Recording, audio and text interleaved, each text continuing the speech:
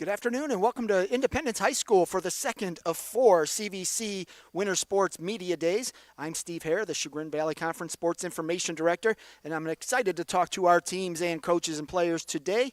This is the second of four. Yesterday we were out at Orange High School to kick off our Media Day tour. Today we're at Independence. On Sunday we'll be out at Kirtland High School, and then on Monday we'll be out at Berkshire to conclude our four Media Day event tours here for the Chagrin Valley Conference. All of our CVC TV productions are presented by Ohio Center for Oral, Facial, and Implant Surgery.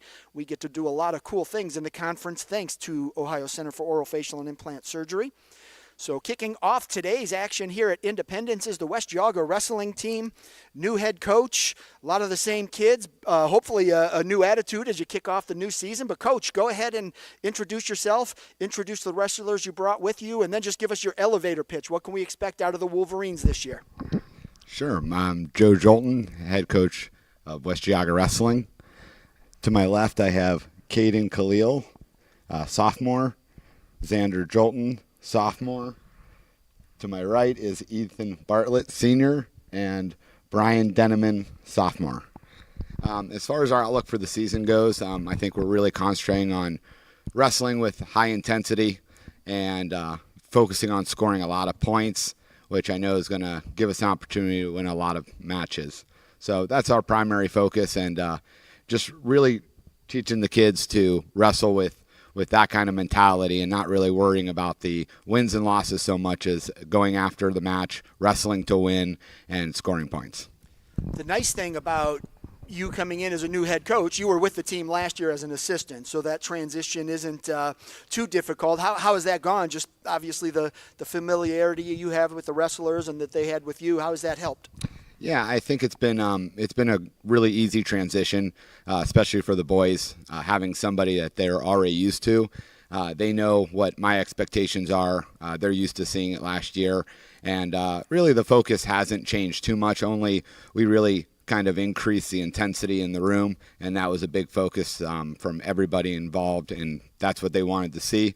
And the kids were asking for it, so it was really nice. And so the transition's been easy, and they've been really helpful along the way, and we're all really excited for the season.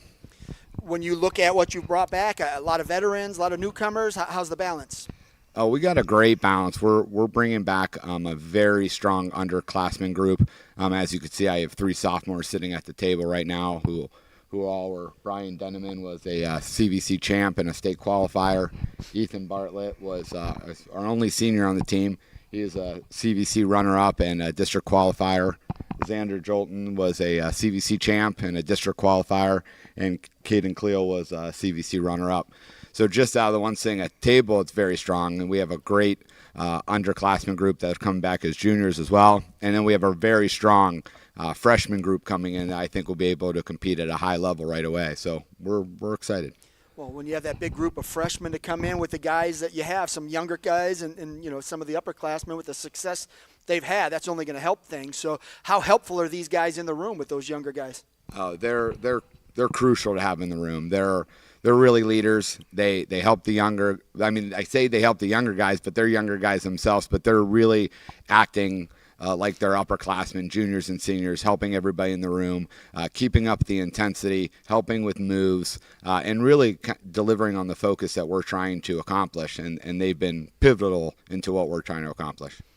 Outstanding. All right, Coach, I will come back to you after I talk to your guys. Let's start all the way down at the end there on the left. Your state qualifier. Brian, go ahead and just for the folks at home, go ahead and introduce yourself again. Name, grade, and what weight you plan to wrestle this year. I'm Brian Denneman, and I'm a sophomore. I'm not quite sure what I want to wrestle yet. It'll either be 150 or 165. We're going to figure that out as the season goes on, but either way, we plan on winning as many matches as possible. So obviously coming down to Columbus last year, that's the goal of every wrestler. Now that you've been there, you're probably a little bit hungrier to take a step up that podium. How did that motivate you last year, just to kind of to get there and experience that? Well, last year I just wanted to do the best I could, and it just happened that I made it to states. But this year it didn't just happen. That doesn't just happen. You worked for it. You earned it. Yeah. This year we plan on getting back and winning a match this time, because I didn't win a match when I made it last year. So just improving overall. What was your reaction coming down the tunnel for the first time? Nervous, but it wasn't too bad. Knew I had a good guy, so just had to prepare for that and try to win. Now, when you get down to state, everybody's good. There's no easy matches. Kind of like districts, too. You get in there and, things get real. When you experience that now, how did that kind of let you know that here's where you are, here's where you need to be, and what did you learn from that experience? It definitely helped me recognize how much of a skill gap there can be, especially when you get to states. And that everyone's good. Stayed for the rest of the weekend and watched all the matches, saw how much I need to improve, and just focused on that in the room so I can be the best. So I imagine your goal this year is to return to Columbus, but what's it going to take to get there? I mean, no one's going to hand it to you. You've got to earn it. A lot more intensity, focus more on just my skill overall. Strength helped me a lot last year, but I need to focus more on the actual wrestling aspect and just do whatever I can to get back to the top. With a lot of young guys in the room, they're all going to look toward the upperclassmen, especially the ones that have had that success and been down to Columbus. What are you doing to mentor those kids and bring them along? Just pushing them in practice, making sure they're putting in their best effort, and making sure no one slouches. All right, give me a wrestler that nobody at the table, since we're going to talk to them, but somebody on the team that's impressed you in the room that you think's going to have a big season. There's a few kids. We have a few freshmen coming in. They're pretty good. We're pretty good in middle school. Danny Sizzler, Blake Welker are both pretty solid. They put in good effort in the room, a lot of work in the off season, so hopefully they'll do good their freshman year. Sounds good. Good luck to you this year. All right, let's go right to your left. And Ethan, go ahead, and for the folks at home, introduce yourself, name, grade, and what weight you plan to wrestle this year. Flip that switch. There you go. My name's Ethan Bartlett, senior, wrestling 157. All right, so coming in, you're the lone senior on the team, right? That's right. So big load to carry for you off the mat. On the mat, you take care of yourself, but what are you doing to be a leader for these guys? Well, I love being a leader for these guys, I think a lot of them look up to me, but, I push them every single day, trying to be better, and, I'm pushing them, but they're also pushing each other. And then just individually, what have you been doing in the off season to kind of improve and, try and get through that district tournament next in the winter? I've been, wrestling at new weight tournaments. I've been club wrestling, getting as much mat time, working out, anything that's going to help me. What's been the strength of your game as far as being on the mat? What do you do well? I'm great on bottom. I'm getting up, first 5 seconds, right away. And then offense, I'm always attacking, shooting. And don't give away any secrets, but everybody's got a weakness. What are you doing to minimize that weakness? Not showing it. All right. What's the room like? Obviously, Coach was with you guys last year. Has it changed at all? Is it more intense, less intense, more technical? How's it been? It's definitely more intense. We're coming out there. We're practicing. We're mean with each other, man. When the other teams are gonna check that bout board and they're gonna see they got a West Geauga kid, they're gonna be scared because it's gonna be a beating. Outstanding. I like it. Give me your breakout wrestlers. Who's gonna have a big year for the Wolverines? Danny Sizzler, I think, is going to have a great season because I've been wrestling with him in the off season. I also got high expectations for Daniel D'Onofrio. He's been in the weight room a lot, and now he's slimming back down. And I think he's gonna dominate. All right, sounds good. Good luck to you this year. All right, all the way down. Just keep on going. And same thing. Introduce yourself, name, grade, and what weight you plan to wrestle this year. I'm Xander Jolton. I'm a sophomore, and I plan to wrestle 126 this season. So coming in last year as a freshman, you got a lot of mat time. You were the CVC runner-up, correct? Champ. Okay, my bad. Sorry. But, so coming out as a freshman, winning a CVC title, that's pretty impressive. What did you learn from that experience, just going out and taking home that title? Really I learned just mentality plays a huge part in this sport, and just staying focused, high intensity, and just, keep working no matter what happens. And then this year, what did you do in the off season to get ready for your sophomore season? Just really getting as much mat time as possible. Tons of open tournaments, like Ethan said, new way, at least 3 practices a week. You're always in the weight room trying to get stronger, better, anything you can to improve. Last year, nobody knew about you. You were a freshman. This year, you're coming in defending CVC champ. You got a bullseye on your back. Is that something you can thrive on, or does that pressure kind of make you a little nervous? Yeah, no, there's not really any pressure. We're going to thrive as a team, as a unit, not just individually, and I'm perfectly confident in the teams and my abilities to, go out there and dominate. Looking at yourself, what's the strength of your game on the mat? What do you do well? My strength, I would just say controlling my opponent, really just high intensity and making them uncomfortable in playing situations. Being the young guy last year, how much did you grow up? I mean, now you're a veteran, even though you're only a sophomore, but with a small group of underclassmen, you've got some experience, you've got some success under your belt. How are you turning that into becoming a leader for your team? Yeah, in the room, just pushing those guys as much as possible, pushing each other. The bond is tighter. I think as a team, as guys, we're more personal, and I just think these younger guys have a great future and that we can have great relationships with them. When you look at this new team, every team's going to have an identity, and Ethan kind of touched on it a little bit about, when you see a West Geauga kid on the bout board, what do you think this team's identity is? I think it's just intensity, and, win or lose, when you walk off that mat, you're going to wonder, did I just win or lose that match either way? All right, and what are your goals for sophomore year? Obviously every wrestler's goal, but make it to Columbus, go back-to-back as a CVC champ, and dominate. Wrestling in the CVC, it's a pretty tough conference as far as wrestling goes. How does that help you, just knowing that whether it's a league duel or the league tournament, you're going to be pushed? I just think it's more motivation, I don't want, any bad matches. I'm looking for the good competition and hope it comes to us. Outstanding. Good luck to you this year. Thank you. Move all the way down to your left. And same thing. Just go ahead and introduce yourself, name, grade, and what weight you plan to wrestle. Hi, I'm Caden Khalil. I plan to wrestle 120, and I'm a sophomore. All right, so coming in last year, again, freshman, getting some varsity time. How nervous were you, and when did it kind of settle in, and when did you find some comfort? I found some comfort midway through the season. I was a little nervous starting the season off, like most high schoolers are, but I really got comfortable halfway through and through the end.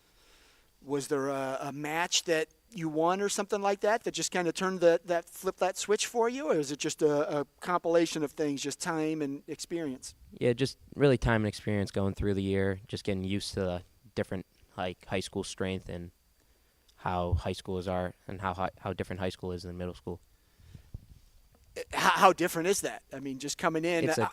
It's a big difference. I mean, when instead of you being in 8th grade wrestling 7th graders and 8th graders, that you have 3 grade levels above you that are bigger, stronger, and better.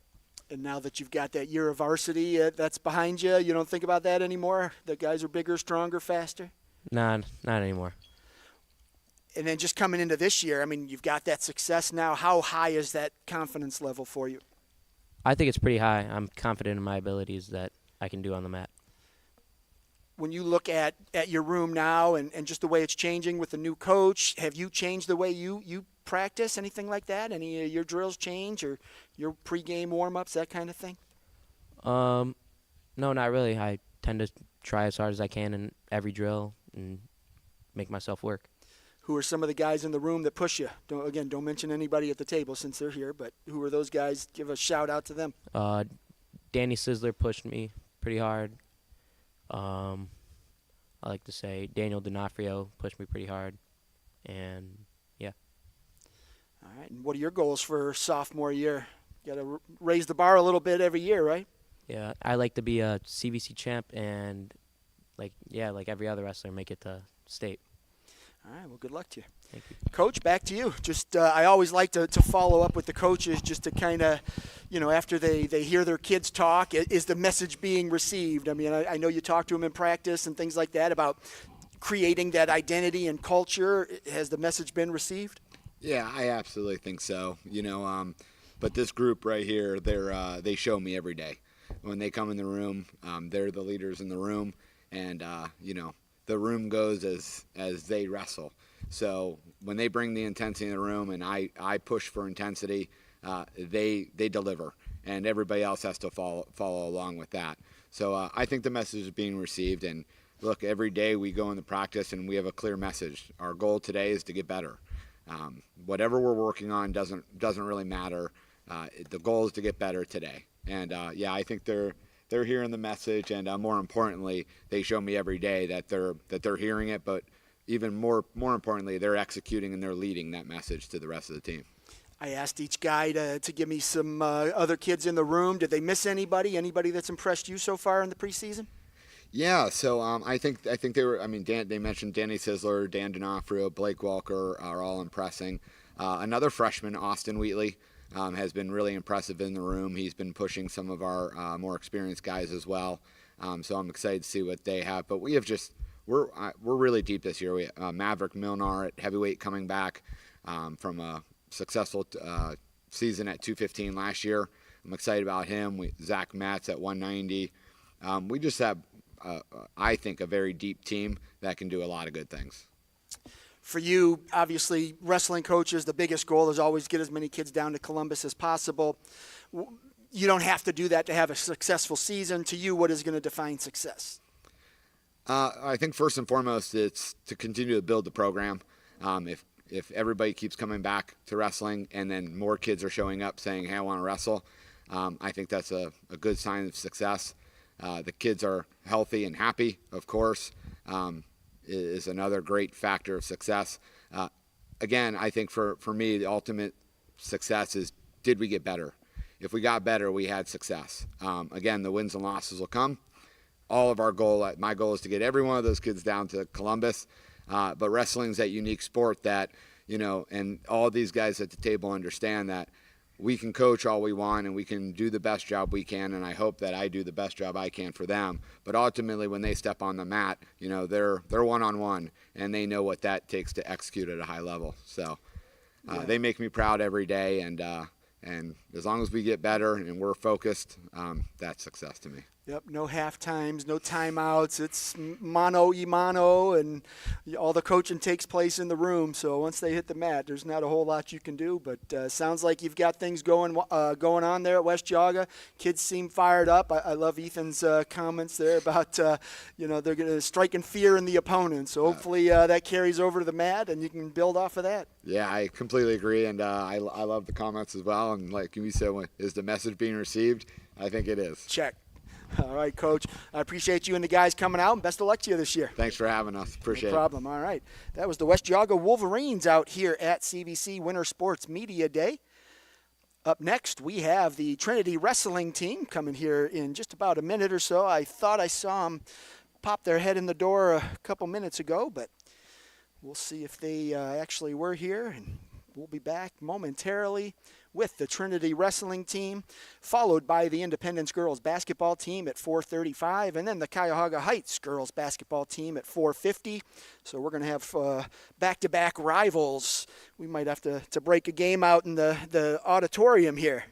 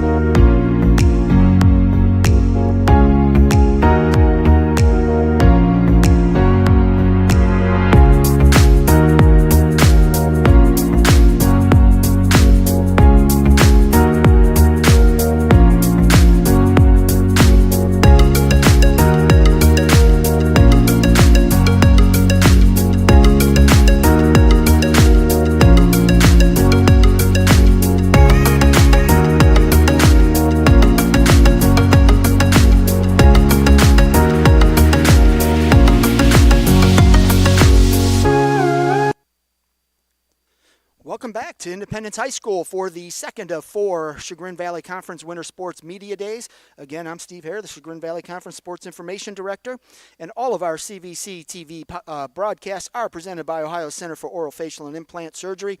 Up next here at Independence, we've got the Trinity Wrestling Team. Coach, welcome. I'm going to let you start out. Just introduce yourself, introduce the wrestlers you brought with you, and then just give us an elevator pitch. What can we expect out of the Trojans on the mat this winter? Flip that switch. There you go. Yes, Coach Hill, first year at Trinity. You can expect a lot of us. It's big changes on the way for Trinity Trojans. I got Darion right here. I got Mario in the middle, and I got Hassan. We're just excited this year, new beginnings, and we're ready to tackle the CVC and go further than that, hopefully. That's the goal. Coming in, new coach, it's never easy. Coming in, obviously you haven't had a whole lot of time here in the preseason, but how's that transition going? Are you excited by what you've seen?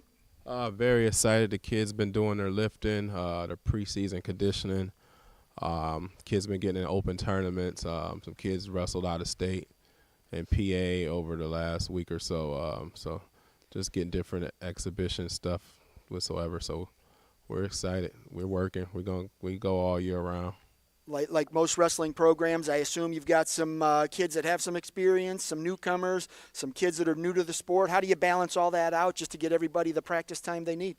Yeah, it's tough with that. I got some guys, some state level guys, some beginners, kids we got out of the hallways, whatnot.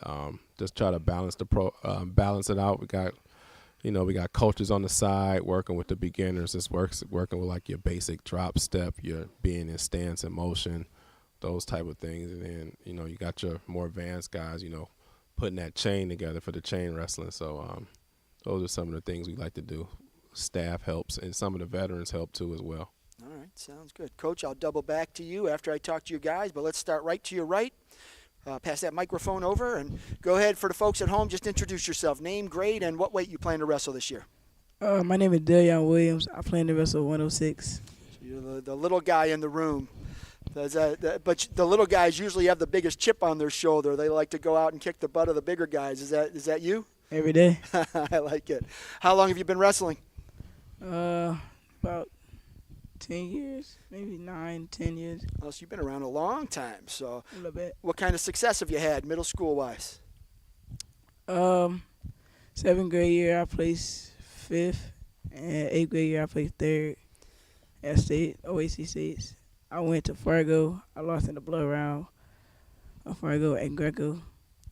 So you I traveled all around the country. I went to Chicago, wrestled at 16U National Duels. I think I went 12-6 there. So you got a lot of experience on the mat. That's good. So coming in, what are you looking to do at the high school level? My biggest goal right now is try to win states, try to make it to the top of the chain. Right now I'm ranked 6. Just updated, I think, this week. I may make my way up there to number 1.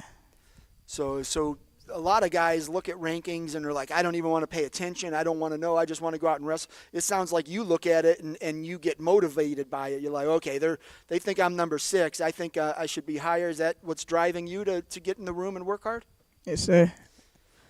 So the rankings, you're at 6. Obviously, you want to be number 1. But at the end of the day, you want to be at the top of the podium wherever you're ranked.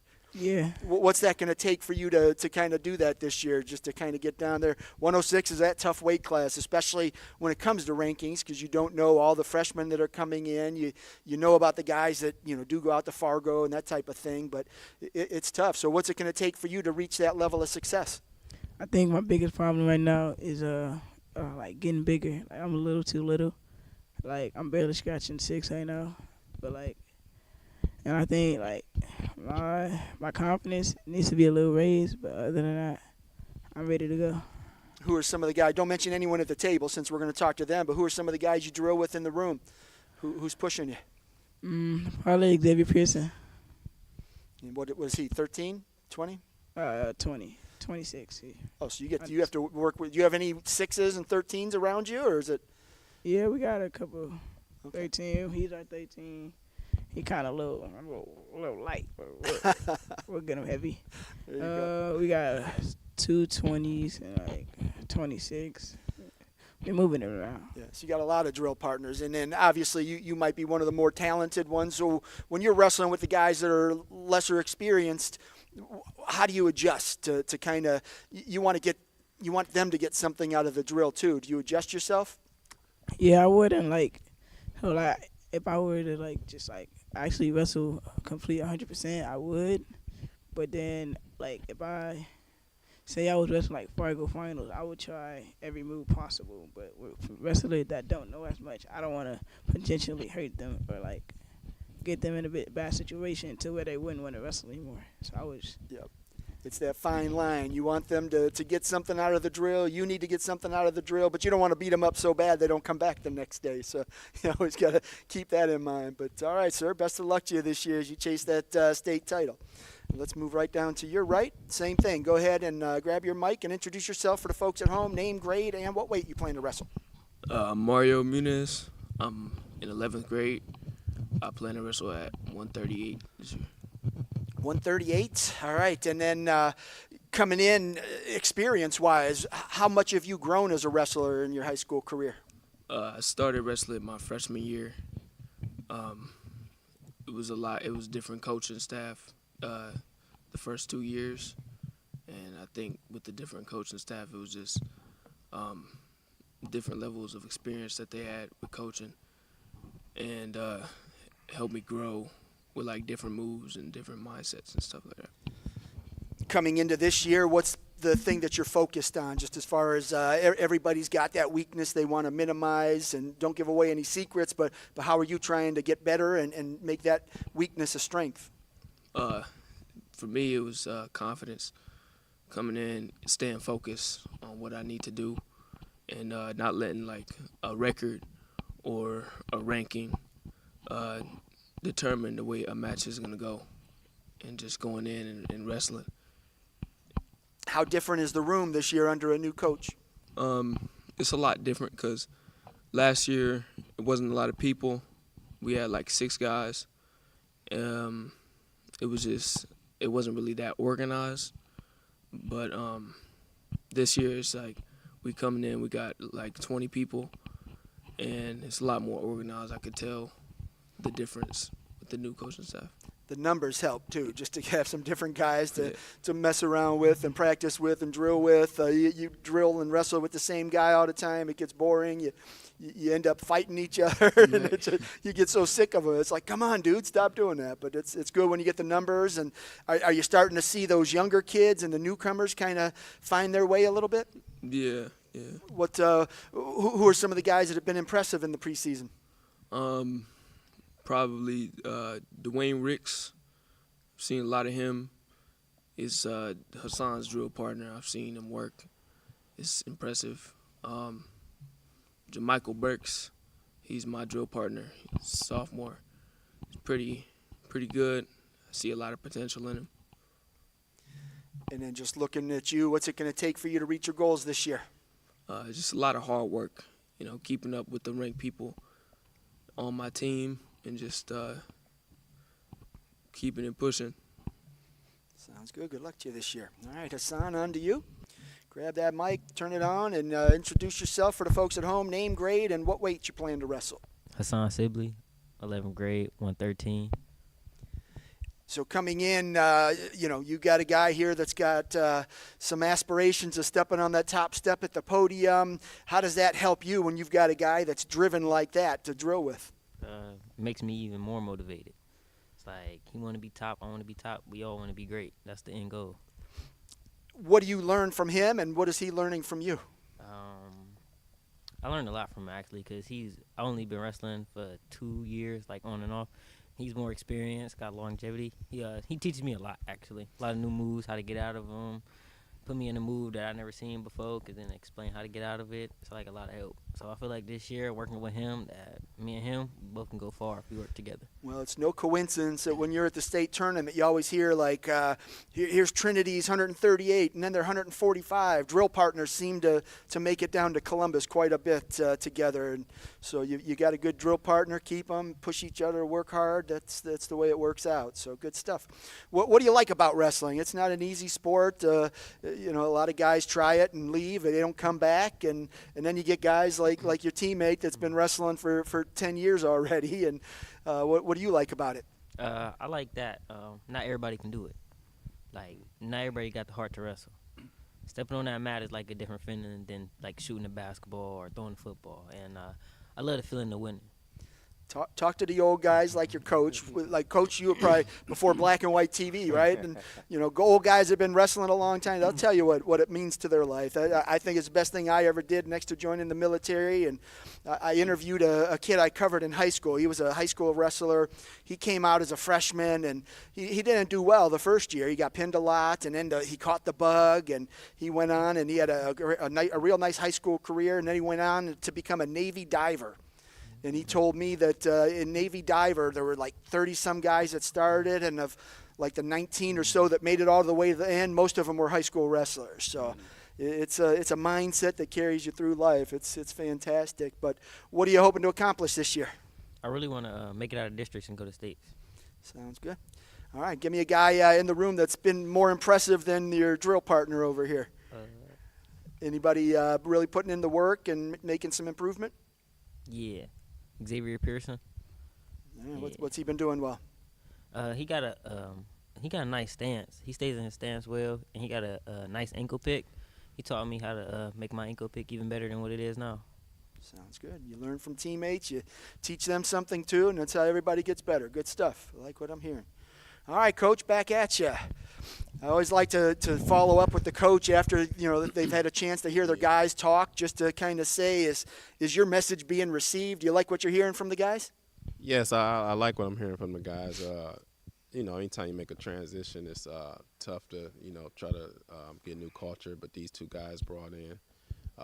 Me and Hassan butted heads a lot in the summer, but we got closer. He went on a peace wrestling trip with us in Africa this summer with Beat the Streets Cleveland. A lot of our guys participate in stuff they do in the off season. So I think we got a lot of closer. The team, I'm just excited. I'm really excited. I think we got a good team, and we're gonna turn a lot of heads in this conference. I talked to your athletic director about that trip to Africa, so I am going to follow up with you. I'll do that over the weekend here and do a little story on that. That sounds like a pretty awesome experience for you and the guys. So I'd like to hear more about it, and we'll post a story on the CVC website to share that. So that's pretty awesome. But it sounds like Trinity's on the way up. They've had a couple rough years, but sounds like you've got them headed in the right direction. The numbers are climbing. The guys seem excited and have some goals. So that's good to hear. Yeah, no more rough years. No more. I like it. Good stuff. All right, Coach. Well, I appreciate you and the guys being here. And like I said, I'll follow up with you over the weekend about that Africa trip. And best of luck to you this season. Okay. Thank you. All right. That was the Trinity Trojans wrestling team out here at CVC Winter Sports Media Day live from Independence High School. Up next, we have the Independence girls basketball team. They should be joining us momentarily. I thought I heard them out in the hallway. So we'll be back momentarily with the Independence girls basketball team.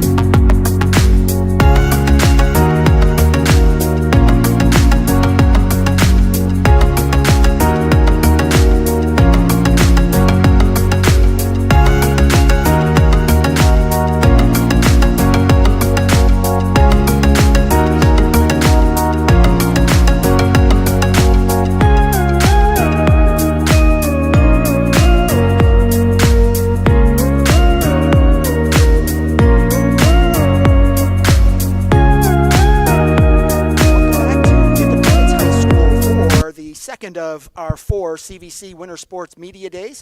Once again, I'm Steve Hare, the Sports Information Director of the Chagrin Valley Conference. I should know that, right? It's should roll off the tongue a little easier than that, but it didn't. But we're here. The Independence girls basketball team is next. Head coach Hugh McMahon. Coach, I'll start with you. Just go ahead and introduce yourself for the folks at home. Introduce the girls you brought with you, and then give us your elevator pitch. What can we expect out of the Blue Devils in the always rugged Metro Division this year? Today I have with me our 3 senior captains, Casey Adams, Mandy Kaufman, and McKenna Reaney. I'm expecting this year, this is my 35th or 6th year, who's counting, but I've been doing it a long time, and I'm really excited about the young ladies. I think we have a significant step up in leadership this year. They know how to lead. It's kind of natural for some of them, and then there's other ones that are a little quieter. I won't say who. We'll figure that out here in a second, I have a feeling. But they definitely understand what we're about and what we want to do, so that's exciting. And I think the other thing that they bring this year, all the returnees and led by the senior captains, is a competitiveness that, as you said, the Metro Division is very rugged. And so every night you got to step up and be ready to go. And so I'm excited for us to compete for the league and then build up really good habits so we can have a tournament run. So in your 36-plus years of coaching, how nice has it been to go from the old Etch-a-Sketch film that you had to watch and then black and white TV, and now you have color TV? How nice is that? Before I started, we didn't even have radio, and so, but the games it is much easier. I would have to say going to see games and scouting games is still a must for me because I like to see what teams can do and get a really physical sense for them. But Huddle is fantastic, and so we can watch film all the time, especially when we get the ladies all signed up for it. Wouldn't it be nice to be the inventor of Huddle now that just about every high school sports team is using it? I would have liked to be that guy. That or Google or something else. Any of those. Yeah, Take exactly. your Would be pick. great. So, all right, Coach, we'll come back to you after we talk to the players. Let's start right to your right.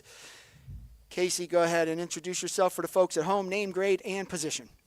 Hello, my name is Casey Adams. I'm a senior, and I play guard or forward.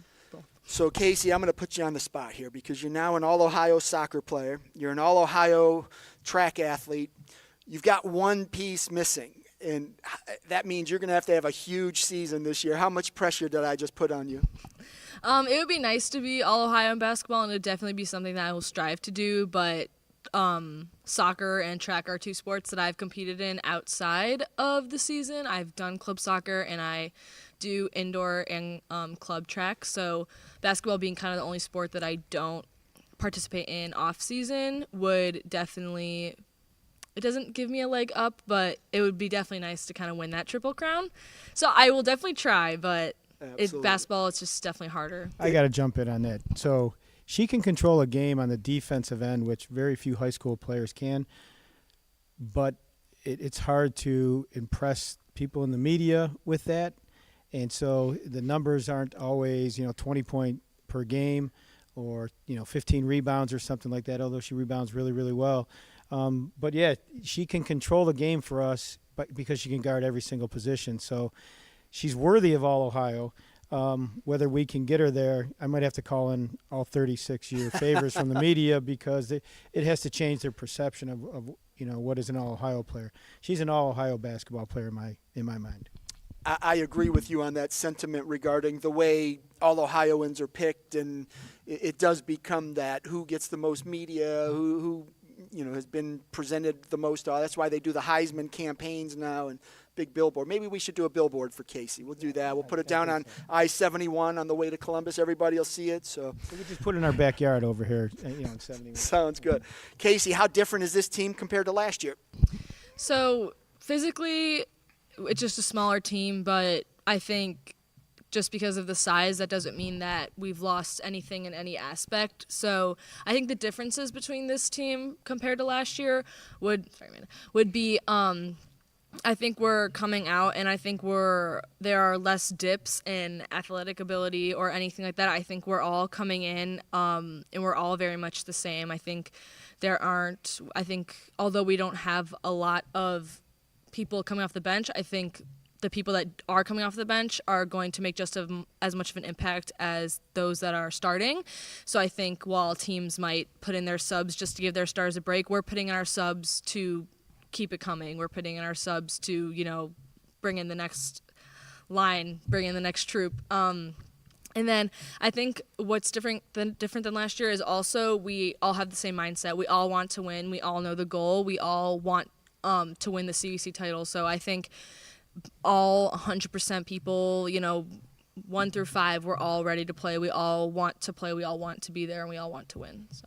Soccer and track, everybody knows your success. Basketball, it's kind of hidden because it's more of a team sport. There's 5 of you out there. You can't win a game by yourself, just like soccer. But in track, it's just you competing. But coming into basketball, which is your only sport, you're not an All-Ohioan, but you've still had success, and girls still follow you. You're a natural leader. So how important is that to you to set an example for your teammates and to kind of leave a legacy behind?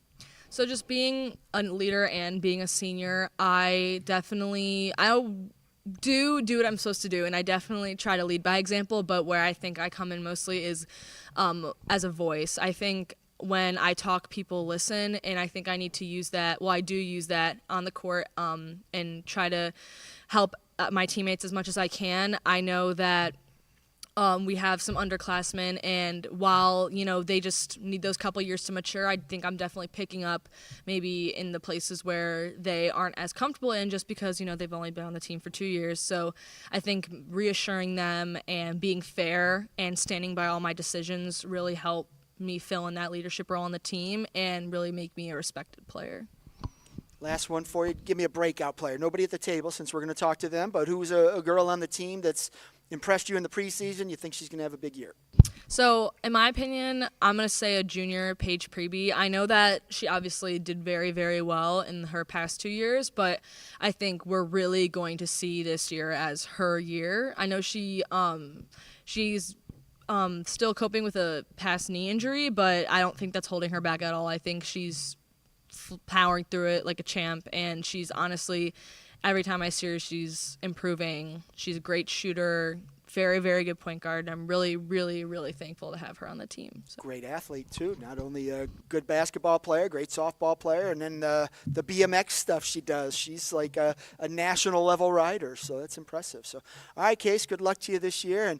And Coach, I used the E.F. Hutton joke yesterday. They were all too young to understand. Yeah. Somebody said, when they speak, people listen. I was like, oh, E.F. Hutton. Nobody got the joke. You get the joke, don't you? Yes, very much Thank so. you. Thanks for dating me right there. Well, me too, but I'm on the air. It is 36 years, though, I've been coaching. So right. Okay. So I started in grade school. So. Yeah. And you lost the hair the first year, right? And that's just... Yeah, my students come back. They say I look the same because I haven't changed in 40 years. So.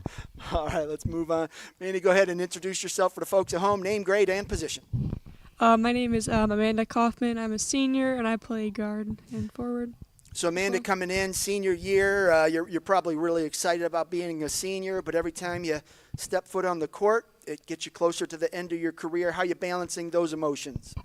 Well, right now I'm actually injured, so makes it easier, right?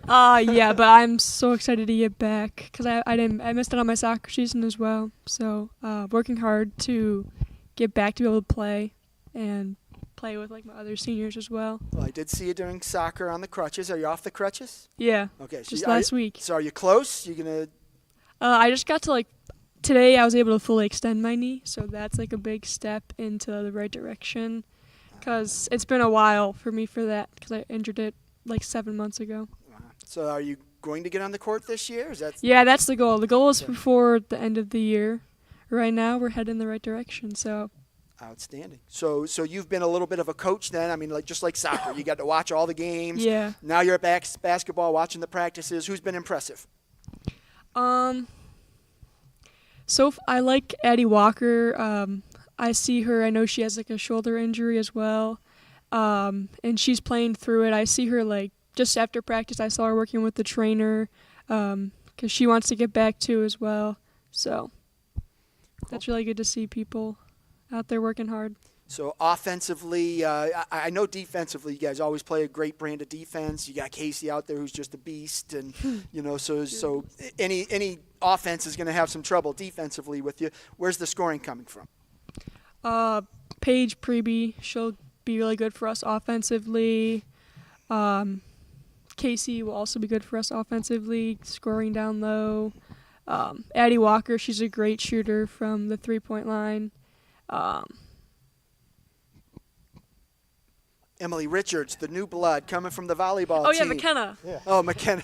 Well, that's she's okay. a really good driver. It's okay that you didn't mention McKenna because we're going to talk to her. So, but yeah. So I was excited to see Emily Richards come out because that's if you can get more of those volleyball kids that jump out of the gym, and that could only help a basketball team. I'm seeing that across the board. A lot of schools, you're seeing some kids that are they're seniors are coming out for basketball after focusing on volleyball. Berkshire's got a few. Kirtland's got one. So they're all coming out. I like. It's exciting to see that because basketball is such a great sport. It's not the easiest sport to play. You're hustling up and down the court. There's really no stopping, and so but to see people have the full experience of playing every season and playing multiple sports is great to see. Absolutely. All right, Manny, last one for you is just give me your breakout player. Who you think is somebody that nobody knows right now, but after a few games, everybody will know.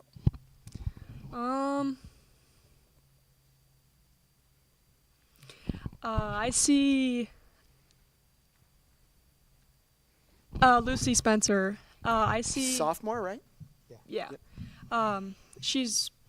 I see her like all the time. She'll be like she practices really hard, and if there's a mistake, she always tries to correct it. So I could see her building on like mistakes and just improving as a player and helping us out offensively and defensively. Excellent. Well, I hope you get on the court. It'd be very disappointing if you didn't. I hope that doesn't happen, but good luck. Hopefully you get something out of your senior year. I will. Thank you. Outstanding. All right, McKenna, on to you. Same thing. Introduce yourself for the folks at home. Name, grade, and position. These are all the smart kids in the school, too, and they're trying to figure out how to flip that switch on the microphone. All right, go ahead, McKenna. All right, I'm McKenna. I'm a senior, and I'm a guard as well. All right, coming in senior year, same question. I mean, obviously you're excited to be a senior, but at the same time you're getting closer to your end of your career. How do you balance the excitement and that's going too quickly? I'm just trying to take it step by step. I don't want to think too ahead of the future because then I'll waste my time worrying about it. So I'm just taking it step by step because I want to really cherish it because I really do love the sport. So I think it'll be fun, yeah. Every year, every team has a different identity. What is this team's identity shaping up to be? I think we just have a great group of girls this year.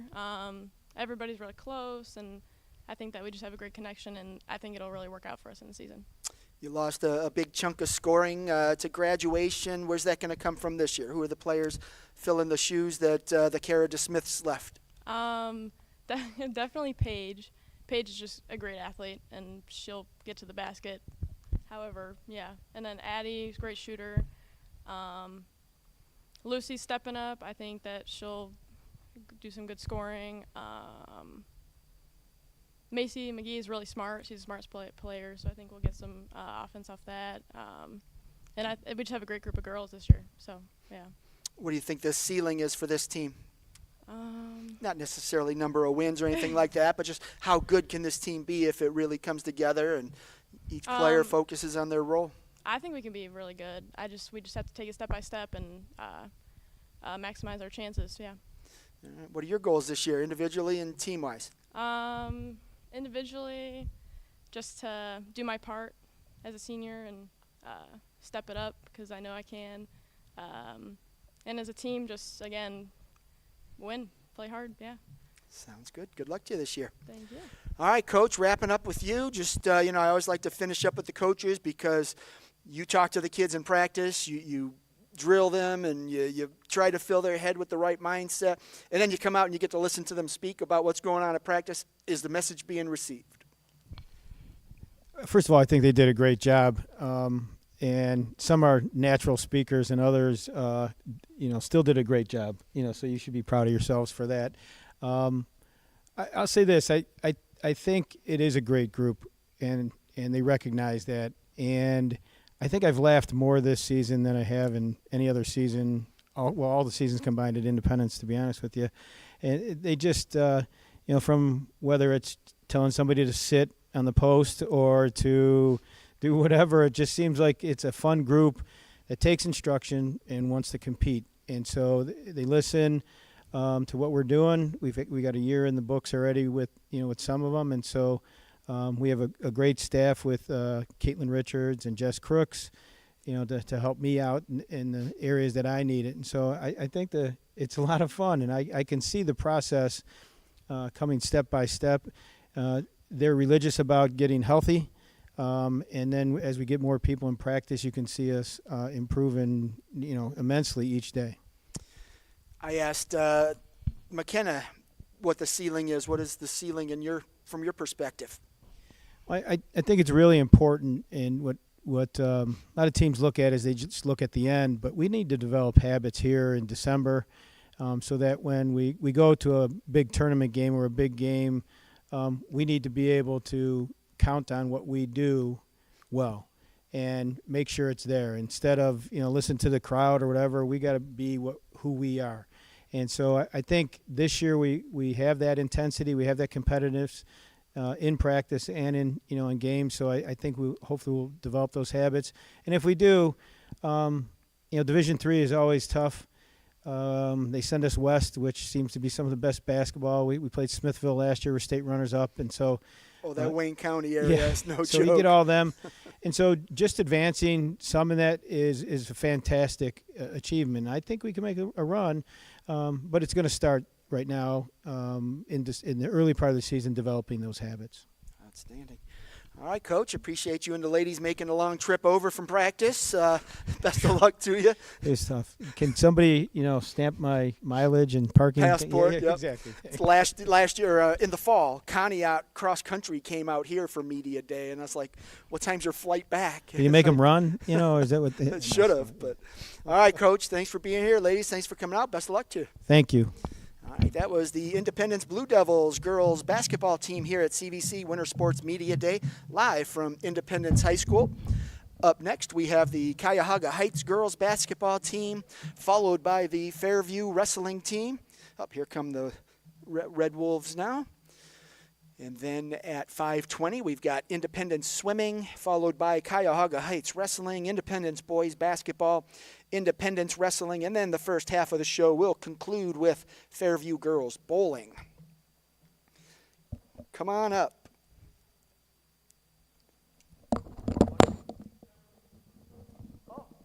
We can start without it.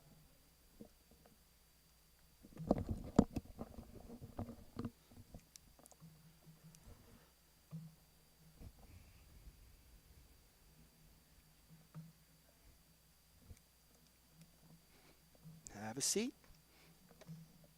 Just leave that middle spot for him, and we'll let him slide in there.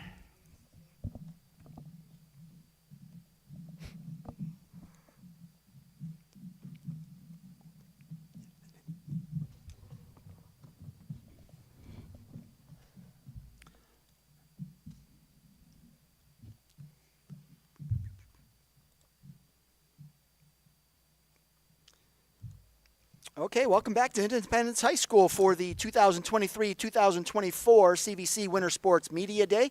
This is our second of 4 Media Day events. We kicked off this tour yesterday at Orange High School, and we will finish on Sunday and Monday. We'll be out at Kirtland on Sunday and then Berkshire on Monday. So you'll get to hear from a lot more of our CVC teams and athletes. Up next, we have the Cuyahoga Heights Red Wolves girls basketball team minus Coach Martin. He might have gotten lost. It's pretty tricky to get from Cuyahoga Heights to Independence, so you never know, but we do have a couple of ladies with us. So I'm going to let one of you act as Coach Martin. Who wants to do that? We got another one coming in. No coach still? All right, well, he'll be here. So let's start. Let's go from right to left, and you can go ahead and introduce yourself, introduce the girls that are with you, and then just give us a little elevator pitch. What's happening with the Red Wolves at practice? I'm Julia Jenke. I'm a senior and high post / guard. This is Reese Frank, also a senior a guard, and Ava Galick, senior, and she's our point guard. This year, we have experience. We're coming in with girls that still have experience from playing last year. We lost a big piece, Tess, but I think that we're going to do well and that we're going to win as many games as we possibly can and defend people as much as we possibly can. Tess was a big piece, and it was cool to watch her play for Mount Union the other night. I always love to see the kids I cover in high school play in college, so that was pretty cool. Did you guys get to watch her? Mm-hmm. Good. It was fun. Did you go to the game? Oh, no, that was in, like, Pennsylvania or something. So, all right. So Julia, coming in, obviously, you're marked. Everybody in the conference knows who you are. The area Division III teams know who you are. How do you balance all that? You know that you've got to, create some opportunities for your team, despite all that extra pressure you're going to get. How do you deal with that? I think that we run an offense where I have the ability to move around, get to different places on the court. I'm going to work as hard as I can to get open, set screens for my team, and just work hard. Looking at this year's team, how different is it from last year? I mean, obviously you lost some big pieces, a lot of the scoring, so it's going to look different, but how's the identity shaping up? I think it's good. Reese and Ava both played a lot. Well, we're always on the floor. I came in at the end of the season after the injury, so I played since freshman year also. So I think that we have girls that know what we run, how we run it, and the culture of our program. So I think with that, we're going to be just fine. The funny thing when you look at like all the scoring you've lost, it's not like a normal team that lost like a big chunk of scoring because you guys don't let opposing teams score very many points. So when you're losing some points, it's okay because your defense will make that. Normally other teams are like, well, who's going to step up and score for us? You guys are just going to be like, well, we'll just, hold teams to 4 points instead of 6. So it works out well. But obviously you do need to score, and who else is going to contribute in that area? Both the people sitting next to me. Reese can shoot the 3. Ava can shoot the 3, get to the rim. Reese can create shots really well for other people, and same with Ava. So I think on that aspect, we won't have trouble finding ways to score. It'll ultimately be how well can we defend people so that we come out on top. Awesome. What are you looking to accomplish this year, just individually? I want to help my team to as many wins as possible. So. Cool. Any individual goals for yourself? Anything you're trying to hit? Or you've got to be nearing that 1,000-point mark, right? Well, with the injury, maybe. Yeah, I didn't play very much last year. So that probably set you back a little bit. But all right. But you've had a wonderful career anyway, so hopefully you get to finish it out on a big note. So good. All right, Reese, on to you. Same thing. Just go ahead for the folks at home. Introduce yourself, name, grade, and position. I'm Reese Frank. I'm a senior, and I'm a shooting guard. And before we talk basketball, I believe you have some soccer news to report. Is that accurate? Yeah. I did recently commit to Mercyhurst University 2 weeks ago to play soccer. So. Right. I'm not going to talk too much about that now because I am going to reach out over this weekend and do something with you for CVC Insider. So that'll be cool for that. We'll talk more about that. But congratulations. And now we'll talk basketball. So coming in, senior year, obviously you're excited to be a senior. Same with soccer. You probably started that year just really excited, and then it went so fast, and now your high school career is over. So same thing with basketball. How do you deal with those dueling emotions? You're so excited to be a senior, but as that season progresses, it's like, wow, it's going quick. Soccer was obviously sad, but I knew I still had another season, especially with my 2 best friends. So I'm just going to make it last as long as I can and play my hardest every game like it's my last. You mentioned your 2 best friends. That's the nice thing about small schools is you grow up with each other, you play with each other, every sport. How much does that help? I mean, because Cuyahoga Heights is, I don't want to say dominant in every sport, but they're very good in every sport. You guys compete, whether it's, look at the number of talented soccer players you've graduated over the years, and your soccer team's still always good. Same with basketball and the football team, the basketball team, everything. It's the small school. I love that part of it, but how much does that play into it, just knowing that you guys are such close friends and teammates? Definitely with us 3, you'll hear at practice, our coaches, even in games, will make jokes about our telepathy and just our minds all work the same, so that definitely plays a part. And even our other players, Lauren, Sophia, Addie, Julia's played volleyball with them, we've played soccer with them. It just all adds into the chemistry. We know how we know how we play, we know what we can do, what we can't do. We play to our strengths and weaknesses. And then just looking at your role this year, what's Coach looking for you to do? On the offensive end, just shoot it when I'm open. If not, find Julia and Ava, feed the post, just play my part. And defensive, typically lock down the best or the second best player at all times. I don't want you to give away any secrets, but it's so weird how Cuyahoga Heights, your defense is so good. I mean, I want to know the secret recipe in there, but I don't want you to tell me because I don't want other people to know. But what's the key? What works so well on defense that you guys are so good? I think that we are very good at helping each other out. We're very good at matching our players to abilities, and tall people with tall people, lengthy, whatever, and then just helping each other out. Say someone gets beat, your teammate's going to be there to help you out no matter what. So is it more skill, strategy, or more effort? Or is it just a fine I would say balance? It's a big effort thing. Effort. That's what I thought. And you guys do play hard, but there's got to be more to it. You can't, I mean, if it was that easy, just effort, more teams would be able to, I mean, how many points do you guys give up on a year? You know it, don't you? 0. It's close. You're not that far off. But so give me some girls in the room. I just talked to wrestlers, so I'm in the room again. But give me some girls at practice that are stepping up and impressing you so far. I mean, of course, we have Lauren Wilson, Sophia Winslow, Addie Boning. They've always been varsity players. But freshman-wise, I would say Alex Williams. She comes in. She's a competitor. She plays sports all years round, so she knows what she's doing. Honestly, everyone with such low numbers, everyone has to contribute. Everyone needs to have a part. How hard is that with the numbers issue in small schools? It's not unique to Cuyahoga Heights, but everybody kind of goes through that. Independence, I think you told me they have 14 girls, and they might get a few more after some injuries. But how hard is that, just knowing that this is it? We don't there's no reinforcements coming. It definitely does suck, but we make the most of it. Coach Martin makes the most of it. Our practices have changed a little to just preserve our bodies because there is so little of us, and it's a lot of hard work, but we've adjusted. It's just an adaptation that needed to be made. You'd get it eventually. All right. Good luck to you this year. Ava, on to you. And same thing. Just go ahead for the folks at home. Introduce yourself, name, grade, and position. I'm Ava Galick. I'm a senior, and I'm the point guard. All right. So, Ava, senior year, how different are you as a senior than you were as a freshman? I didn't play much varsity when I was a freshman, but I feel a lot more confident. I've played, since freshman year, I automatically had a starting position my sophomore year due to graduation. So the scared sophomore I was being the point guard on varsity to now I feel a lot more confident, I believe in myself a lot more.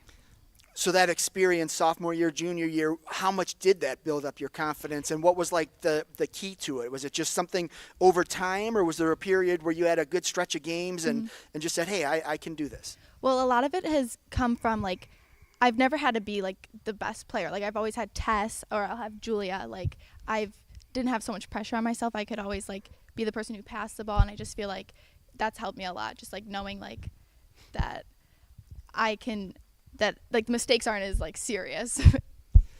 It's funny you kind of mentioned you weren't the best player, and you mentioned Tess, and before that, every team has that one player, but Cuyahoga Heights is more of a team thing. I mean, you have great individual players, but I think you guys are successful simply because you play so well as a team, and I think on defense it really shows up. Do you see that same thing as well? Yeah, because a lot of the times people would man mark Tess, and it would be up to me and Reese to step up. And yeah, I've definitely seen a lot of girls step up. I've seen I think Addie Boning's going to step up this year in case anything happened, they man mark any of us. Who are some of the girls, I've asked before, who are some of the girls in your eyes that are impressing you in the preseason? Definitely Addie Boning. She's a junior. And then Alex Williams, again, she's a freshman, and she can shoot the ball really well, them too. Keys to success for your team this year? Definitely work together. We're low on numbers, so it's all us 5 starters versus the rest. So we really need to work together and stay healthy and just, have each other's backs. That's our number one. Before I let you guys go, and Coach isn't here, I really wanted to say this to him, but for folks at home that don't know Coach Al Martin, he's been coaching football at Cuyahoga Heights for 20 some odd years, maybe almost 30 years. and he's also been coaching the girls basketball team for a big portion of that. That's hard to do when you're going back-to-back in seasons.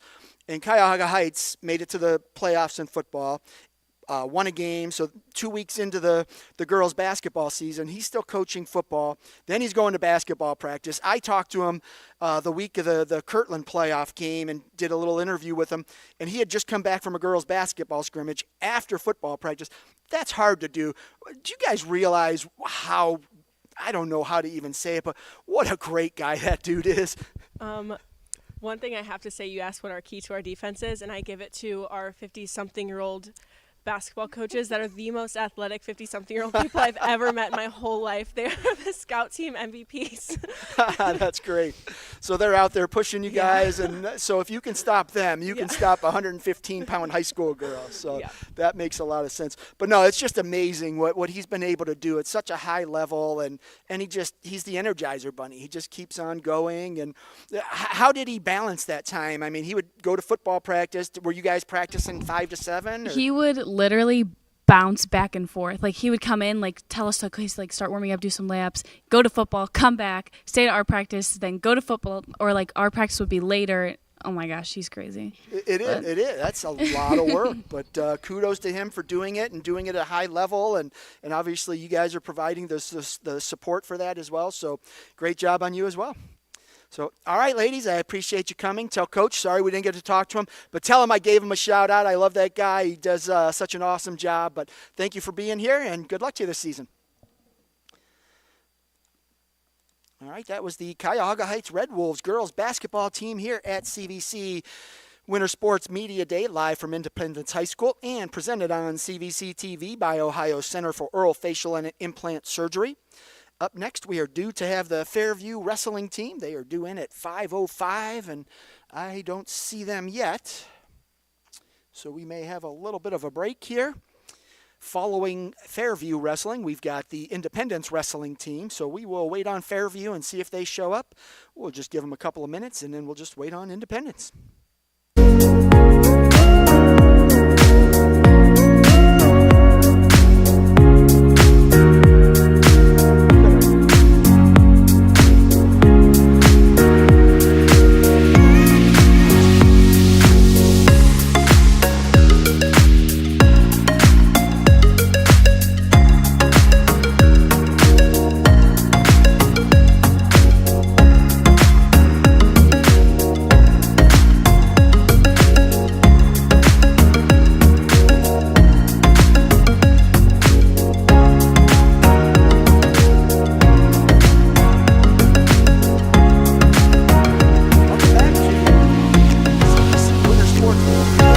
Second of 4 Media Day events here in the Chagrin Valley Conference. Today we're out at Independence trying to hit our West Side schools, and up now we have the Fairview wrestling team.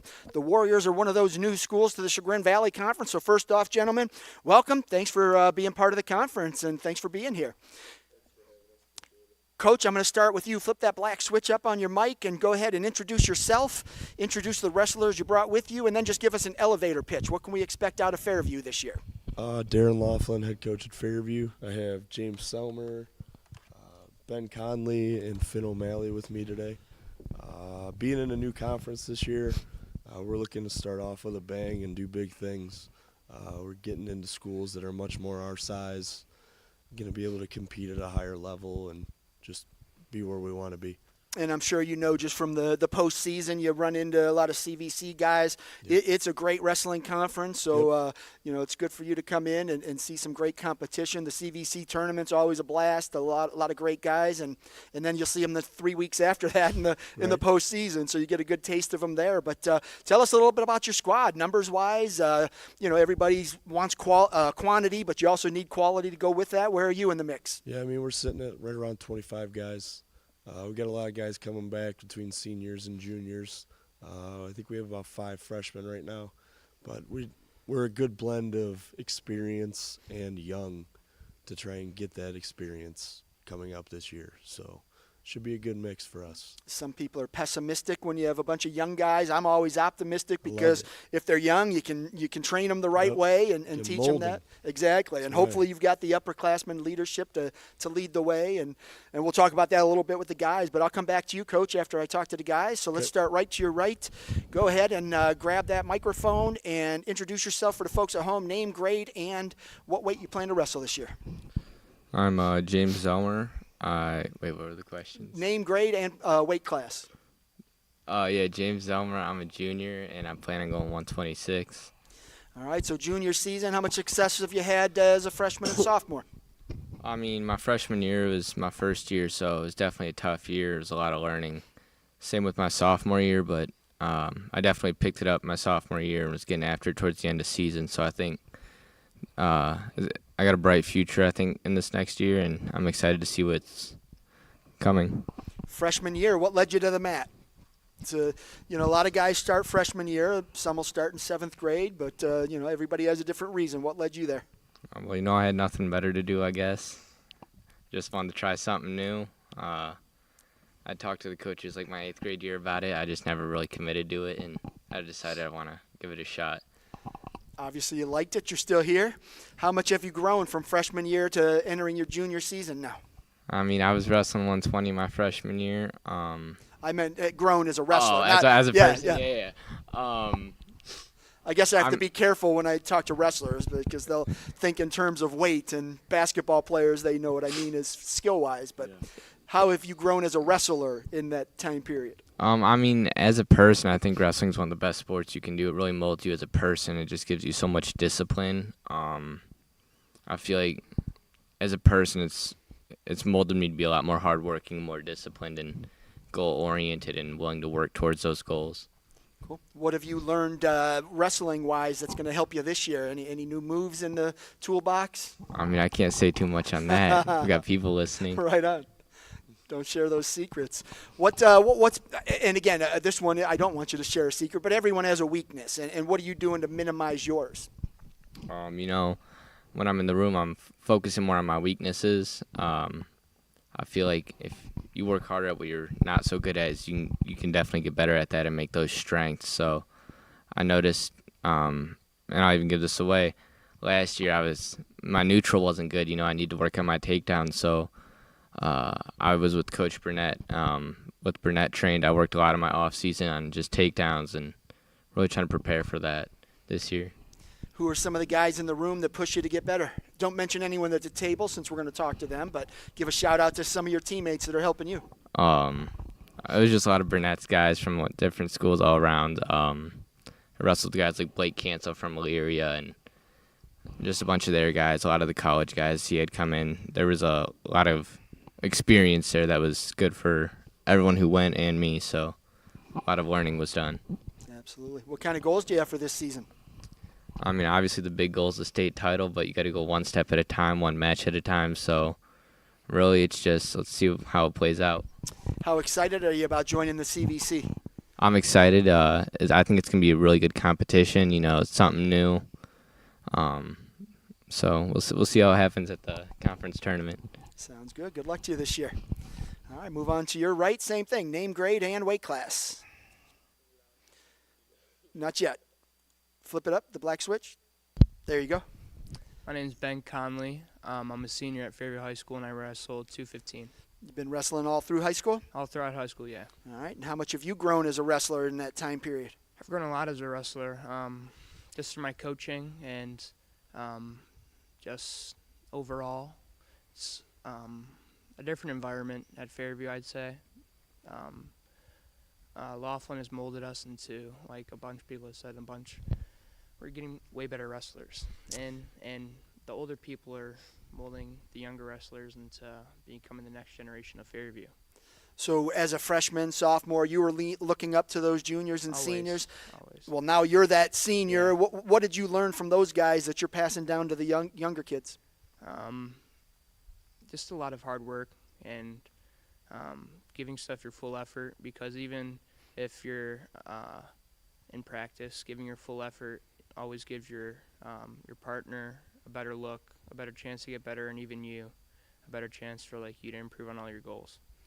being a 215-pounder, it's real similar to heavyweight. You're just never out of a match just because that brute strength can change things. Those little guys, if you're down 10-0, you know, you're probably going to lose to that guy. But those bigger guys, one false move and you could turn a match around. Does that kind of keep you in a match when you're down?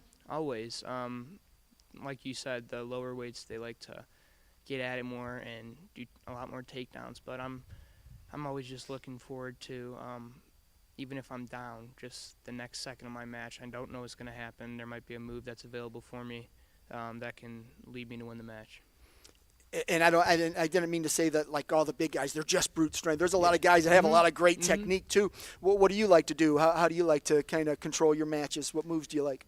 I like the fireman's carry a lot. I like to do singles too. Just anything that I can catch my opponent off guard with. I'm trying to hold a different bunch of things this season to try to go to Columbus. Outstanding. It's hard to keep those big guys down. What do you like to use on top, or do you just push them away and work on your feet? On top, I used to. I like to use. Don't give away secrets. Just no be secrets. pretty general. I like to run bars. I like to learn to use boost my length, but obviously with my weight, it's kind of hard. That's very hard. All right. Who are the guys in the room, the big guys that you drill with? Give a shout out to them. I'll give a shout out to Michael Murray, Clay Caldwell. And there's a bunch of other guys that just keep me in check in the room and day to day make me a better wrestler. Sum up wrestling in one word. Determination. All right, I'll take that one. I like that. All right, good luck to you this year. Thank you. Let's move on down to your right. Same thing, name, grade, and weight class. My name's Finn O'Malley. I'm in 12th grade, and I'm going to go 175 this year. All right, so you've been wrestling throughout high school as well? Yeah, since 7th grade. Oh, so you started a little bit earlier. All right. And what do you like about wrestling? I mean, it's not a sport that you just come out to have fun with. It's something that once you try it, you either get hooked or you walk away. Obviously, you got hooked. What do you like? Yeah, I'd say I enjoy the hard work of it. When I first joined, it was probably the hardest thing I'd ever done, and I just kind of stuck with it. I liked being around the team, and, yeah, it's just fun to do. All right. What weight did you wrestle last year? Last year, I wrestled 175 as well. Oh, so you're right around the same weight class. Is that something that you take into this season as an advantage, just knowing you maintain the same weight and hopefully you got a little stronger and faster and all those good things? Yeah, I wanted to go up to 190, but I ended up staying at 175. But I'm a lot stronger now than I was last year, a lot faster. So I'm happy that I stayed at 175. Yeah. And then technique-wise, are you satisfied with where you're at? Yeah, I was wrestling all off season, so I didn't really get rusty at all. I feel like I'm back in it, and my techniques really stayed consistent, and now I can improve that now that the season's really here. When I was in high school, we had our team name on the front. On the back, it said summer wrestlers make winter champions. So obviously you get it too. Are a lot of guys on the team hitting the summer circuit and hitting the tournaments and getting some time on the mat? Oh, yeah. We had a lot of guys going out to Burnett for months, so we've all gotten better in the off season. That dude's a beast. He was wrestling when I was in high school. He was good. He's still good. A great coach as well, but he's still impacting a lot of wrestlers in the area, so that's good to see. But what kind of goals do you have for yourself this year? Big goal for me is over 30 wins and obviously a state run. So if you get 30 wins, you probably have a state run. That's a lot of wins, so good luck with that. Give me your shout-out. Who are the guys you drill with that have been impressive in the preseason? Well, my main guy's right here, Ben. But, yeah, about the same guys as Ben, Mike, Clay, Danny, a lot of the bigger guys in the room. Cool. All right, well, good luck to you. All right, Coach, back to you. One of the things I always do at Media Day, the reason I come back to the coach after I talk to the guys is because I love to hear their reaction to what their guys said. So I always wonder, you're telling them something in practice, trying to develop a mindset. Is that message being received? Yeah. I mean, we've always talked about we're just trying to get better every single day. We write something down or keep it in the back of your head. I need to do this better tomorrow. So even if it's just one thing, if we can get one thing better than we did yesterday, then we're working in the right direction. All right, and just as far as wrestling goes, success could be defined a lot of ways. Yep. Coaches obviously want to get as many guys as they can to down to Columbus. But for you, what's going to define a successful season for Fairview? I think just being tough like we have been the last couple of years. We wrestle hard every time we go out. We give it everything we have, and we see what happens, and the chips fall where they may. I trying to express the guys. Wins and losses don't matter until we get to the end of February. So it's all scrimmages. We're working to February and March. Like that's what we work for. I don't care about the trophies and the placements and everything else. Give us your best effort every time you go out there, and we'll see where the chips fall in February and March. So I asked the guys for some shout outs of their teammates. Did they miss anyone? Anyone catch your eye in the preseason that's been impressive? I mean, these guys, they know who they rely on, so they do a pretty good job of giving their guys credit. So it should be a good year. We'll see. All right, outstanding. Well, I appreciate you gentlemen coming out for your first CVC Winter Sports Media Day. Welcome to the conference, and best of luck to you this year. All right, that's the Fairview Warriors wrestling team here at CVC Winter Sports Media Day, live from Independence High School. Up next, we've got the Independence swim team coming in right at 5:20. I believe we've got a couple of them here now. Thanks, Coach. Just you two? All right. All right, so you guys are going to pull double duty for me. You're going to act as coach and tell me about the team, and then we'll talk about your individual swimming as well. All right, so here come the Blue Devils, the Independence swim team. Let me get my cameras all fixed up here. Oh, why is that? Oh, the light's changing on me. Now my green screen's starting to show a little more. Bummer. All right, Alana, you're going to start out and just go ahead and introduce yourself, and then just give us an elevator pitch about your team. What can we expect out of the Blue Devils in the pool this year? All right. Hi, my name is Alana Nowak. I'm a senior. This is my third year swimming. I swim primarily freestyle. Sorry, I don't know. I got a little cold going on. Really from the team, we have a lot of good freshmen coming up. We're really excited. Everyone's been working really hard. We have a strong, solid upper class too to rely on. And just numbers-wise, has it grown? I mean, is the program's not that old, but it seems to be getting a little bit bigger every year, a little more competitive? I would say we're maybe a little bit smaller than we were last year, but we're just as strong as we were, I think. We have a lot of potential. All right. Who are some of the top swimmers? Well, when we look at our junior and senior class, I'd say that we have a lot representing from them. And then even some of our young freshmen, they're going to be really good. Good. All right, and then let's talk about you. So obviously a great soccer season and cross country. So Thank you. That's the tough season for you. How banged up do you come into the winter sports season? Because you've gotta have some sore hips and legs. And yeah, it's a little rough always at the start, but it's honestly nice when I start swimming because I get off my legs a little, like give them a break. So it's a different kind of hard work, but it's lower impact for sure. I'm getting back in the running now, and oh my gosh, I don't know how I did it. I'm like running 3 miles, and I'm like, oh my gosh, and I used to run 7. So. Right. Yeah, it gets a little bit harder as you get older. Not that you're old by any stretch of the imagination, but just wait. You'll understand. But all right, and what events are you going to swim this year?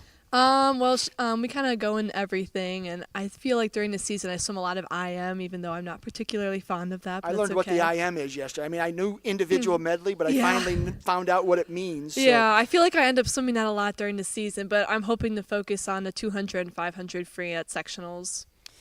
So you just started swimming a couple years ago, not like soccer. You played your whole life, that kind of thing. Have you really been comfortable with how you've grown as a swimmer since then? Yeah, I mean, freshman year I played basketball, so obviously sophomore year I was kind of new, and I hadn't swam in a few years since summer swim team back when I was in middle school. So on the first day it was 16 100s, I think, and I couldn't do any of it, and I was scared, and I was like, oh my gosh, I don't know if this is for me, but I stuck with it, and the next year I saw improvement, and this year I feel comfortable in the water. I feel like I know everyone on the team. I'm strong, and now I'm captain, so it's been a good progression. So as captain, you get to maybe leave a little legacy behind, whether it's just the way that you led the team or how you performed. Yeah. What do you hope people learn from you? Well, I hope they learn at least like hard work, and it doesn't matter where you start, you can always improve and be proud of what you've done and how much you've grown. I remember when I first stepped in the pool, I could hardly dive. It was not great, but I stuck with it, and now, I'm not the best, but I'm a good swimmer, and I think I have a lot to be proud of, and I think if others work just as hard as I have, they could see great improvement.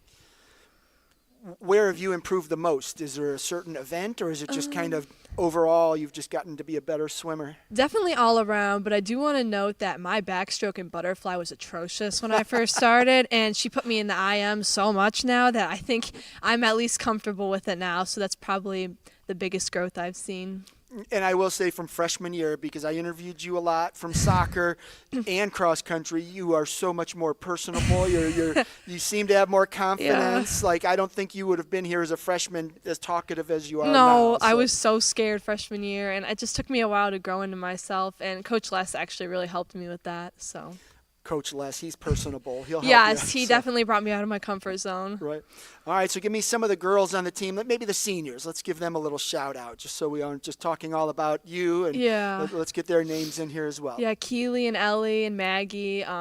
Those are definitely Keely Sears, Ellie Poulter. Yeah, and Maggie Paniki. Okay. Yeah, they're all working really hard. Molly McGreal, she's not swimming this year. This year, okay. Yeah, but those are 3 really strong swimmers, and they're working hard, and they're going to be great on our team. So they'll be leading the girls' team along with you. And then any up-and-coming freshmen that are exciting? Yeah, I mean, really all of our freshman class is, I really think, strong. Definitely Tommy's little sister, Katie, and then Sophie Poulter, Ellie's sister. All right. What's the ceiling for this team? I mean, is this a team that's starting to position itself to send more and more kids to districts and maybe to Columbus? Yeah, I mean, if you look at us last year, we sent a relay team, I think, maybe 2 relay teams, was it? Girls, yeah, and then we sent Evan, obviously, to state. So I think that those teams we have the same members of those teams, so they're definitely going to push forward into the postseason. So that's pretty exciting, though, because, I mean, you guys are now getting to that point where you've got some numbers and some talented swimmers that are making noise. Yeah. And when that happens, more kids get involved and the program gets better and better. Obviously, you'll be doing bigger and better things out in college and real life after that. But all right, well, thanks for being here, and good luck to you this year. Yeah, no problem. Thank you. All right, Tommy, on to you. Start by just introduce yourself, name and grade, and then give us the elevator pitch for the boys' team. What can we expect out of the Blue Devils this year? Flip that switch up. There you go. All right. I'm Tommy Sieska. I'm a junior here at AHS, and my main stroke is breaststroke. This year, the boys' team is 12 strong. We've got a few really strong underclassmen that are willing to put in the work, and I feel like it could score some points later. So when you look at this year's team, is the strength in relays? Is it individual swimmers? From your perspective, what do you think? I think we really lucked out this year. I feel like we have just enough boys swimmers to have at least one strong swimmer in every single individual event. And in our relays, we lost some really strong seniors, strong butterflyers, strong freestylers. But I think some of our rising underclassmen will be able to compensate for those losses. All right, and just looking at that team, obviously Evan McNamara, he had a great year, and he was a sophomore last year. Is that? Yes. Okay, so We're in he's the same grade. Okay, so he's coming up as a junior, and he's had some success. Hopefully, he can build off of that. Have you seen any improvement out of him in practice? Yeah, I think we share a lane together, and he's really putting in a lot of hard work. And I think I'm excited to see where he goes this year. How does that work out where you share lanes? I'm always intrigued in learning more about sports I'm not that familiar with.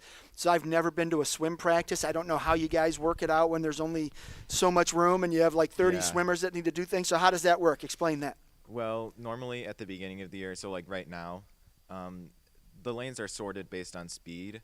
So the first few weeks of practice are dedicated to conditioning, and then maybe at the end of practice or in between multiple sets, we'll hold a time trial where the swimmers time each other and see who has the fastest 50 breaststroke, 50 other strokes, 100 freestyle, 200 freestyle, and 200 IM. So are the fastest swimmers on the left or the right? They go in lane 1. I don't know. Right? So that's the right? Yeah. So I'd be all the way to the left is what you're saying. So the people that like float to the bottom or sink to the bottom, that would be me, okay. All right, so now let's talk about you. What events are you hoping to swim in this year? All right. Compete in, I guess. Swim, you might dive too. I don't know. Oh, no. This year, I'm really hoping to put my name on the record board in the 100 breaststroke. How close are you? I'm about 4 seconds behind, but I've been doing a lot on my own and prepping a lot for the muscles I need and the muscle groups that are necessary for speeding up. I saw that your record boards out here got a new look, and so you're going to make them do it again, hopefully, right? Yeah. All right. Fire up that printer. Is that what they did? Printed them? I think that's so. what it looked like. Right? Yeah. And they look nice. They came out all right. So, all right. So just, you know, for you individually, I mean, how much have you improved from last year? Compared to last year, I feel like so far I haven't seen much improvement in my times, but I think that's solely because we haven't had enough experience with timing my races. But I feel like soon, or the more we get into the season, I think I'll see some growth. All right. Now this one, either of you can answer. I like talking to cross-country teams and swim teams because they tend to have the best team bonding activity. You guys do creative things. What does your team do as far as just team events, whether it's team bonding or just for fun?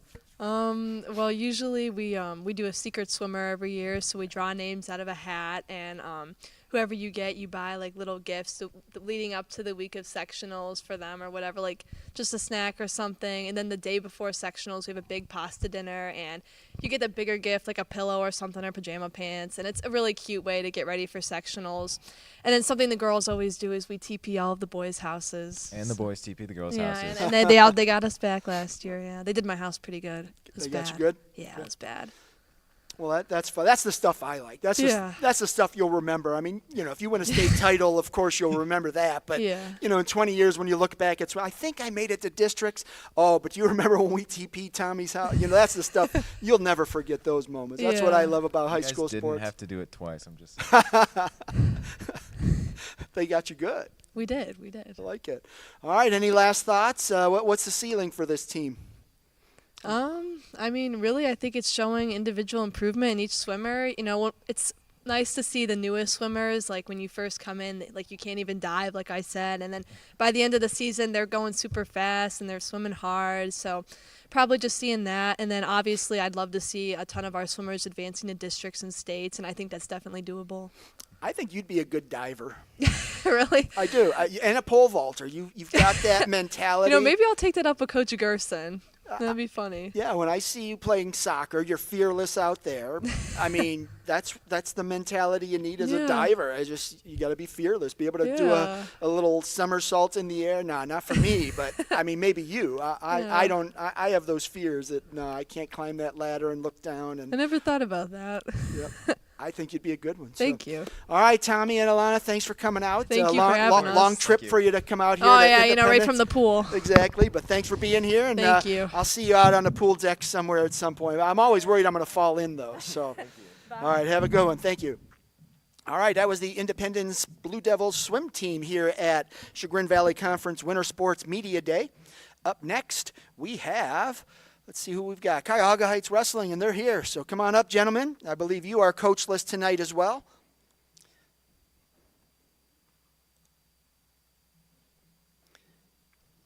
I'm going to have you guys do a little housekeeping for me. Kind of get those chairs a little bit tighter. They kind of spread out throughout the night. So, and you don't have to worry about that one all the way to the right. That one's just kind of the extra chair, but just to get everybody in the screen, we want to be able to see you guys. How's that? That's perfect. That way I won't even have to change cameras. So, okay, here we go with the Cuyahoga Heights Red Wolves wrestling team. I'm going to start with you over there on the left, Francis. I'm going to let you act as coach today. So just give us, first off, introduce yourself and give us your name, grade, and your weight you're going to wrestle this year. And then just give us an elevator pitch. What can we expect out of the squad this season? How's it going? Francis Connors, senior, thinking wrestling 190. You know, when you come and watch Cuyahoga Heights Wrestling, you know, you're going to see a lot of hard-fighting wrestlers. You know, one thing we pride ourselves on is, you know, being the best-conditioned team in the state.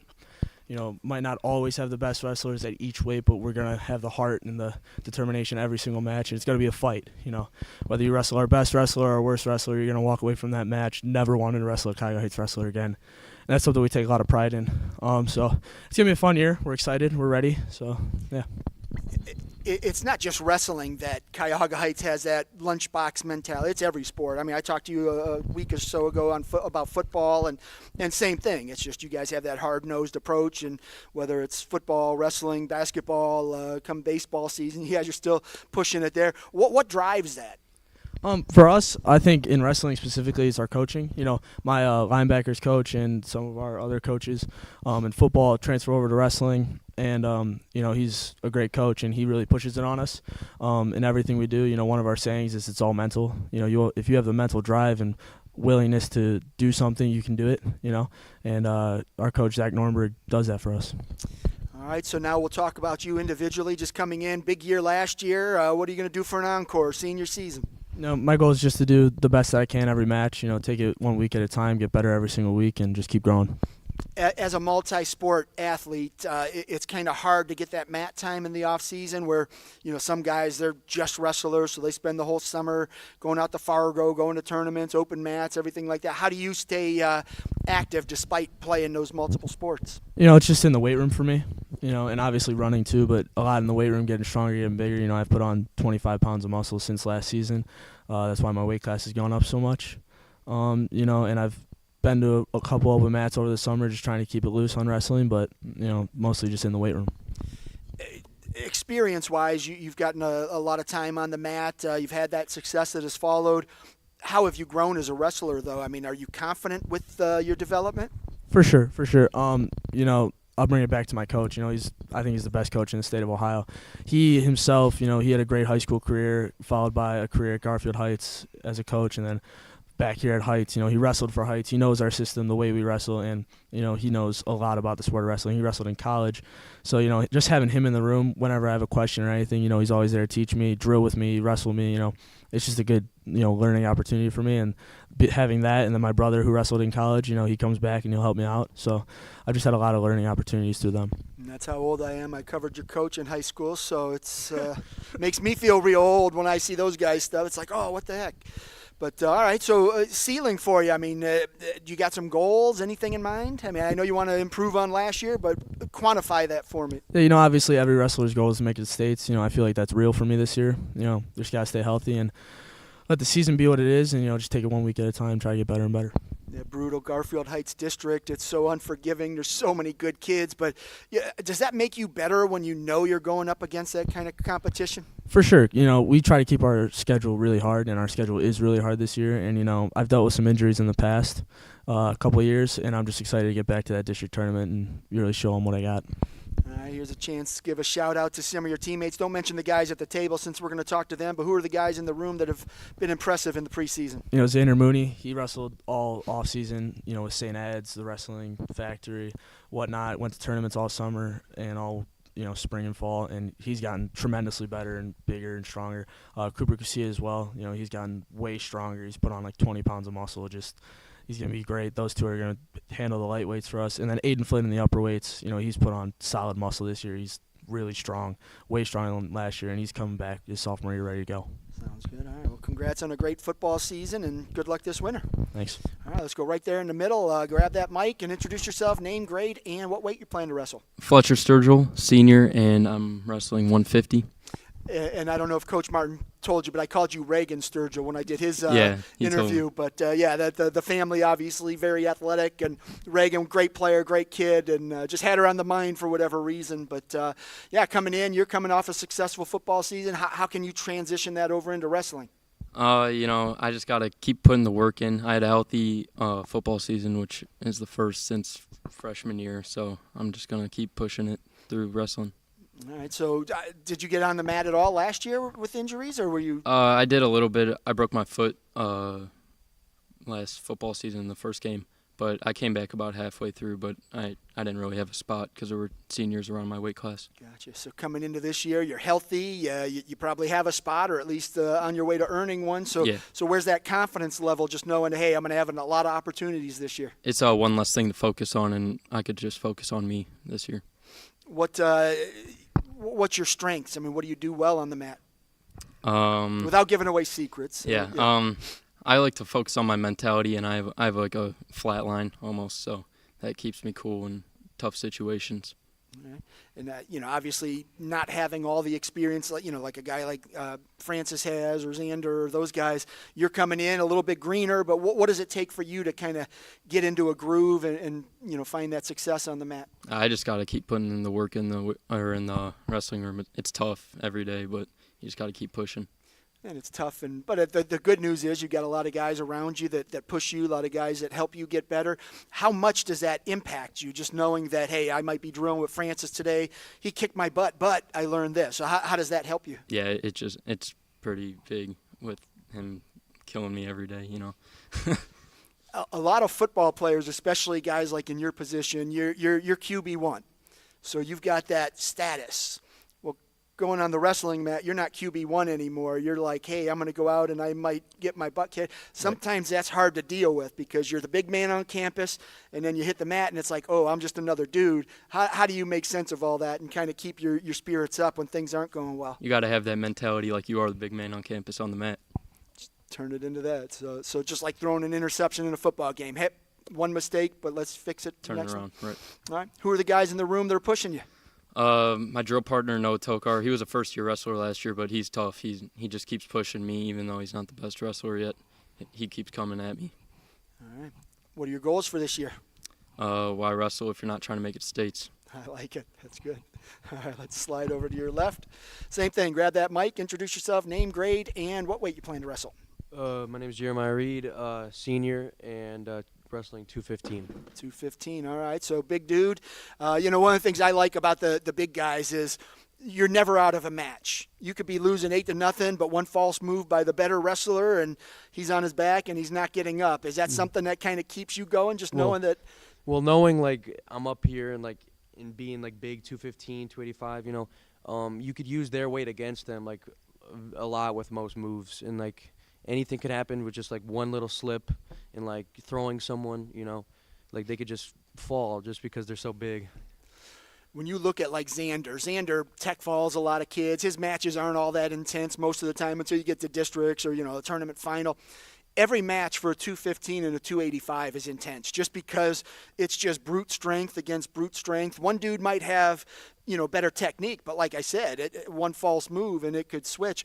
So how does that impact the way you wrestle, just knowing that, hey, maybe I'm the better wrestler, but, if I make a mistake, that kid could put me on my back? Well, like most 215s, I'd say they're pretty, like, you're not really fast up there. Like, so working on in the wrestling room and stuff like that, like I got to push myself to get faster and like get stronger and just like,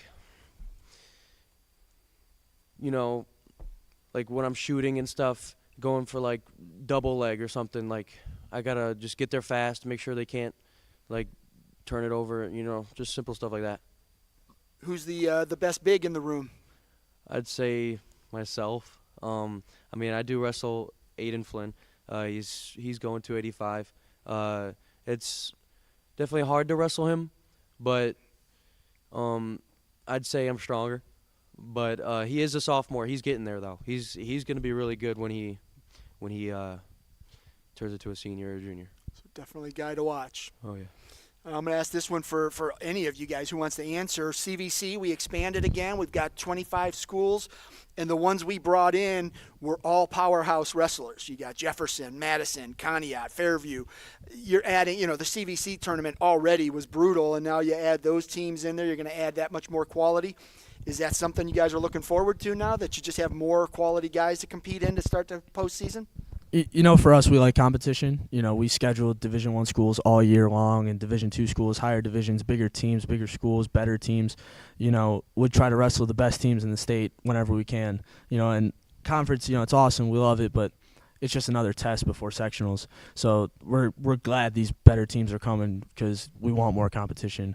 I'd rather take 5th at conference and then 1st at states than the other way around. So the more competition, the better, and I think we're going to be ready for them. Fletcher, same? Yeah, it's just the mentality going into it. You got to peak right at the right places, conference tournaments where you want to peak, and then again at sectionals, again at districts, against at states. So exactly what they said. Wrestle really hard teams at the beginning of the year, and then show out at the end of the year. Sounds good. All right, gentlemen, I appreciate you making a long trip out here to Cuyahoga or to Independence from Cuyahoga Heights, neighbors.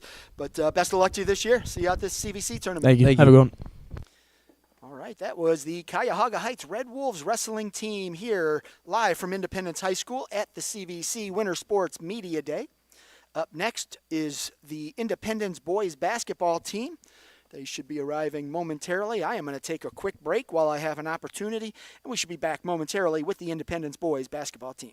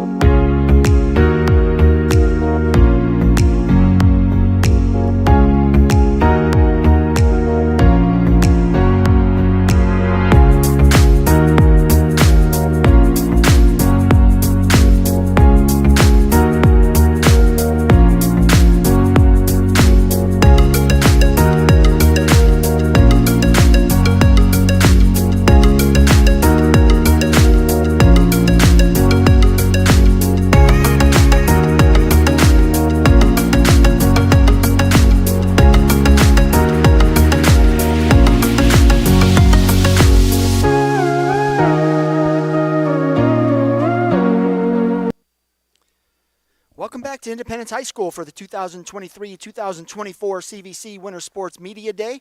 This is the second of 4 Media Day events. I'm Steve Hare, the Chagrin Valley Conference Sports Information Director, and all of our CVC TV productions are presented by Ohio Center for Oral, Facial, and Implant Surgery. Up next, we've got the home team, the Independence Blue Devils boys basketball team. Coach couldn't make it, so we've just got the 4 gentlemen. Who wants to act as coach today? All right, Sam Crooks, you're on the hot seat. Go ahead and first off, just introduce yourself, name, grade, and position, and then give us an elevator pitch of what we can expect out of the Blue Devils this season. Sure, I'm Sam Crooks. I'm a junior. This year, we're looking to go from good to great. Last year, we were young, inexperienced, but this year, we had a great summer, we had a great preseason, and we just want to take it to the next level. You guys got off to a rough start last year. I think took a while to get that first win, right? And then you went on a little bit of a run, started getting some confidence. So momentum came toward the end of the season. Has that carried over through the offseason and into this year? 100%. This summer, we've came together. We've decided to put in extra work, extra time, played some good games against some big names, and played hard, played well. What's the biggest difference between last year and this year? Is it just that experience or something else added to the mix? I think the biggest part is chemistry. You know, last year, not many of us played together, and playing in the preseason and in the summer really helps for this season coming up. What's going to be the biggest challenge you guys have to overcome? And you don't have to say, if it's something that you don't want other people to know. You can just tell me how you're going to minimize that weakness. But what is it that you guys have to overcome? I think selfish basketball will hurt us. I think if we just play together, everything will file in. Cool. All right, and then let's just talk about you for a bit. What's your role this year? We know what your position is, but what's Coach looking for out of you? I'm going to lead this year, just do my best. But truly, it isn't about one person. I think when we achieve our team goals and play as a team, our individual roles will fall in place. Our individual goals will fall in place. And then just looking at you, talking about individual goals, what are they? Be the best leader I could be on the court. I'll do whatever it takes to win. That's what I care about. And then looking from last year to this year, how have you grown as a player? I put in some off-season work, but truly, the team comes first to me. All right. What's going to have to happen for your team to be successful this season? Unselfish basketball. I think, just moving the ball around, making that one more pass will make us great. Without naming the guys at the table, since we're going to talk to them, who are some of the other guys that have been impressive in the preseason that are going to help out this year? I think some of the young guys who have been inexperienced have took it up a next level with their extra game that they've put in on their own time. All right, cool. Wyatt, let's go over to you. Go ahead and for the folks at home, introduce yourself, name, grade, and position. I'm Wyatt Snyder. I'm a senior, and I'm a forward. Coming into this year, obviously senior year, you got to be excited to be a senior, but on the flip side of it, your career's coming to a close, and it's going to go quick. So how do you deal with those dueling emotions? Absolutely. I mean, just putting in the time, making every rep count, every minute count, every game count. Putting the most in that we can, and getting the result that we want. You've been around a long time, a lot of experience on the court. What's going to be the thing that people see out of you that's been different from years past? Just a good team player, moving the ball, being a big presence down low, just being a good teammate and a good leader on the court. When you look at this team compared to last year or maybe even the year before, do you notice more confidence just because of the way the season kind of went down after the middle of the season on? Absolutely. I see so much more chemistry, as Sam mentioned, but as a team, we're just playing that much better together, and we've got that extra year together under our belt, and I'm really confident in us, and as a team, we're going to play really well this season. What do you think is going to be the one thing on a nightly basis that you can count on your team's going to deliver, whether it's an offensive? We're going to have each other's backs. We're a team. We're together. That's what matters. And we're going to work hard. We're going to do what it takes. You guys play a tough schedule, and sometimes like last year, some of the games you lost were to teams that maybe you had no business even competing with, and you did. You had some close games. So it's hard to say, we're losing games.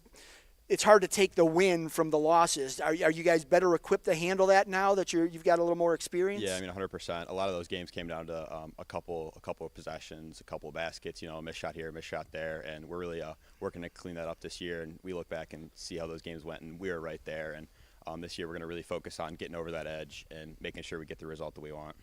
What are your goals, team and individual? I mean, team, we just want to go out there and play hard. And as an individual, I'm going to be the best leader I can and, guide the guys on the floor.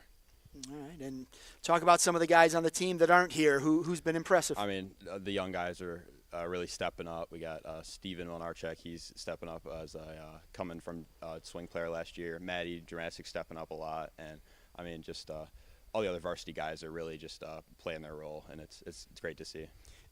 And to go back to that volleyball run you guys made last year, first-year volleyball program, you finished as a state runner-up.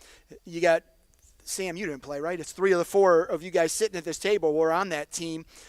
How much has that success just changed your own outlook, like the guys that played, just knowing that anything is possible if you really put, the effort into it? I mean, you look at Independence, you're like, yeah, it's just a small school. They don't have many kids, but I'll tell you what, the kids we got, we work hard, and, we see something that we want, and we're going to go get it. I mean, just like volleyball, we put in the effort, and, I mean, it paid off. So there's no reason we can't do the same thing this year, and, I'm really looking forward to what we can do. The volleyball team going to even be better this year? Oh, of course. A little bit of experience and that success, boy, That's that right. changes everything. So, all right, good luck to you, Wyatt. All right, let's go to you, Landon. Go ahead and grab your mic, and for the folks at home, introduce yourself, name, grade, and position. My name is Landon Jacek. I'm a senior. I'm power forward center. So coming in, Landon, I mean, I've watched you for 4 years. You've gotten a little bit better every year. How different is this year? How good have you gotten? I mean, this year, as they said, it's like working as a team. I mean, last year we had bumps in the road. Our theme, our goal this year is full benefit. We had a lot of adversity last year, and those have our opportunities. And we're going to take those opportunities this year to get better as a team and go out there and play all 32 minutes as best we can. When you look at your role, has it changed any? I mean, I think Sam's got some height too. Wyatt's got some height, but you're probably the biggest guy out there and probably pull down the most rebounds, get some of the I don't want to say easy baskets. No baskets easy, but you get to clean up a lot of that dirty work. I mean, is that your role again this season? My role hasn't really changed on the floor as much, but I'm a senior now, so I got to take that responsibility of leading the younger guys and working as a team to get the job done. And when you look at just what you're able to accomplish, do you feel more confident in going out and just saying, okay, I'm going to be up against some guys that might be a little bit bigger than me, or you might have a little bit of advantage, but do you feel more confident in those situations? For sure. I mean, we put in the work over the summer. We played a lot of great teams. That's what helps me. I mean, I put work in over the summer in the weight room as well.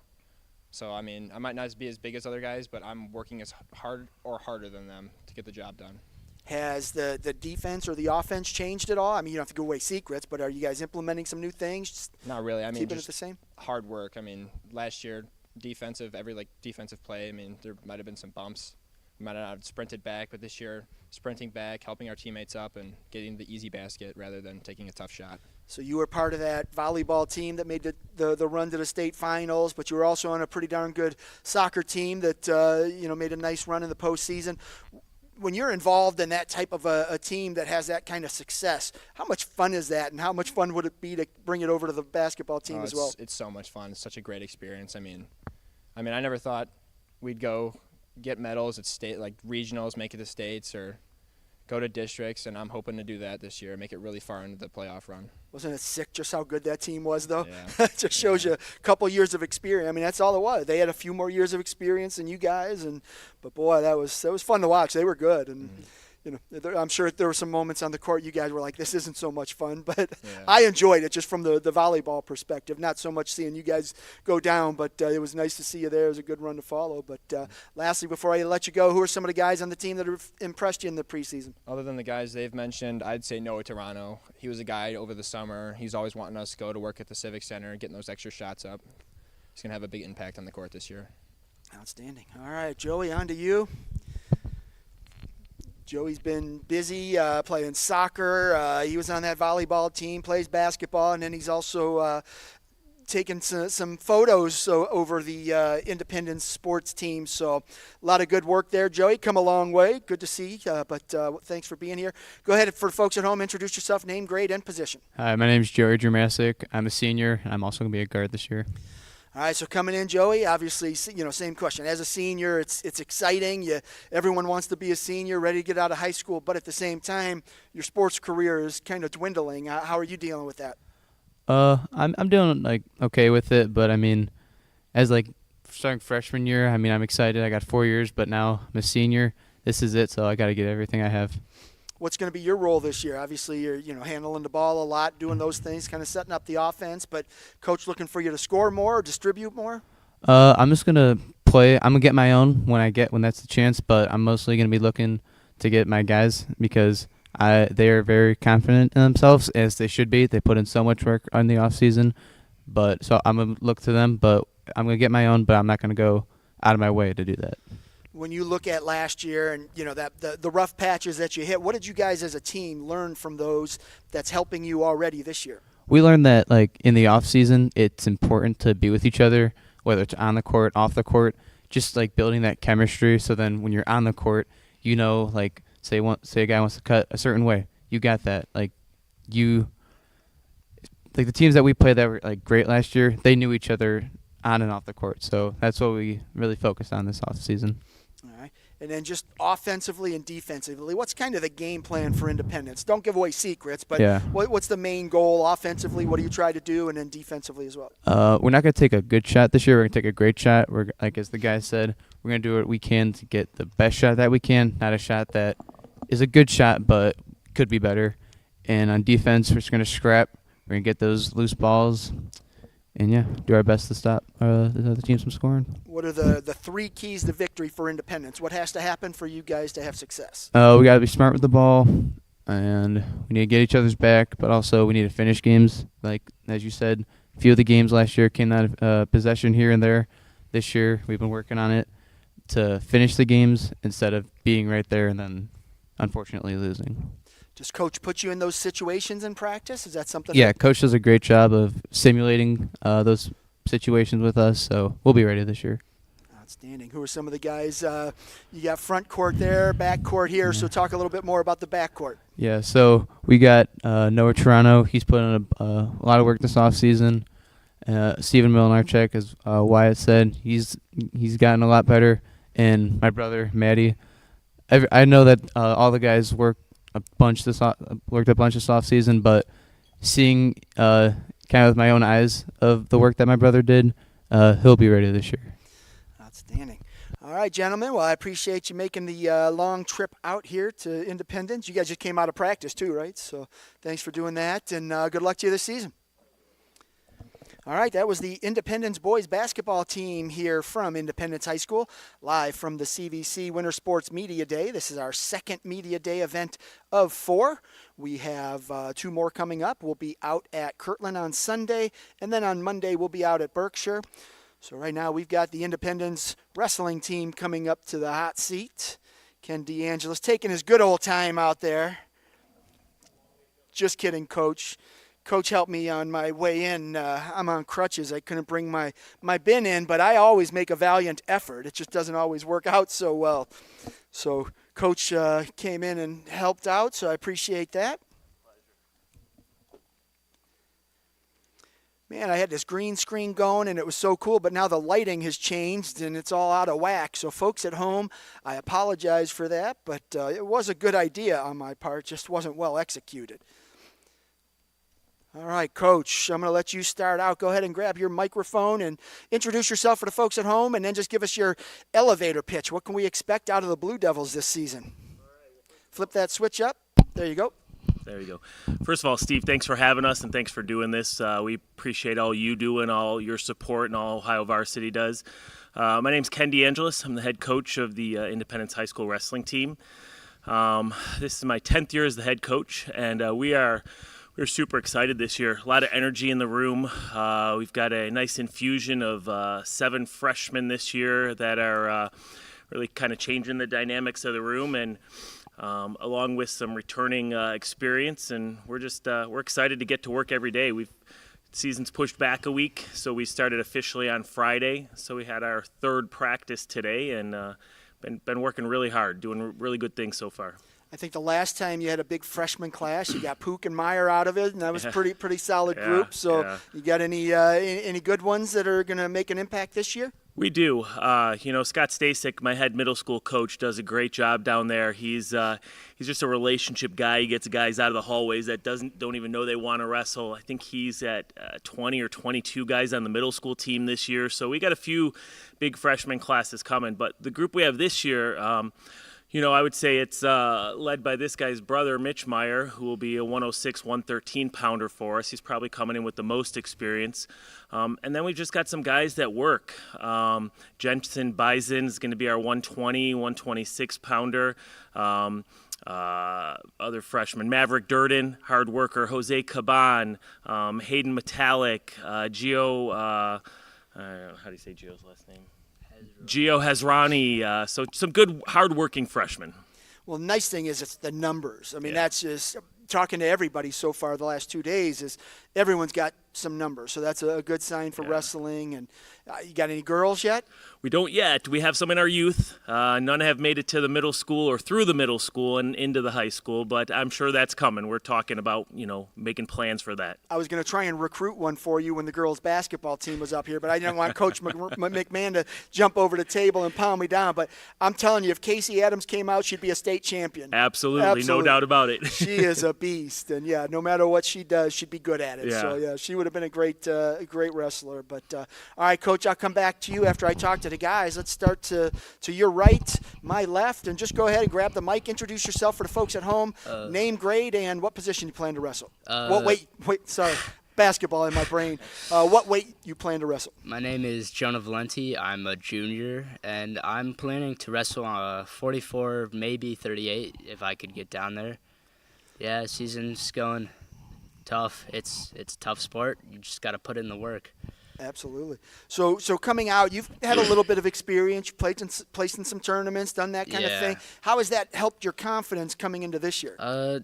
You just got to have a winning mentality. I can't speak. You had it. Mentality. Mentality. You just got to push yourself until you succeed, until you think you've done good. Then once you do that, then you're going to start having some fun. You're right around the same weight class as what I call the fab freshmen, Pukovic and Meyer. And they had a lot of success that freshman year and just coming out, so you get to drill with those guys a lot. How much does that help when you're drilling with guys that are at that caliber? Wrestling Meyer and Puck really pushed me. Like, I'm not the most athletic, but I try hard. And wrestling them, it's helped me a lot. Get better, get mentally better at the sport as well. What, without giving away secrets, everybody has a weakness. How are you trying to minimize yours? I just try not to think about what's bad. I try to stay positive. If I'm not feeling good, hey, at least I'll get something out of it. You got that nervous tick going. I'm trying to get you to stop scratching the mic. So go ahead. I forgot what I was saying. Just trying to minimize the weakness that you have. Just kind of, turning it into a strength. Try not to focus on, the bad parts of wrestling. Just try to push through it. Push. It's all right. What kind of goals do you have for yourself this year? Well, I'm hoping make it as far as I can. Wrestle, place at tournaments, win duels, win as a team. I'm hoping I can make it to states, place at states. That's what I'm going for. That'd be awesome. Last one for you is, who are some of the other guys in the room that are helping you, just pushing you as drill partners? That's your chance to give people a shout out. My fellow classmates, not only do they help me on the mat, but they help me wrestling, school. If I'm going through something, we can talk. Yeah, they help a lot. Usually I drill with Manoli, Meyer, Jake, Luke. You go through a lot of them. It makes you different styles of wrestling, makes you better. Sounds good. All right, good luck to you this year. Thank you.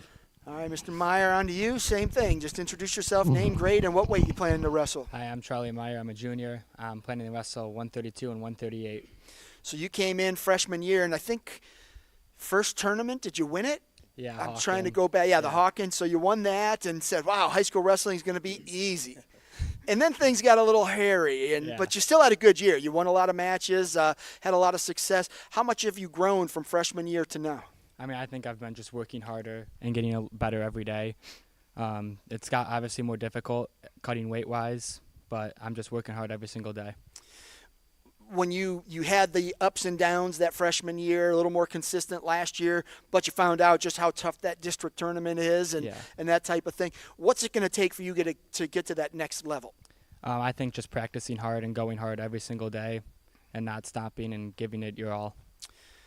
Are you the kind of wrestler that, when you win, it's great. When you lose, you don't feel good about it. But are you the kind of guy that learns from losses so that you can take away? When I lose, I go back and watch the film and figure out what I did wrong and figure out how I could fix that and do better next match. Cool. And then obviously, we talked a lot about the room now, the guys that are in there. But who are the guys that push you? I mean, I have to imagine Puck is one of them. But who are the guys that help and keep you on your toes in the wrestling room? Well, if this big freshman class, I mean, it's good. You get lots of new looks. So, I mean, Luke Masick, I mean, he was a state qualifier last year in middle school. So, I mean, he's my drill partner. Pushes me hard every single day. Jonah, Manoli Fortunas, my brother, they push me hard every day. That's great. And then just looking at, from where you're at now, you're a junior. You've got another year, so there's not a whole lot of pressure on you. But I imagine your goal is taking that drive down 71 South to Columbus. And what is it going to take for you to get there? I mean, you've been to the district tournament. You know how challenging it is. So mind over matter, that type of thing. How do you prepare it all to get ready for that run? I think it's just a lot in the weight room, too. I'm trying to get stronger and prevent injuries from happening because you want to prevent that. So I'm just working hard, taking care of my body, and drilling hard. Cool. What have you learned from freshman year to now that's helped you the most as a wrestler? It could be a physical thing, a drill, or just a mentality type of thing. I think getting closer with the coaches and your teammates help you a lot down the road. Sounds good. Give me a breakout wrestler, somebody that, maybe one of the freshmen, maybe a sophomore or junior that just hasn't had the success yet. Who do you think is going to have a big year? I think my brother, personally, I think if he goes to 106, I think he's going to kill that weight class. And then Luke Masick. And then also Manoli, he's a junior. I think he's going to have a breakout year for us. Coach is over there smiling. He's like, yeah, I can't wait. That's good. You guys are at Hawken, right? So that'll be the opener? No, we're actually North Coast Classic is the first weekend. Oh, that's the first weekend. Yeah, so you're not going to Hawken this year? We're not going to Hawken this year with the schedule season pushed back a year. Some schedules got switched around. So, yeah, we start with North Coast. So is it the same weekend as Hawken? Yep, December 8th and 9th. Bummer. Yeah. I love covering Hawken, but now I have to be out here. But, all right, so, Coach, obviously, I mean, a lot of new blood in the room, and it sounds like there's more than just a Pook and a Meyer in that freshman class, and so you've got to be pretty excited just seeing the quality and the quantity increase. Yeah, it's when you do this job, you do it to watch young men develop and grow, and you hope they turn out all to be state champs, but more importantly, you hope they turn out to be better guys, right? So to watch these two specifically grow up over the last 2 years, and the whole team, generally, it's awesome. The other coaches and I, it's getting to the point where all those seeds we were, planting the last couple of years are starting to reap the benefits. Guys are starting to do stuff without us pushing them just because they know it's the right thing. Unfortunately, we lost Charlie Puklevic to a football injury. Oh, no. So we don't think we'll have him this year. But that being said, that kind of a setback in the last couple of years might have derailed us for the season. Hasn't even phased us. These guys are working hard every day. And so, yeah, we've got a nice group of freshmen, group of upperclassmen. They're starting to figure out wrestling. They're starting to put things together, understanding why they do what they do. When they're freshmen, they're shooting a single leg just because we tell them to shoot a single leg. When they're juniors, they're realizing, the single leg sets up from this, which leads to this. So their wrestling IQs are increasing too, which is awesome. Right, getting that chain wrestling and say, okay, I'm locked on the leg, coach, now what? Yes, exactly. You don't want them to have to look at the chair every time they shoot, but good stuff. But All right, sounds good, Coach. They mentioned a lot of the other guys. I think you did too. Anyone else that's in the mix? We've got 2 seniors this year. Tommy Erdman, who'll be at 215, and Jake Vitron, who'll be 165, 175. And they're more, they're not vocal leaders, but they do the right things all the time. They're great senior class to have leading us. These guys part of our junior class, and then unfortunately we didn't have any freshmen last year, so we've got a little bit of a gap there. But we as a team, we're really focusing not only on the wrestling, but on the leadership aspect as well. So, I think we've covered just about everybody. Again, some of these freshmen, they're going to be scrappers.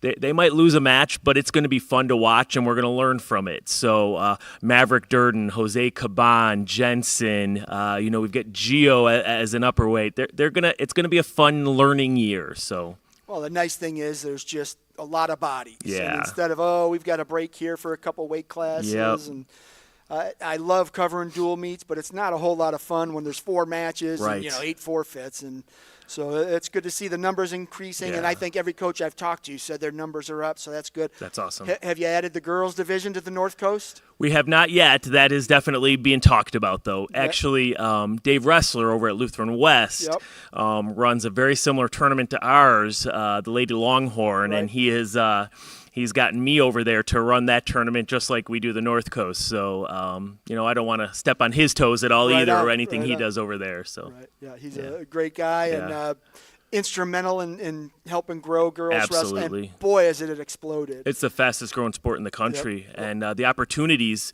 I keep telling people, the opportunities for college, scholarships, opportunities to wrestle. I was just out at John Carroll for the Greater Cleveland Coaches And meeting. you know who it was? Oh, I'm sorry. I thought you went to their girls' match, the women's match. And they were talking about the women's match, and they said it was the loudest that arena has ever been for a wrestling match. They said it was unbelievable. That is awesome. And you know who got the first win in John Carroll women's wrestling history? Who was that? Melanie Herrera from Harvey. Oh, yeah, CVC nice. girls. Nice. So, yeah, That's awesome. And I talked to her when she was, I think it was her sophomore year, maybe a freshman year, when she first went to state, when it was still the coaches thing. And then, she got to go down when it was the real thing, and that's always cool. And so last year was cool for those girls, getting that opportunity. But the quality has improved so much from that first time that I went a few years ago to this last state tournament. Wow. Beyond a doubt, and you can see even on the the national, like you look at the U.S. women's team is unbelievable, and it's interesting because we got a few little sisters of wrestlers who have just tagged along and now have a pair of shoes and now are at the youth practice, and so they're going to be tough, maybe tougher than their brothers. Don't tell their brothers that though. I like it. I love to see it, and it's good for the sport. I mean, just more people getting involved. Because those little girls that are wrestling, they're going to have brothers. And now the brothers are going to get in. We just need to keep growing it. And I want to see Friday night duels come back so bad, but full weight classes. Nothing like it. You got a JV mat over there, a full match too. Those were a ton of fun. So, for sure. All right, Coach and gentlemen, I appreciate you being here, all and right, thanks, best Steve. of luck to you. I'll Thank see you out at the Have North a good Coast. one. You as well. All right, that was the Independence Blue Devils wrestling team live from Independence High School here at the 2023-2024 Chagrin Valley Conference Winter Sports Media Day. Oh, we're cruising along. We are hitting the halfway point here with, I believe, this to be our first bowling team ever at a CVC Media Day. I don't know a whole lot about bowling, but I imagine I'm going to learn quite a bit here momentarily. But so our first bowling team, the Fairview Warriors, one of the new schools in the CVC. Excited to have them this winter. So first off, welcome to the CVC. Can you guys just slide that way just a little bit? There you go. Thank you. My green screen's kind of messed up, and if you're in the wrong spot, it looks really bad. So I'm trying to minimize my own damage here. Tried something new, and I really like it because behind you I have pictures of CVC athletes, and it looks really cool, but now the lights changed. It got dark, and so things aren't working out the way I had intended. But that's what sports are all about. You adapt to the situation, and that's what I'm trying to do. So Fairview, welcome. Coach, I'm going to let you start out. Just go ahead and introduce yourself, introduce the girls you brought with you, and then just tell me everything you can about bowling. Okay. My name is Chris Kozier. I'm the head coach for girls bowling at Fairview Park. This is actually my first season coaching the girls in bowling. I have here my daughter Molly Kozier, who's a sophomore at Fairview, And I also have Elizabeth Hilly here, who is a senior at Fairview Park High School. Basically, we have about like 130 kids per class, and what I'm proud about with bowling is we actually have enough kids to field both a JV and a varsity team That's in great. bowling. So it's really popular. Both of these athletes, they actually bowled primarily JV last year, but they've made a lot of improvements just even with the practices so far. So they'll be bowling varsity this year. So we're looking to be, more competitive than what we were last year. But there's a lot of talent in bowling. So It's all new to me. None of the teams that I've covered over 20-some years have had bowling teams. I think they're starting to come a little bit more and become a little more prevalent. So I imagine I'll be at a bowling match at some point and kind of learn more about it. But I'm a terrible bowler. I don't go to the bowling lane for that reason. My little daughter used to beat me, and I didn't let her win. And that should tell you all you need to know about my bowling abilities. So I'm excited to learn. I think we have 2 or 3 bowling teams that signed up, so I am excited to learn a little bit more about it. Coach, I'll come back to you after I talk to the girls, but let's move right along, start right in the middle. For the folks at home, introduce yourself, name, grade, and I always ask, like, what position or weight class for bowling? Is there like an order? Is there like a 1 through 5, or it's just? There is, but we're not far enough in the season to really determine that yet. Okay, but so how about this? Name, grade, and your best bowling score. How's Okay. that? My name is Molly Kozier. I'm a sophomore, and my best bowling score is a 156. And that's one game, not like the whole Yes, that's 156. just yes, so that's 10 frames. I just did duck pin bowling the other day, and it was like 3 games, and it was like a 74. Okay. I don't think it's very good. It's okay. But I appreciate that. But it's so bad. I don't know. It doesn't seem like it's so hard, but it's frustrating. How long have you bowled? I started bowling my freshman year, so last year. I've never really bowled previous to that. Like, I was never very good. And last year I had a really odd bowling technique, and I was pretty bad at it. But this year I was practicing in the off season, and I really feel like I'm getting better and improving. And I made varsity this year. So. And I am naive when it comes to bowling, so don't think that I'm patronizing you here. Okay. But when you say you had bad technique, like, I know you put your fingers into the little holes in the ball. You kind of take whatever steps, and you explain to me how you improved your technique. So I'd say like 99% of people bowl with these 2 fingers, like that. I'm trying to think in my head now. Yeah, I when you tell bowl. And I bowled with these 2. And it was really weird. And the only reason I changed that this year was because when I went to go get my own ball, like buy my own, the guy wouldn't let me bowl like this. He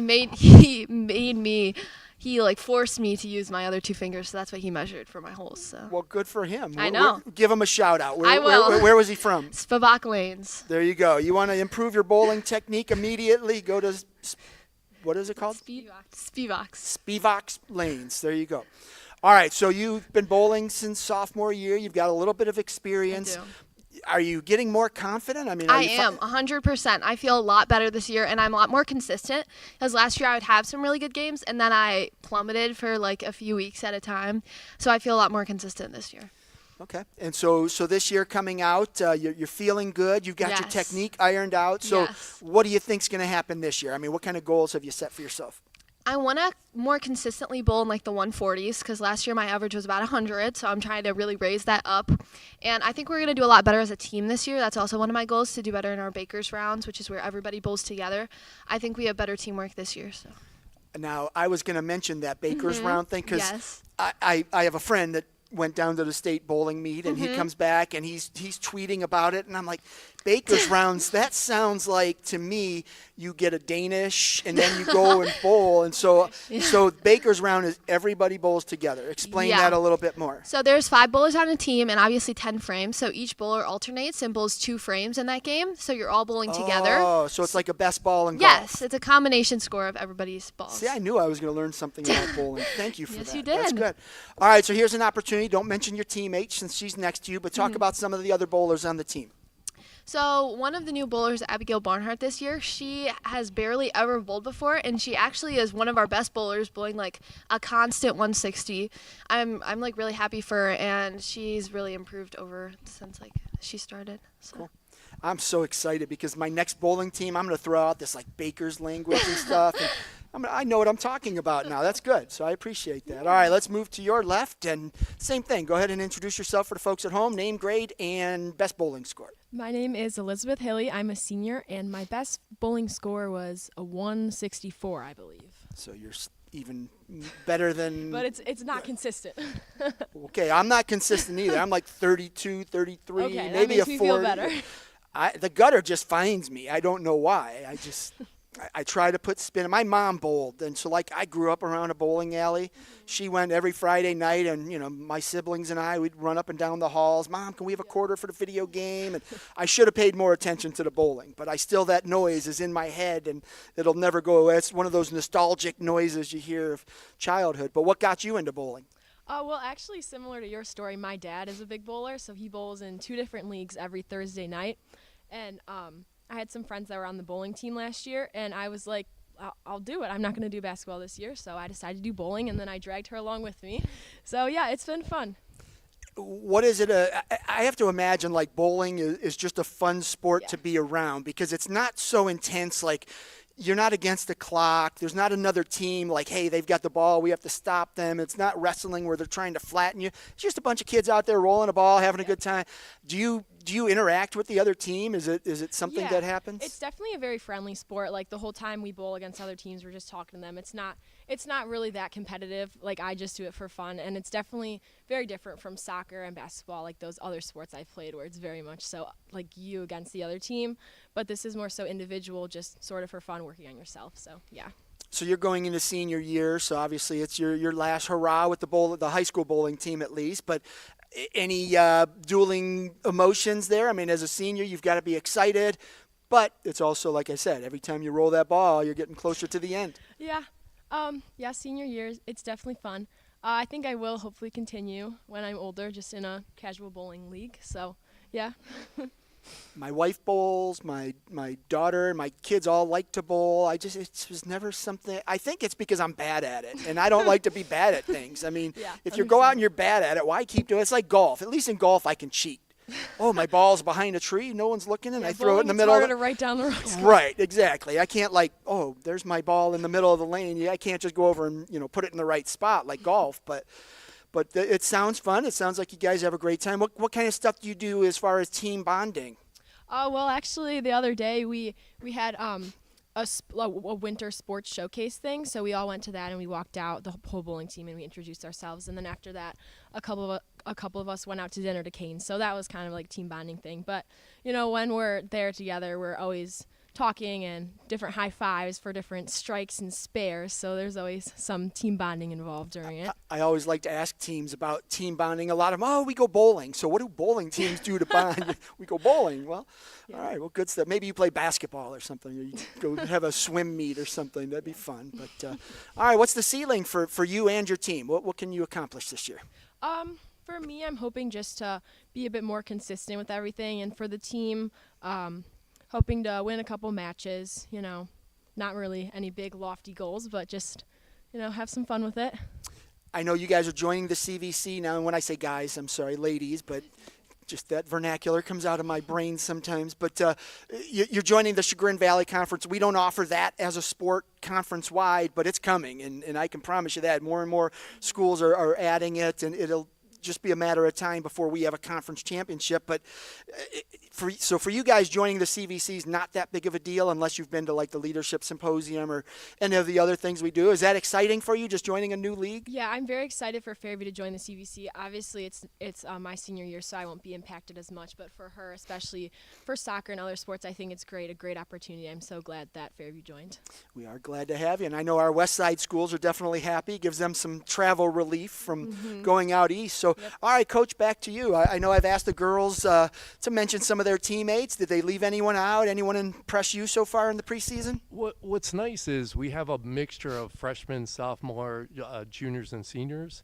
And what's nice about it is a bunch of our seniors that just tried out this year are very impactful for what they could do with bowling. So it's going to be a good year where I really think they're going to be more competitive. With this team, they're so close with knowing each other that a lot of times they have a lot of fun while bowling. But I also think a byproduct of that is, and they support each other with this, is they become better bowlers really quick just with the preseason practices. I think there's a good opportunity to be more competitive than what we were last year. And one of the things about bowling, and I think Elizabeth mentioned it, is it's a lifelong pursuit. So she's a senior, she's going to end her high school career, but like her dad, she'll go out and join some bowling leagues, and those are always good. So it's like kids picking up tennis in high school or golf. Maybe you're not going to have that success in high school, but it is a lifelong pursuit, and you'll enjoy that. I wish I would have played golf in high school. Maybe I wouldn't have to, throw my ball in the fairway. I might be a little bit better, but instead I am who I am, and I like to, take an advantage when I can. So bowling, I know you have a regular season. Mm-hmm. You have, is it a sectional or district? They start with districts and go to sectionals if you qualify, and then obviously states based on that. But we have 17 matches, and then not counting district sectionals, and then I've actually entered them in a couple tournaments, local tournaments to again just improve the process and get some more practice, but they're limited on 24 total matches in a season. Okay. But again, there's a wide variety of teams that we play. Wellington, Firelands, Amherst, they're usually bowling powerhouses. So it'll just be really interesting to be able to compete against them this year. All right, Coach. Well, appreciate you bringing the ladies out and teaching me more about bowling than I've ever known, and I really feel good about knowing what the Baker thing means now. Although I'm a little disappointed I'm not going to get a Danish, but, so be it. But thank you so much for coming out. Welcome to the CVC, and best of luck this year. Hey, thank you. All right, that was the Fairview Warriors bowling team here at CVC Winter Sports Media Day. We're going to stick with the Warriors, and we have the boys basketball team taking their place. And again, Fairview is the newest school to the CVC. They joined us in the middle of this year, so Winter Sports is their first appearance in the Chagrin Valley Conference, and that'll start with the bowling team, the boys basketball and girls basketball teams. So we've got the Fairview boys coming up now. Next up, we've got Beechwood swimming, followed by the Fairview boys bowling team. And boy, do they have something in store for them, since I learned so much about bowling in that last interview. So I'm ready to roll with those guys. They're going to be a little surprised. But let's get back to basketball. We've got the Fairview Warriors. Coach, welcome. I'm going to let you start out and just go ahead and introduce yourself, introduce the guys you brought with you, and then just give us your elevator pitch. What can we expect out of the Warriors this year? Flip that switch on your mic. There you go. Ryan Berry. To my right here, senior Colin Lucas. To my left, senior Owen McMonigal. Our lone two seniors this year. The ceiling for us, we always, at Fairview, we've had some pretty successful teams. Our goal is always to compete for a conference championship. It's a new conference and a whole lot of new teams to learn, which will be challenging for us. And there's a lot of good teams and great coaches in here. So I'm hoping we can be up there and compete to win a conference championship. And compete for a district, which is something that has avoided us in my now 7th year. So we're hoping we get to district finals, we get to district semis, and we're hoping to get the job done all the way. So the big news is you're coming into the CVC this winter, new conference for you. I know you're familiar with some of the teams. That you've played Heights and Brooklyn and Independence and some of those as well. So it's not all that new for you, but it is a new conference, and you have to pay a little bit more attention because you're going to play them twice, and there's some meaning behind those games. How different has that been for you, or are you just preparing the same way you always have? We'll prepare the same way, but we have new opponents to prepare for. So getting to learn some of their tendencies and learning the personnel, whereas, in the old conference, you kind of know what guys are returning, what they were capable of, and, we're 3 years in the GLC. You start to learn what each coach's things are, and they learn yours, and it's a real chess match trying to find the advantage. So I'm excited to try to learn some new teams, new coaches, new players, and try to put these guys in position to get the job done. It's a fun competitive league, and I was looking at your past the last few years and some of the teams you played. You're going to fit in pretty nicely, so looking forward to it. But once again, welcome to the CVC, and I'll come back to you, Coach, after I talk to the guys. But let's start to your left, and just go ahead and grab your mic. And for the folks at home, introduce yourself, name, grade, and position. I'm Owen McMonagle. I'm a senior. I'm a shooting guard. I've played basketball since first grade. Most of it came from just playing on my outside hoop at my house. It's where I spend most of my time as a kid, and it's translated really well to high school basketball. So coming in as a senior, obviously the last thing you want is this big change in your universe, but you get it anyway, and you're going to come in compete in a new conference. What does that mean to you? Well, I think being the only two seniors on the team, me and Colin, we've been through it all. We are adaptable. We'll persevere through anything. It's going to be good to face some new teams, new opponents. It'll put us through some new challenges, but ultimately it'll just attack our weaknesses and build us up even stronger. Every other team that's going to come through Media Day, I've at least seen over the last year or two. I know the names, I know the faces. I don't know anything about Fairview. So tell me, what's Fairview basketball? What is Fairview basketball all about? Our culture, we just try to play good team basketball, do the right thing, make the extra pass, make the right move every time. We take it kind of on a game-by-game basis. So when we have a couple days from our next opponent, we'll watch film, we'll do whatever it takes to really zone in on who specifically our opponent is, and that's how we play our game. You told us what position you play, but now what is your role? What does Coach expect out of you on a nightly basis? I feel like I'm kind of a hustle player. Like, I like to do the dirty work. I get the rebounds, the loose balls. I'll do what a lot of guys don't necessarily want to do.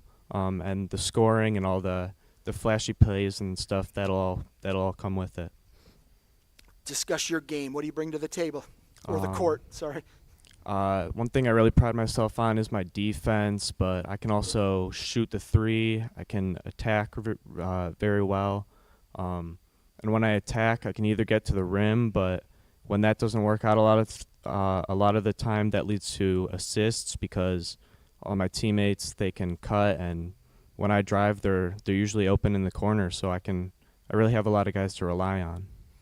All right, and speaking of guys you can rely on, let's name some. This is your opportunity to give a shout to some of your teammates. Who's impressed you in the preseason, and what have they done to impress you? Well, on our team, we've got a lot of younger guys. Obviously, Colin, he's my go-to guy. I can always rely on him. We've got Will Allen, point guard. He's always there. Burke Lowry, Nolan Davis, J.R. Beto, he brings everything. He's really the guy that facilitates everything, and we can always rely on him. 2 seconds left. You got the ball on your side of the court. Coach just called timeout. Who's getting the ball? I'd say we've got a lot of shooters that we can go to. I'd say it's a good answer. Yeah. Coach's like, don't say it, don't say it. Yeah. So I feel like anyone really. I mean, just depends on the matchup. Say we've got a bigger guy guarding one of our smaller guards, then we'll just take advantage of that matchup, yeah. Outstanding. Good answers. I like that. Good luck to you this year. Thank you. All right, Colin, on to you. Grab your mic, and same thing, just for the folks at home, introduce yourself, name, grade, and position. I'm Colin Lucas, and I'm a senior, and I'm a guard. Looking, coming into this year, obviously senior year, you're excited to be a senior. You probably know what your countdown to graduation is, but it also means every time you step on the court, you're getting closer to the end of your career. How are you handling that dueling emotion of excitement and also, oh, wow, that's going to end my career? Yeah, well, obviously that sucks, but, I mean, it just Hold your mic a little bit. There you go. It just puts it into perspective that each game I have to give it my all. Like, every single time I'm out there, like, never take a play off and stuff like that. And just, yeah, pretty much give it my all every second I have out there because every second is getting closer to the last, so. What's the makeup of the roster? Senior laden, or is it just the two seniors? So two seniors, yeah. And then juniors, sophomores, freshmen? Yeah, we actually have a lot of sophomores this year. Will and Burke, as he stated, are probably going to start, and then we also have JR and Nolan, as he said. They're juniors, so. All right, and you already told us your position, but what's your role on the team? What does Coach want from you on a game-by-game basis? I feel like Coach wants me to like always lift guys up and stuff like that, like kind of lead them in a positive way all the time, and just to do anything I can to get the best out of each player. What did you learn from the seniors before you that you're kind of passing down to the younger guys now? Probably just to work hard, because Colin Meany and Jacob Rehart were the seniors before, and I've been really good friends with them the whole time, and I saw how hard they worked, and it rewarded them because they can play at the next level. So I just want to, like, personally, I want to work really hard, and then obviously teach the younger guys that working hard gets you the results that you want. You know why I'm wearing the headset?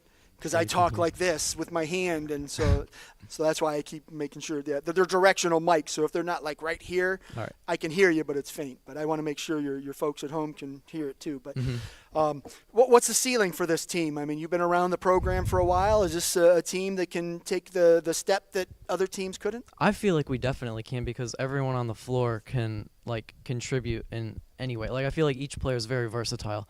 Like, everyone on the court can shoot the ball really good, beat their guy off the dribble, which ultimately creates for others and stuff like that. And then defensively, when we talk and communicate and all that stuff, like, I feel like we play really good team defense. Like, obviously there's things that we have to clean up and stuff like that, but not really like any of us have a bunch of like chemistry together. So we're all figuring it out still and stuff like that. And I feel like once we all like really click and get it, then I don't really think there is a ceiling. All right, that's a good answer too. So the key for Fairview is just everybody's got to come together, and and you know, to do that, it's let's play some games, get the practices in. Mm-hmm. Do you do anything outside of basketball to kind of develop that bond? Yeah, after our scrimmages, I think after all the scrimmages, we've went out to eat with the team, and also after one of the scrimmages, we went to one of our teammates' houses and we made our pregame playlist. So after like all of our games and stuff like that, we're always hanging out with each other and having a good time. Modern times. Back in the day, our pregame playlist was turn the radio on and whatever they play is your playlist. And now it's like you have to spend time picking it. That's nice. Mm-hmm. But I also had black and white TV and 3 channels. And yeah. Not aging myself at all, right, Coach? But all right, so give me some guys on the team that you think are going to have a big year. Maybe first-time varsity player or something like that has been really impressive in the preseason. I think Will is going to have an amazing year this year. Last year, he started as a freshman, and his ability to score the ball off the dribble is, like, really good. And he's only gotten better and stronger, and he's gotten a little taller, too. And I feel like he's going to have a really good year as a sophomore. And I also feel like Burke, who's also a sophomore, got varsity experience last year, is going to have a really good year because he plays really good at his own pace. Like, he never gets sped up by anything, which makes it really good to get the ball into him because he just always seems to make the right decision and stuff like that. And I think he's going to have a really good year as well. Sounds good. Good luck to you. Coach, I always finish up with the coaches because I love to get the coaches' response to what their athletes said, because in practice you're feeding them this information. You're trying to develop that culture and that legacy, and I think you've got to be thrilled with the answers your guys gave. Oh, absolutely. I think you bring seniors to something like this because you've had 4 years to try to brainwash them, right? You know, the young guys maybe don't know the message quite yet, and they're learning it. But these guys are everything Fairview basketball stands for. They're great students. They're good athletes. They're leaders. They care for others. They're unselfish. And that's why they're up here, and we believe in them, and they're going to lead us the way that we need to go. Outstanding. I've asked the guys, ceilings and what, keys to victory, that type of thing. But from your perspective, what's it going to take to have a successful season? Team basketball. I know it's kind of cliche. We really preach it at Fairview. This is year 7. That message doesn't stop. Our best teams have been unselfish, doing the right things for each other. We always say, create for others before you create for yourself, and good things happen. And I think this team plays hard. Technique defensively, we're cleaning up. We'll always be cleaning up. But the effort's there every possession. And if we play hard and play for each other and play unselfish, then we can accomplish everything that they want. I also asked the guys for some of their teammates that have been impressive. If they left anybody out, is there anybody that's impressed you in practice? Yeah, the effort in practice has been spectacular by everybody. I think we had one day where I got a little angry about some stuff, but the work ethic's there for all of them. They talk about Will and Burke being the sophomores. They're kind of the newer faces and the exciting things, but junior J.R. Beto, he's played as a freshman, started as a sophomore. He's our everything in terms of effort, energy, strength. He is that positive vocal leader. We don't have a ton of vocal leaders, but he's that positive vocal leader, and he's always picking people up and always asking, how can I do better for the team? What can I do? So don't want to leave him off the list. But these guys right here are going to be very important in what we accomplish. And, again, it's going to take a team effort, and I think these guys are up for the challenge. Outstanding. All right, gentlemen, I appreciate making the trip out here, and welcome to the CVC. This is one of the cool things the league does. We have a whole lot of other cool things we're doing within the league, giving some kids a great opportunity to do some pretty cool things. So thank you for being here. Welcome to the CVC, and best of luck to you this year.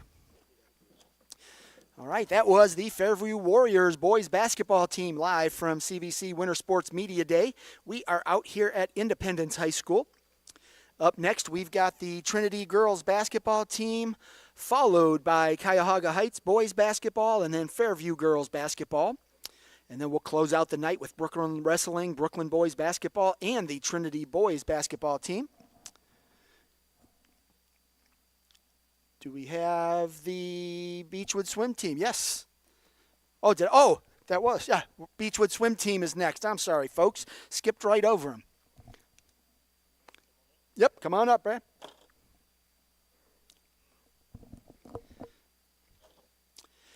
Take a moment here to thank our sponsor, our presenting sponsor of CVC TV, which is Ohio Center for Oral, Facial, and Impact Surgery. Their sponsorship allows us to do a lot of really cool things here in the CVC, including our media days, CVC TV, our broadcasting of games and events, our leadership symposiums, all kinds of cool things that we do within the league. So forever grateful to Ohio Center for Oral, Facial, and Implant Surgery for making that happen for us. And up next, we have the Beechwood boys swim team. So we're going to let them slide in, and you guys are going to have to tighten up just a little bit so you can get in my screen. I want everybody in there. All right, here we go, Beechwood swimming. Coach, I'm going to let you start out. Just go ahead and introduce yourself, introduce the guys you brought with you, and then just give us your elevator pitch. What can we expect out of the Bison in the pool this winter? Flip that switch. There you go. Brad, head coach of the team, brought 3 returning state qualifiers this year. We have Colin and Kevin, who swam in 3 relays, individual events at states. We have Derek, who also swam in the 200 medley relay. And then we have our surprise weapon here. We're bringing on our senior, who I expect a lot out of this year, Evan Wang. We had a good year last year. We were 3rd at districts. We won the CVC conference on the boys' side, and I expect hopefully a repeat, maybe moving up to runner-up at districts, and then actually going and kicking some butt at the state meet this year. So it was an exciting year, but I expect a lot out of this season right now. Now, not to age you, but you've been around a long time. What year is this for you? Beechwood 14, but 35 plus for high schools. And you've done a tremendous job at Beechwood. I mean, the consistency. You may not have that elite talent every year, but you're always in the discussion in the conference. You always have those guys pushing the districts and looking to go to states. So you've done a phenomenal job. How does this team compare with some of the others you've had? This team is young. I mean, the majority of them are sophomores, and we have a couple incoming freshmen who will help this year. So that's exciting. So what we've usually accomplished in the past was a couple seniors, and then they were gone. But now we have, to build off last year, and we have another couple really strong years after that I look forward to. Newcomer-wise, is it? Every year you want some good freshmen to come in to keep that thing going. But did you get a nice influx of freshmen? We just got two boys, and they'll help. They'll help big time with dual meets and conference this year. Good. All right, Coach, I'll come back to you for a recap after we talk to your guys, but we'll move right to your right. Just for the folks at home, go ahead and introduce yourself, name, grade, and what events you plan to compete in this winter. I'm Colin Elwell. I'm in 10th grade, and I want to swim the 2 free and 50 free this year. And you were part of the relay that went to state last year? Yeah. How was that experience? It was a really fun experience. I think it was really fun, like, just being together and, like, pushing each other to states. I thought that was really fun. How many of the guys from that relay are back? Here it's Kevin and Derek. Oh, so 3 out of the 4 and 1 graduated? Yeah. Okay, so obviously then with 3 out of 4, you got to be pretty excited about the potential of getting back to state. Who's the 4th guy that's going to work in there? Have you figured that out yet? I think Evan. Oh, so he might be right. So that whole relay might be there. So is it gelling? I mean, do you feel good about it? Yeah, I'm excited. All right. And so last year you come in as a freshman, maybe didn't know quite what to expect from the high school level. What did you learn that's helped you prepare for this season? I think I've really learned, like, how important it is to, like, push yourself at practice. Coach's favorite words to hear out of an athlete. Push yourself at practice. That's great. But what does that mean? Like, being, like, consistent and trying hard even when you're tired. Like doing your fly kicks, breathing, everything. So Beechwood has a pretty, as I said, Beechwood has a pretty rich history in the pool. Is that something that weighs on you that, hey, I need to live up to some standards? No, I don't think so. I don't really think about that. I kind of just focus on myself and, like, our relay and how far that we can get. All right. So obviously, I don't want to insult you by asking your goals, so I'll probably tell you your goal is to get back to state. But any other plans that you have along the way? Any records you're looking to break or times you're looking to hit? Yeah, I hope we can break some records, like as a relay and individually. I want to break some, and then I hope we can get top 5 at states. Lofty goals. Yeah. I like it. All right. Sounds good. Give me, before I let you go, give me a swimmer not at the table, since those guys are going to get a chance to speak for themselves. But who's been impressive in the preseason? I think John can really be fast. What's his last name? Jonathan Owens. Okay. I think he can be really good at backstroke. Great. All right. Well, good luck to you this year. Let's move to your right. Same thing. Go ahead and introduce yourself for the folks at home. Name, grade, and what events you plan to compete in this winter. My name is Kevin. I'm a junior this year, and I want to do the 100 fly, 100 back, and the relays. What do you prefer? Do you like the individual events or you like relays better? I like the 100 fly, and I like the 2 medley the most. And you like the ones that get you to state the most. Yeah. Those are good. All right. So coming in, what have you? How have you developed as a swimmer over the last couple of years? My freshman and sophomore years, I've just been, looking up to. Well, last year was the captains, and looking up to Colin during practice and trying to keep up with them, and just trying the best that I can do every single day, and that really makes a difference. With that state experience behind you now, I mean, do you come into this season just more confident since you've been at that level? Yeah, I think definitely my goals this year are further than states, and it's a bit less stressful knowing that since I made it last year, I can probably make it this year again. What were the nerves like on the pool deck at the state meet? It was pretty high, but you get a lot of experience from having meets every single week and sometimes 2 a week. But, just competing with people who are also really, really good and like the best in the state, it's obviously a lot of nerves to perform well. Athletes have a lot of rituals before games and matches. Do swimmers, do you have a pregame ritual you go through? I double checked that my goggles are really tight because it's fallen off a couple times, and my suit. So we've had wardrobe malfunctions. Yes. Oh boy, you hear it all sometimes, Coach. You hear it all. All right, so talk about some of the other swimmers in the program. Who's been impressive for you? There's a lot, but I think the main 2 right now, other than us 4, are Ben and John, I would say. Same John? Yeah, same John. And what's Ben's last name? Kyrlieber. Okay. Benjamin Kyrlieber. Okay. I would say those 2 trying the hardest right now, but there's a bunch of people right below them that, they're also working really hard. Outstanding. All right. Well, good luck to you, and I hope your suit stays on this year. All right. Moving on to the right. Go ahead. For the folks at home, same thing. Introduce yourself, name, grade, and what event you plan to compete in. My name is Derek Fan. I'm in 10th grade, and I'm going to swim the 100 fly and the 100 breasts, along with the relays. Okay. So last year you come in as a freshman. You end up down there at the state meet. What was that like? It's really educational. I think educational. Like, it's a good experience. Just like knowing what to expect next year, and just learning from that experience.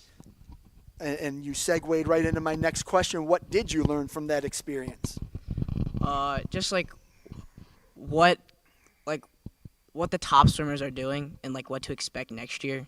Just like coming into my sophomore year, like knowing what I need to do to be like where I want to be at, and like being where I want it in terms of like I see all these like top swimmers at states, and knowing what I need to do to be one of those top swimmers. Normally I have to lead that question, and I have to say, what have you learned from the top athletes or swimmer? You nailed it. So nice work there. But we'll try not to do that. You're blowing my ear up. Yeah.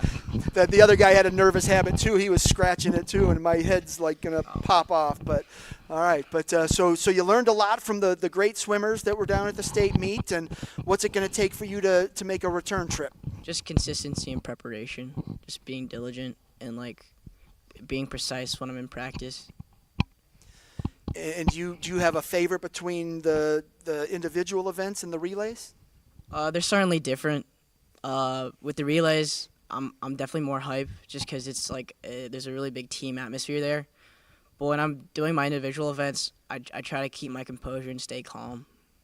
Because I find that when I relax and race, I do way better. Who's the guy on your team that you look to for advice, for watching the way they prepare and get themselves ready for a meet?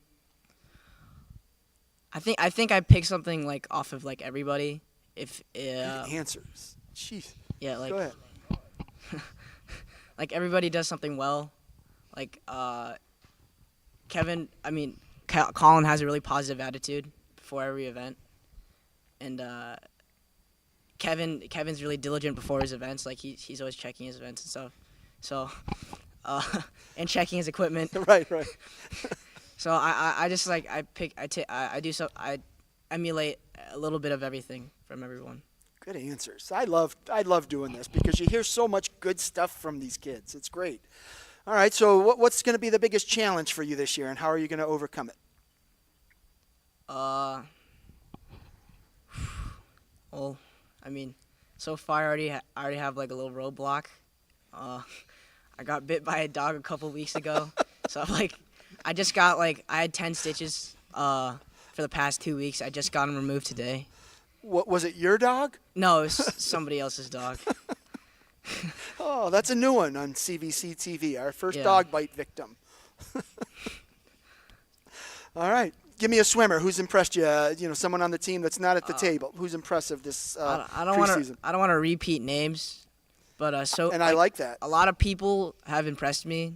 I was gonna say Benjamin Kylieber and Jonathan Owens, but two swimmers that are also impressing me so far are the two new freshmen, Nicholas Cheng and Sam Park.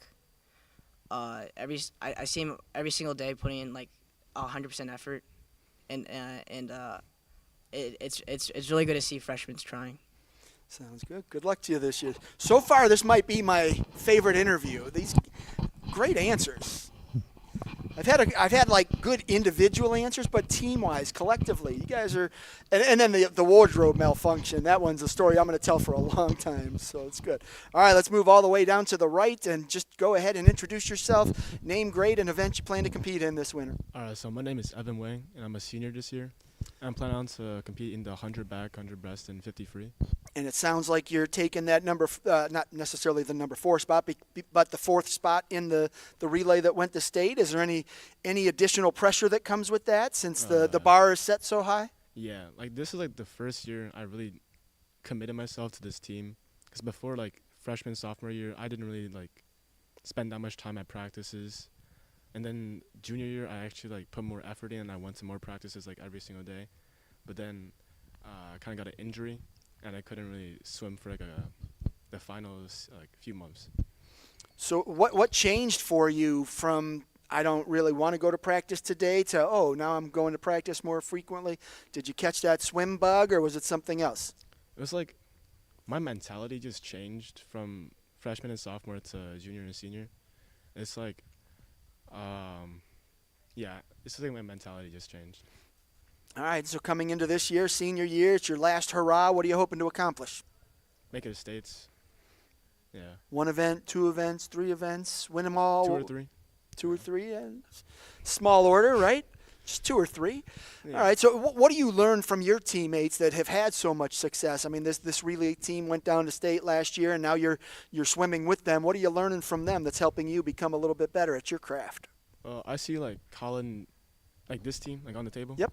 I see Colin like at practice working his best, like 100% effort every single practice. I see him swimming like the 800s at practice, like he's just going at it. And I see Kevin like following right behind him, and he's struggling, but like he's getting there. And Derek is doing good too. All right, give me a swimmer that's impressed you in the preseason. Well, and since Kevin said it, we can't no repeat names. Yeah, so I think everyone's like doing good, but maybe not 100%, but like they're at least showing up to practice and committing themselves. Step number 1. Exactly, yeah.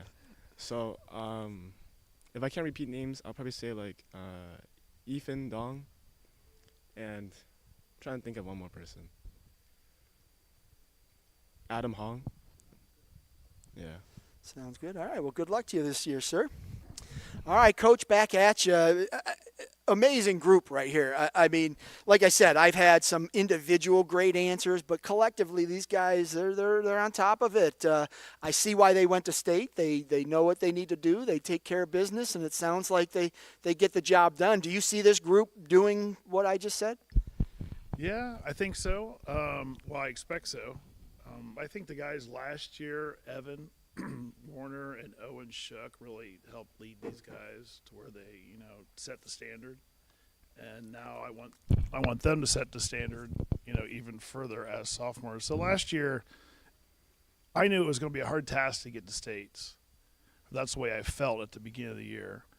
And then we started having, a lot of success. And then we, had more going to state than we've ever had before this past year. So we got there, and they experienced it.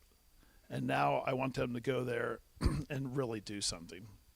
So now that they've, understand how to get there, how the season goes, what they have to do, where they have to perform, all that good stuff. Now it's time to do something at states.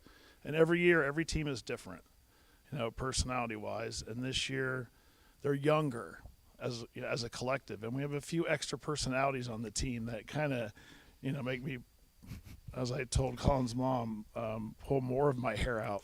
Grows your hair back. It's I think it grows out your ears. So I think we can bring this group together with there's could be some really good things. I just don't want Beechwood to be in the conversation. I want them to be the conversation. I like that. So, and I'm competitive as I can get. So it's my only outlet is to, and then live vicariously through them. I like it. Right. So, I got, I don't want to just beat someone. I want to really beat someone, and that's why we're here.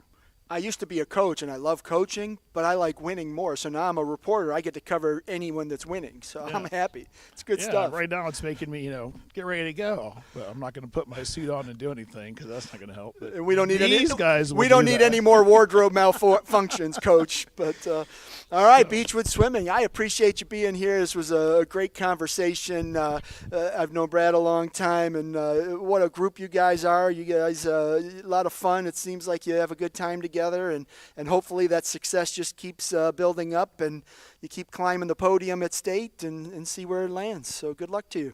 All right, thank you. All right, that was the Beechwood Swim Team here out at CVC Winter Sports Media Day. We're cruising right along. We've got a few interviews left. Let me pop that schedule on there. So up next, we've got the Fairview Boys Bowling Team, followed by Trinity Girls Basketball, then Cuyahoga Heights Boys Basketball, Fairview Girls Basketball, Brooklyn Wrestling, Brooklyn Boys Basketball, and Trinity Boys Basketball. So Right now, we've got the Fairview boys bowling team. Had the girls here momentarily just a few moments ago.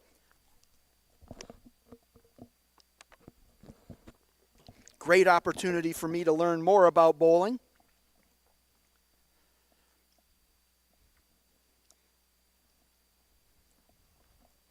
How are you? Just kind of work your way toward the middle if you can. That'd be great. All right.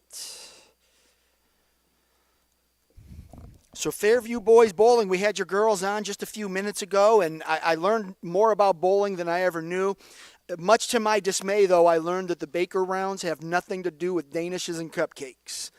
But, Coach, I'm going to start with you. Just grab a mic, flip that black switch up, introduce yourself for the folks at home, and then just introduce the guys you brought with you, and give us your elevator pitch. What can we expect out of Fairview this year on the in the alley or on the alley? You know what I mean. My name is Rick Howe. I am going to be coaching the varsity and JV boys Fairview bowling team. This will be my first year working with this group.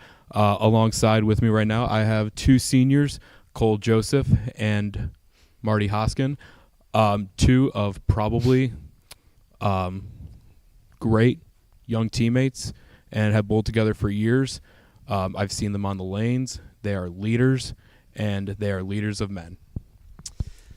Coming in, obviously, again, I don't know a whole lot about bowling. It's just now coming into the high school realm. I haven't covered teams that have had bowling teams until just recently, so it's kind of new for me. But program-wise, have you been a contender? I mean, where is your program at this current time, coming into the season? So I actually think these two gentlemen here could give a much clearer answer for that. This is my first year at Fairview. For what I've heard in the past, though, they're always competitive. They're hardworking. They show up every time. I'm sure Cole and Marty can explain more. I will certainly address that with them. And, Coach, I'll come back to you to recap once I talk to your guys. But, yeah, let's work our way right through the middle there. For the folks at home, name, grade, and give me your best bowling score.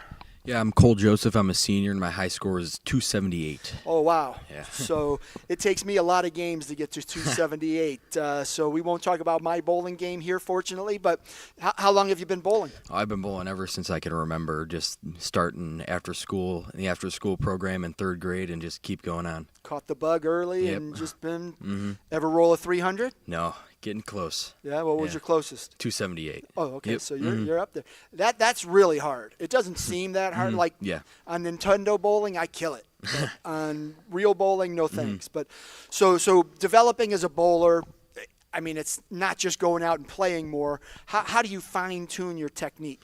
Just really concentration is the main part. It's a real mental sport more than a physical sport, because if you make the littlest mistake, it can make a huge impact on your game. Spin? Are you a big spin guy? Yep, I'm a two-hand bowler. He's a one-hand bowler over here. So I actually use both hands to get the ball down the lane. That sounds a little bit more like what I do, but I usually go between my granny legs. Style, yeah. And I don't imagine that's what you're doing. No, so for the folks at home, like me, that don't know a lot about bowling, describe the two-hand system. So you're basically just getting a lot of rev rate through the ball. You're really getting that pin action down the lane, getting that rev rate, getting that higher speed. But like, describe how you use that second hand. Is it? This right hand goes on bottom, left hand goes on top. You're really just driving the ball down the lane. Okay, and that top hand gets you a little more top Yep, spin. a little bit. Okay, all right, that makes a little more sense. Yeah, it makes more drive down the lane to get more power through the pins, get more pin action. Is that rare that people use two hands, or is it? It's growing popularity fast. Okay. Older, but back then it used to be just all one hands. And then Jason Belmonte, the pro bowler, he started the two hands, and it just keeps going up until they're more. I'd say probably about half and half now of people bowling with two hands, people bowling with one hands in high school. When did you implement it into your game? I'd say a little before I joined the high school team. And what kind of impact did it have on your scores? It helped a lot. Getting the wrist strength to hold the one arm is a little tough, so getting that other arm in there helps support the wrist. So if there's so many positives, why aren't more people using it? It's a good question. I think it's good, but some other people just can't get used to that. It's because it's a new style. Right. Some people like the old style of getting the ball down the lane one hand, putting their thumb in the ball, because two-handers don't use the thumb. They just put it on the ball. So it could be a hard switch for some people. Got it. All right. And what kind of success have you had throughout your career? The first 3 years of the bowling team, I was the MVP. So I'm excited to see where this year takes me. And last year I was second team all Ohio or all conference. So I was excited about that. Well, and that's the big news for Fairview is this year you have a new conference. Yes. Unfortunately, the CVC does not have a bowling division. We don't compete in that conference-wide, but obviously the state does. But it's coming. I can promise you it's coming quick because more schools are adopting bowling, and a lot of them have had club teams that are now varsity teams. And so it'll be here maybe as soon as next year, maybe the next year. Who knows? That's not my decision to make. But glad to have you here, and it sounds like you guys are doing well. But tell me about the program as a whole. Yeah, Has it had success? It's a very new program. My freshman year, it was a second year. So everybody was still working out the kinks, all that fun stuff. And it just keep growing since. It's grown exponentially since. Just getting new bowlers, getting new coaches to help us through the hard times of practices, all the mental stuff that gets to you. So it really helps us getting, and it's growing fast, our team. And so now you're a senior, last crack at it. Have you been to state, or how far have you gotten? No, I've been close. With your score, I have to imagine you're pretty close. Yeah. Like, where did you end up in? Is it district, sectional? Yeah, in districts, I was maybe 20th overall. The last year I went there, so getting closer. This is the year for it, though. Sounds good. All right, and last one for you. Just name some of the other bowlers on the team. Don't mention your teammate since he's here, but who are the other guys that are going to be out there knocking down some Really, pins? our whole team, our whole varsity team, really lifts everybody up. Even if you're having a bad day or a bad frame, whatever, they're helping you through that tough time. And like everybody on the team is so supportive of everybody doing. Even if they're doing bad, even if they're doing good, we're still fist bumping each other, having a good time. Outstanding. Well, best of luck to you this year. Thank I you. hope you get to that state tournament. All right, let's go all the way down there, and I have to zoom my camera out on you a little bit just because I love the logo on your sweatshirt. That might be the coolest high school sports logo I have ever seen, and I'm going to make sure I get that whole thing in there. But go ahead for the folks at home. Introduce yourself, name, grade, and best bowling score. I'm Marty Hoskin. I'm a senior at Fairview High School, and my best score is a 254. 254. So, Who designed that logo? That is awesome. One of our teammates, Ben Nisgoda, his dad is an incredible graphic designer, and he's just been doing it all. That is really cool. He's got soccer merch down too. He's great. That is awesome. But all right, so how long have you been bowling? I've been bowling since my sophomore year. Okay, so you're kind of newer to the sport. Yeah, a little bit. But how did you get good so quickly? I mean, 254. Like I said, I've bowled, but I'm not good, and that's why I don't bowl more. I grew up in a bowling alley. My mom bowled. We were there all the time. But I was playing video games and chasing down candy and stuff, and so the noise lives on with me. But I just never really got into bowling because I'm bad at it, and nobody wants to do things they're bad at. But how did you develop so quickly? Well, I've just been playing since like Cole said, those third grade like after school programs. I've always just been doing it with my friends, and it's always been a hobby. It's a hobby for everyone in America. That's why it's such a great sport. Yep. But I don't know. I just took a knack for it. It just came naturally to me, and I just capitalized on it.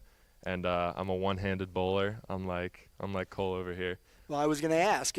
I mean, obviously, he likes that two-handed system. It sounds like he's trying to convince his teammates to try it. What's keeping you? I mean, did you try it and just didn't like it? I sometimes toy around with it at practice just to mock Cole or the other two-handed bowlers at practice. But, yeah, I don't know. I don't know. It's just a traditional style. It's classic. It's just bowling to me, I guess. So bowling, as Cole mentioned, it's real mental. What do you do to focus? It's interesting because I'm a multi-sport athlete. I play soccer, and there's such an intensity to other sports. But when it comes to bowling, I find that it's just better to just be relaxed and be yourself and just have fun. Because I mean, at the end of the day, it's bowling. Whether you're got one hand in a bowl of nachos or whatever, it's just I don't know. It's a fun sport. It's a casual sport. It's great. Oh, a bowl of nachos. I don't hear for that from basketball players. They're not like, I'm out there with a bowl of nachos and taking free throws. So it's a mental sport. So you're standing there. What do they call that line you stand at? There's a name for it, not just that line, right? Is there I don't know, the dots, I guess. Okay, so it is just the line. Or but- the foul line, yeah. Okay, the foul line. So you're standing there concentrating. The bowlers next to you, out of courtesy, wait until you're done. But Yep. the people down the row, they're bowling, and so you're hearing all these. How do you focus when you've got all these crashing noises of pins flying around? I don't know. I mean, it's just nice to. I don't know. It's just nice to just like lock in and just imagine you're in your own lane. You can hear the other people getting strikes and get worried about it. But I don't know. It's just really important to just focus on those pins and just focus on your own game. And I guess with experience, you just tune that stuff out. You Yeah. get so used to it. But Yeah. all right. So talk about some of the other guys on the team. Who's been impressive to you so far? I mean, our underclassmen are just really impressing me. These two guys, Colin and Brian, who they're doing great. They just picked it up over last winter. They joined, and over the summer, they always talk about how many leagues they're joining. And then even our fellow seniors, the two Bens on the team, they're great. They're two of our best buddies, and they love it as much as we do, and that's why I think we're just doing so well as a team. Outstanding. All right, well, good luck to you. Sounds like we need to do a CVC bowling all-star game. We don't have bowling yet. I'm gonna push for that because I'd like to see all these. This is the first time we've had bowling in a CVC Media Day, so I'm learning more about bowling. But now I want to see you guys in action. It sounds like it's pretty cool. I want to see two-handed, one-handed. Yeah. I want to see somebody eating a bowl of nachos. I think that'd be a lot of fun. Exactly. All right, Coach, back at you. What did we miss? I've asked the guys about some of the other kids on the team. Are we missing anybody? We have a bunch of young JV students as well. We have a couple of sophomores. One, notably, Zach. He is a very consistent bowler. He picks up any spare he throws. We've got plenty of other hardworking sophomores on the team that just want to get better every single day. And I think one of the biggest things that I've definitely noticed, and I've only been to a couple of tryouts and a couple of practices, but the second I get here, these kids are ready to bowl. And throughout the entire practice, they're trying to get better. They're asking for advice. They're coachable, and they're listening. And like they both mentioned, everyone picks each other up. I'm very happy to be working with a very, very hardworking, good group of young men. Coaching bowling has to be, I don't know if it's hard, maybe challenging, because it's not like basketball or football. You draw up plays and you run plays. It's like golf. You can help with the swing. You can help with shot selection. I imagine it's pretty similar to bowling, is two-handed, one-handed, try different things. What goes into coaching bowling? Well, so that was actually the interesting part too. So when I first came to these tryouts, I was so shocked to see how many bowlers were actually two-handed. Because much like Marty, I am a one-handed bowler as well. And Marty and I actually have the exact same form, approach, and every single way that we bowl. So in these kind of like in this league or on this team, Marty and I are kind of outliers in that sense. But it's interesting because I'm learning more and more every single day. How do I work with the two-handed bowlers? Because it's a different type of approach and a different type of form that I've really never been familiar with. So it's been really cool to kind of see just what a two-handed bowler does as opposed to a one-handed bowler, just watching how the ball just hooks as hard as it can for a two-handed bowler, or even for the one-handed bowlers with the hook that they have, just watching how the ball just moves down the lane. I've learned more and more every single day about just how hard it is, even just going for 7s and 10s, how for a right-handed, one-handed bowler, the 10-pin is the hardest one, but for a right-handed, two-handed bowler, going for the 10-pin is the hardest. Going for the 10-pin might actually be easier than going for the 7. Baffles my mind, but I'm curious about bowling now. I'm gonna have to come out and see a little bit more. It sounds fun, and I've bowled before, and it is fun. But add that competitive element, and it raises the bar a little bit. So I enjoyed talking to you, gentlemen. Thanks for making the trip, and best of luck to you this winter. All right, that was the Fairview boys bowling team. We had the girls earlier. And up next, we've got the Trinity girls basketball team here live from Independence High School. This is the second of 4 Chagrin Valley Conference Winter Sports Media Day events. On Sunday, we'll be out at Kirtland High School. And then on Monday, we'll close out our Media Day tour out at Berkshire High School. So we'll give Trinity a moment here to take their seats at the table.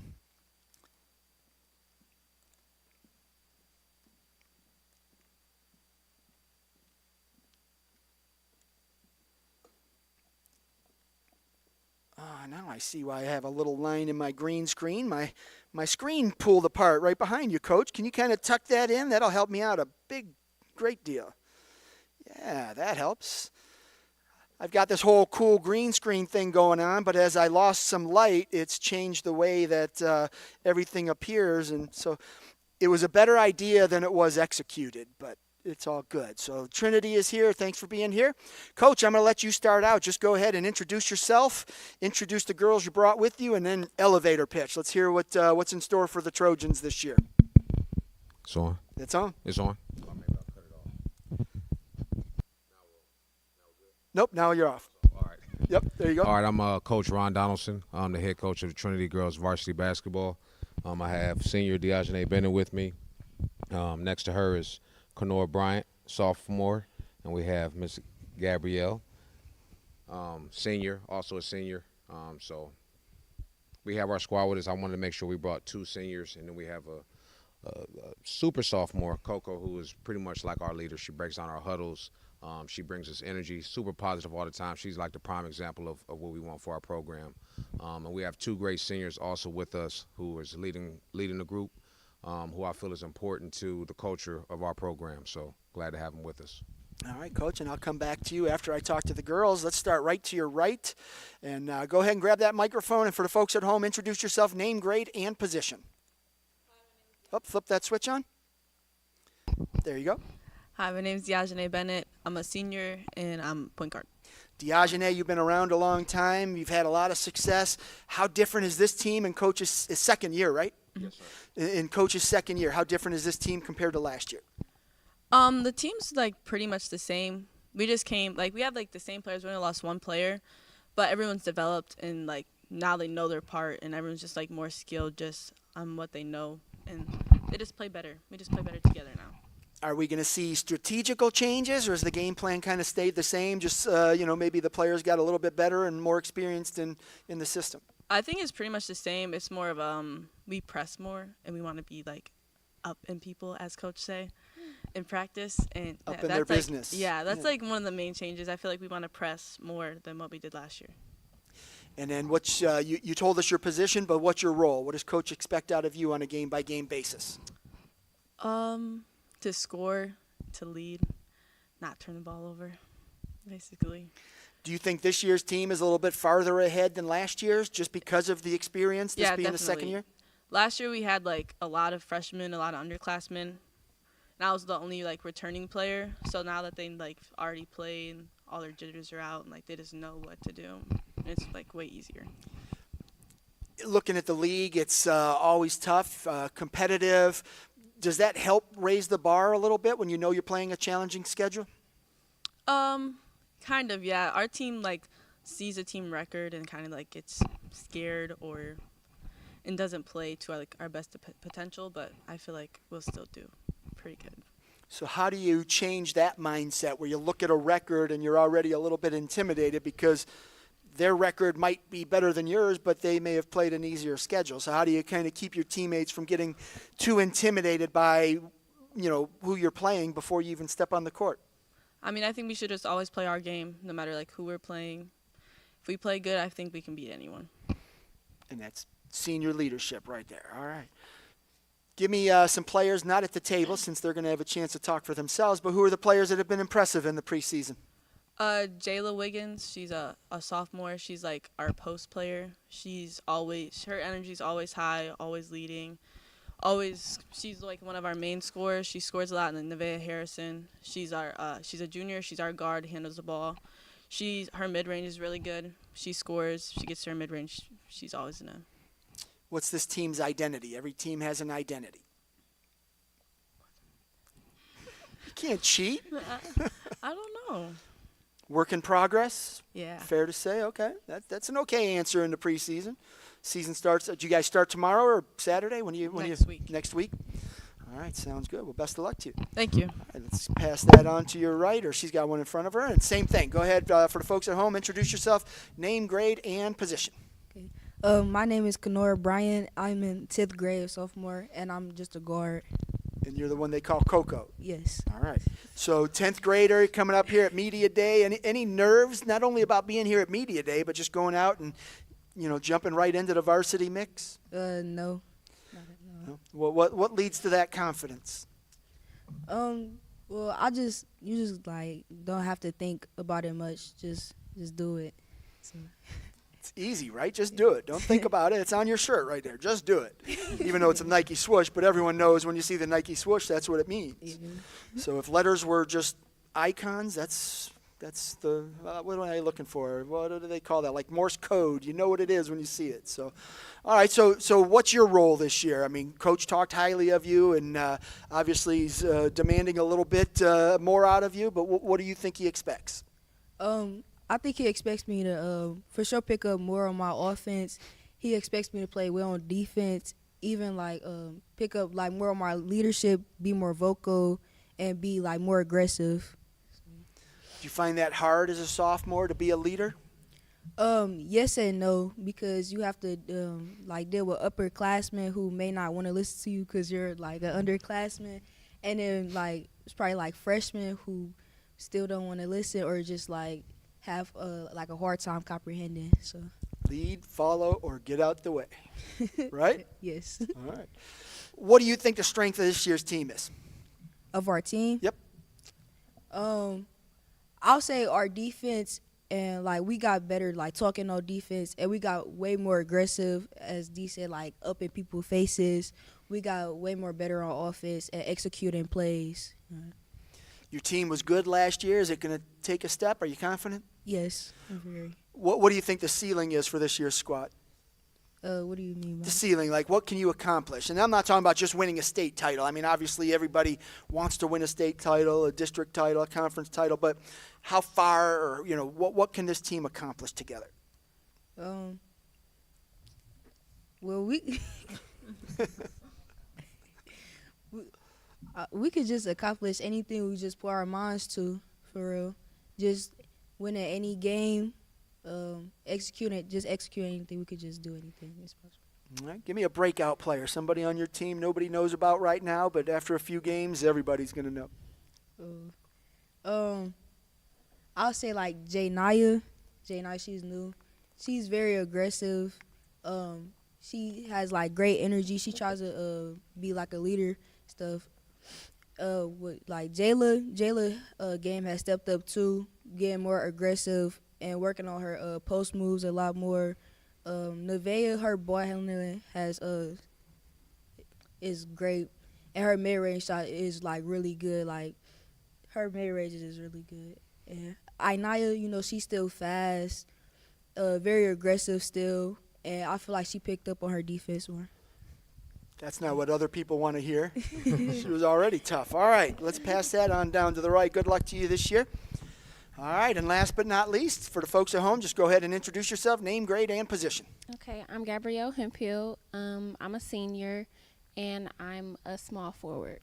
Did you have a sister that played, or is that you that I'm thinking of from a couple of years ago? No, it's me. It's you. Okay, so I remember the name, but I just couldn't remember the first name. So I'm so used to everyone telling, Hemphill or this, or, I hear last names all the time. So I wasn't sure if it was a sister, because I don't think I saw you last year. So it would have been your sophomore year here at Independence. Yeah. So, and you had a big game there. So coming in senior year, how excited are you? Very excited, actually. Very. Are you also kind of conflicted because every time you step on the court, it gets you closer to the end of your career? It's sad, but no, I feel like I'm ready. I feel like I have something to prove. I feel like my whole team has something to prove. I feel like we've been doubted for 2 years because of the big names that we had 2 years ago, and I think that they don't see that like Trinity is a big name, but those names were big and made Trinity big, but we're still big. Trinity's still Trinity. Still Trinity. And you write your own story. Yep. So you don't need anyone else to write it for you. You write it yourself. So good. What do you think is going to be the key to this team achieving all the goals that you've set for yourselves? Just confidence. I feel like we're all great players, but we have to have the confidence to put it together. And once we do that, I believe we're unstoppable. Talk about your game a little bit. I mean, obviously you have a little bit of length, so Coach wants you to pull down some rebounds, but I know you can shoot too. What do you bring to the court? I feel like my attitude is, some might say attitude is bad, but like when you're on the court, you have to have that attitude. You have to have that go-getter mentality. Nobody can top me. mentality, and I feel like that's what I bring. I bring my defense, and yeah, just feel like unstoppable. I don't want you to give me any secrets, but Mhm. every team has a weakness. Mhm. What are you and your teammates doing to minimize yours? By just thinking about the next play and not thinking about what you just messed up on, because it doesn't matter. That was 1 point ago. Get it back on defense. All right. As a senior, you've got a sophomore there who obviously has some talent, but she's also got some leadership qualities, and that's why she's at the table. What is impressive about her to you? I believe whenever the starting five is down, she can match our energy. She can go out on the court and sometimes even top what we just showed out there. Like, she competes with us, and I like that about her. She's proven herself multiple times. So, yeah. Outstanding. All right. And what kind of goals do you have for yourself senior year, individual and team? Individually, goals that I have for myself is, I don't know, just finishing the season, honestly. Healthy. Let's start Yes. there. Yes. And then together, conference champs. So, Sounds yeah. good. All right. Well, best of luck to you this year. Hope you Thank enjoy you. your senior year. Coach, back at you. I always like to finish with the coaches because they get a chance to hear their kids talk about their perspective on the season and the team. Did you like what you heard? Absolutely. I tell them all the time, I'm very hard on them because I want to push their full potential, and sometimes they push back a little bit, but that's just part of the nature of coaching.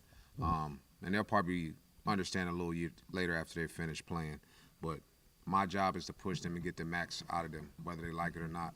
And they are so talented. We have so much depth this year. Like they said, Anaya Charlton, we have Isis, we have a good freshman group that came in, Bella, Kendall, Trinity, Trinity's a sophomore. Who am I missing? Taylor, and I feel like there's one more, right? Or is that it? It's a lot of names. That's a Yeah, big roster. So surprisingly enough, we got tall overnight, which is really good for us because we were really small before. So it's kind of hard for us to match up, but now we got tall overnight. We have length, and they just work hard. I've been pushing them since the summertime. We had a full off season. So we're primed and ready to go. And my job also is to keep them level-headed, not get the big head. We have to kind of be consistent with our effort every day in practice, and you're being held to a standard, and that's the goal. Your second year, obviously last year, you had to implement a lot of things. This year, you probably still implemented some stuff, but it was more just going over. Has that sped the transition up a little bit? Absolutely. Dee has very high IQ. So she kind of helps out a lot when we're installing things. She kind of knows. Just today I was drawing something up. She almost finished it before I finished writing it up. You know what I mean? So that helps out a lot. So that's why I'm kind of big on her being a leader, so she can instill that into the younger players, and it helps the program move forward. And I told them I don't want to do a lot of talking this year. I kind of want to have a seat this year and just watch them do what they do, which is play hard. And that's what coaching should be. If you do it right in practice and you implement the game plan and make sure they know it, it should be calling timeouts to slow things down or speed them up, whatever. But yeah, that's good. I'm glad things are going well for you. Appreciate y'all making the trip out here, and best of luck to you. Thanks for having us. Thank you. All right, that was the Trinity Trojans girls basketball team out here at CVC Winter Sports Media Day. We are nearing the end. Up next, we've got the Cuyahoga Heights boys basketball team, followed by Fairview girls basketball, Brooklyn wrestling, Brooklyn boys basketball, and then we'll close the night out with the Trinity boys basketball team. So cruising along, I'm Steve Hare, the CVC Sports Information Director. We are live from Independence High School. Our CVC TV productions are all presented by Ohio Center for Oral, Facial, and Implant Surgery. Their sponsorship allows us to do so many cool things here in the conference.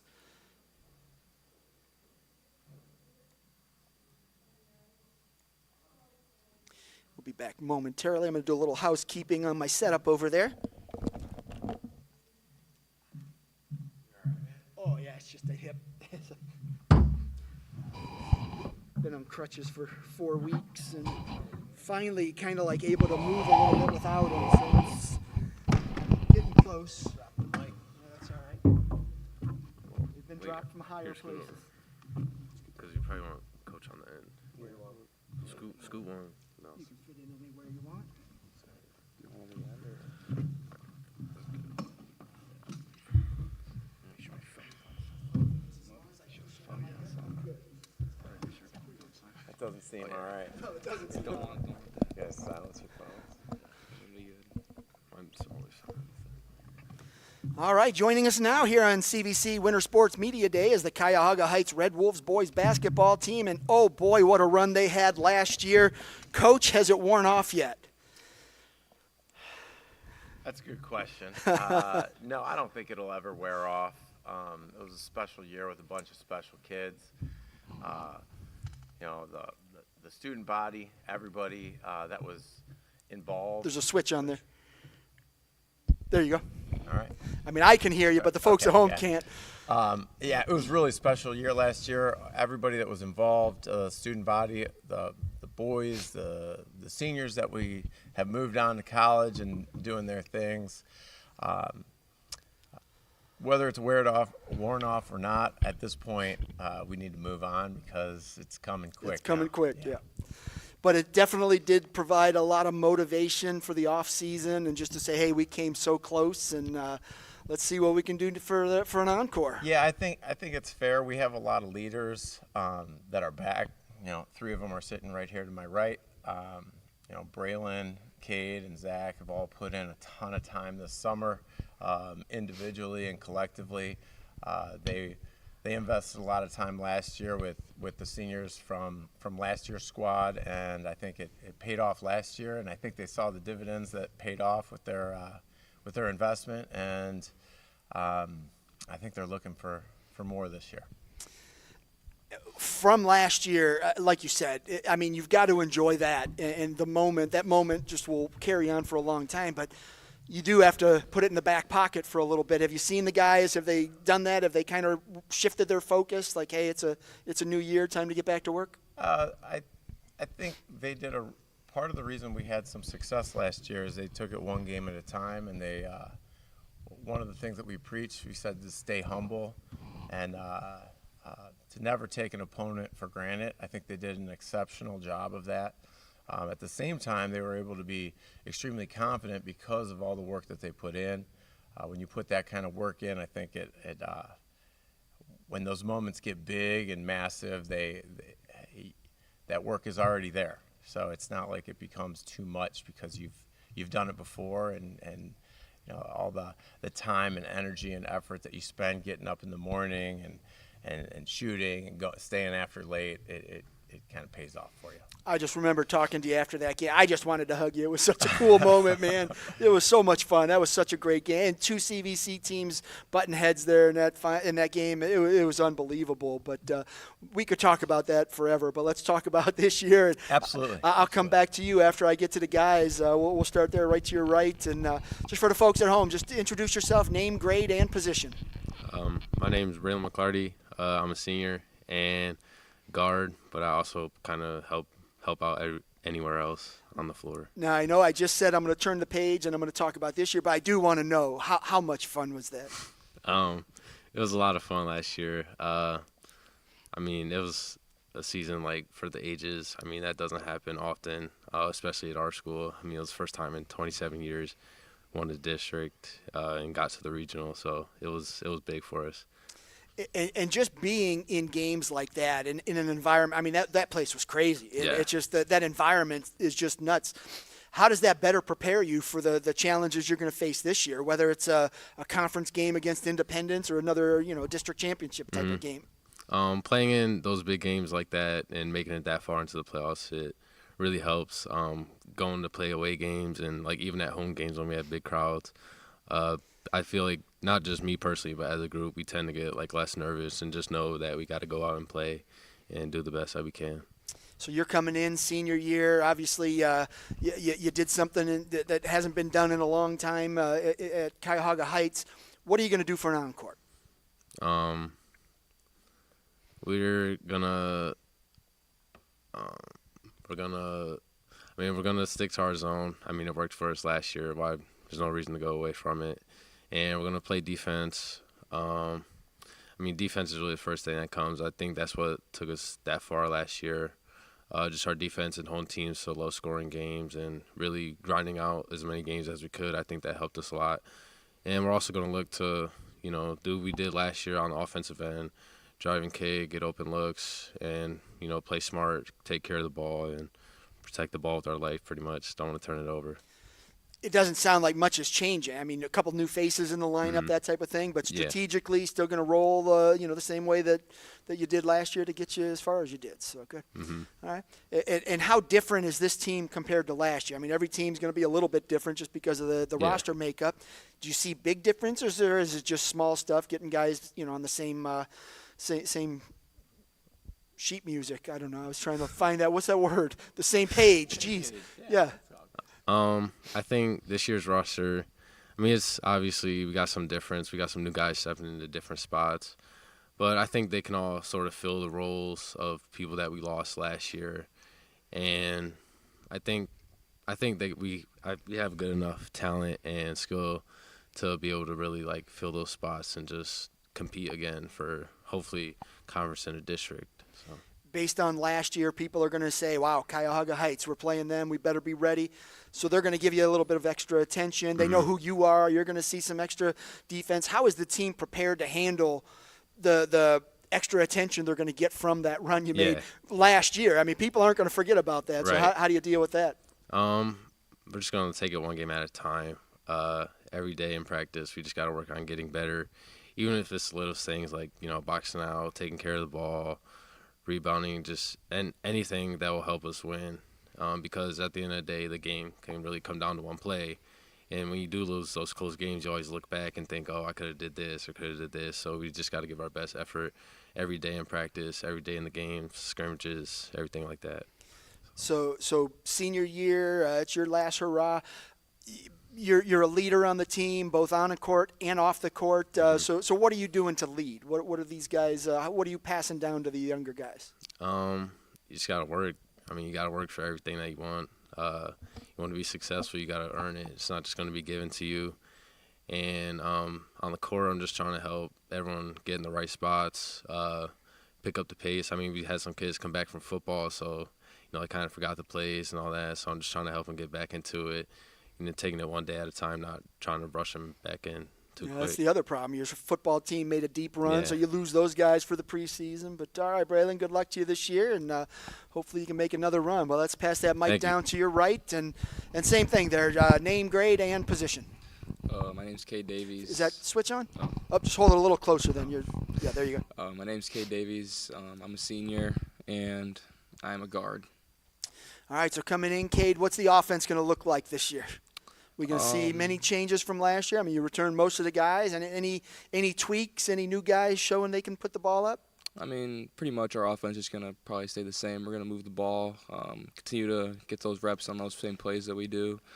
We found a lot of success doing some of the plays. So, we're probably going to do what we do to just stay successful, and maybe a few tweaks here and there considering who we have now and the different playmaking abilities of some of the players we have on the floor. But we're going to put the ball in the best hands that we can and just do the best we can to be successful. Defensively, your team's a lot like the girls' team. They really focus on defense a lot. Coach Martin, I think he takes it personally when an opponent scores a point on his team. So do you guys focus on defense that much? Is it that important to your squad? I'd say, yeah, it's pretty important. We really focus in on the footwork and what we do on the defensive end. We always just find these key points. We always got to find where to be in the right time. With our defense, it's really about timing. We got to just be at the right place at the right time, as I mentioned, and just continue to play hard. We know that the offense is going to score at times, so we just got to stay composed and just always look to just always come back. Keep your head up and just continue to move forward. Who are going to be the guys doing the scoring this year? The guy to my left and the guy to my right, obviously. These guys put all the work in. It's really great to play with teammates like these guys because, they put all the work in and they really help me out as well to find my scoring options as well. I think some of the new guys on coming off the bench and also just some new faces bring some more talent to the team, and I'm really excited to really see what we got, and I'm confident in most of the scores that we have. The way you guys raised the bar so high last year, it makes it hard to define success moving forward because if you don't win that district title, it's kind of like, well, we took a step back. But did you? You're still there. Yeah. So define a successful season to you. Obviously we had to end with a winning record, but we want to win districts again, and that's going to be our main goal. We know it's going to be a tough road to get there, but we're confident that we can with the team as we build out our chemistry throughout the season. And obviously it'd be great to be where we were last year, but we're going to focus on one game at a time and just focus on continuing to get better each and every day. Give me a breakout player, somebody on your team that nobody knows about right now, but after a few games, everybody will. I'm going to say sophomore Maurice McClarty. Name sounds familiar. Yeah, it's his brother. He was a freshman last year. Don't you hate that, Coach, when you get a sibling of a really talented player? It's terrible. Yeah. Obviously, Mo was a freshman last year, so, coming in, he kind of knew what he was going to do, just come off the bench in some games, maybe hit a shot here and there and get as many reps as he could. But coming into this year, working with Mo in the offseason, he put a lot of work in, and he's continuing to develop each and every day, and he's going to keep getting better. He just got to keep learning the plays, but I'm really confident in his game. He's very athletic. He's just a really good kid. He's willing to listen and take criticism when it's needed, but I'm really excited to see him grow as a player, and I think that he's going to be a real help for us this year. Outstanding. Good luck to you this year. Thank you. Last but not least, go ahead and for the folks at home, introduce yourself, name, grade, and position. My name is Zach Claris. I'm a forward, guard, kind of both, and I'm a senior. So you must be really good if you're playing two positions at once. I guess. I don't know. I think my joke went a little bit over your head. Yeah. You're taking up two positions. Yeah, Okay. yeah. All right, so, coming into this year, obviously you have the excitement from last year. The page is officially turned once practice starts, and it's a new season. How excited, though, are you to kind of build off that momentum from last year? I'm really excited. Basketball, we all love basketball. We're all really passionate about it, and obviously last year we have some high expectations to live up to, but we're ready to get back to those expectations and grow as a team and grow as people. Every team has an identity. What is this team's identity? I'd want to say kind of being together. That's something that helped us a lot last year. The chemistry was real good, and we were all really close, and that's something that we want to get back to, and we want to kind of build on, like, as people and teammates. So your position is guard or forward, wherever Coach needs you. Yeah. But what's your role? Like, what does Coach expect out of you when you're in the game? Go in there, kind of be grimy, get the ball, get rebounds, loose balls, hit some shots from the outside. So I'm going to look to do that and help the team out. We talked a little bit about scoring earlier, but who are the guys that are going to do the dirty work, pull down the rebounds, that type of thing? So we got some football guys. So Kyle Porter and Zach Unger, I think those guys are going to be help down low, get in. They're really long and strong, so I think that they're going to get some loose balls and get rebounds when our zone needs them the most. What's going to be the key for this team to be successful, and not necessarily winning a district title again, but just doing those things that you really want to do on a daily basis? I would definitely say sticking together, and that's one thing that we need to do. If someone gets flustered or someone's not having a good game, kind of have next man up mentality. So kind of get in there and find a way to win. What are your goals, individual and team, for this year? Individual, just want to win, really. So kind of bringing it back to last year, I want to get back to districts and conferences. So as long as we're doing that, then I'm happy. Sounds good. All right. Well, good luck to you. Coach, real quick to wrap it up, obviously last year you could build a career on that, but you're not done. You've been here a long time. You've got some stuff left to do, but how much fun is it just to see this group go out? And last year they had so much success. This year they're still feeling it. They're still excited about it, but they also realize it's not going to help them in game 1, game 2, or game 22. But is that the joy of coaching for you, just seeing that every year? These guys have been fantastic, and every team that I coach, they mentioned sticking together and taking care of each other. And one of my biggest pleasures of coaching is the relationships that are developed. Last year may have been the best year of that in 18 years that Coach Stryker and I have been at at Cuyahoga Heights. So the fact that those relationships were developed, and, you mentioned those are big shoes to fill, that the 4 seniors that have kind of moved on to the next phase of their life. But our job now is to develop new relationships with some of the guys that have been mentioned, and others that are kind of in the pipeline coming up, whether it's on the reserve team, the JV team, or even in the middle school. So those relationships that we have, I agree with what Zach mentioned. When times get tough, you need to be able to kind of count on each other, and whether it's the offensive end, the defensive end, getting loose balls, taking charges, speeding up the game, having to slow it down. Their basketball IQ, I think, continues to improve. We ratcheted up the schedule this year, so we want to be playing our best basketball at the end of the year. And if that, if we got to live through some growing pains during that time, so be it. It really paid off for us last year. We're hoping we can do it again.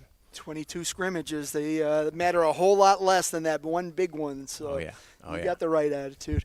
All right, gentlemen. Well, great to see you again. Last time I saw you, you were cutting down some nets. So, great year last year. It's behind you, though, and good luck this year. Hopefully you can duplicate that effort, maybe take another step. Thanks for having me. All right.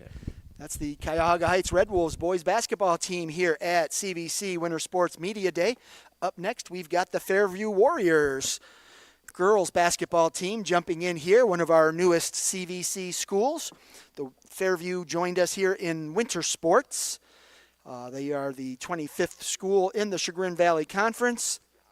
Excited to have them. We've already talked to their boys basketball team. We've talked to their wrestling team. We've talked to their boys and girls bowling teams. And now we're going to close out the night with the Fairview Warriors, talking to the girls basketball team. So give them a moment to take their spots at the table.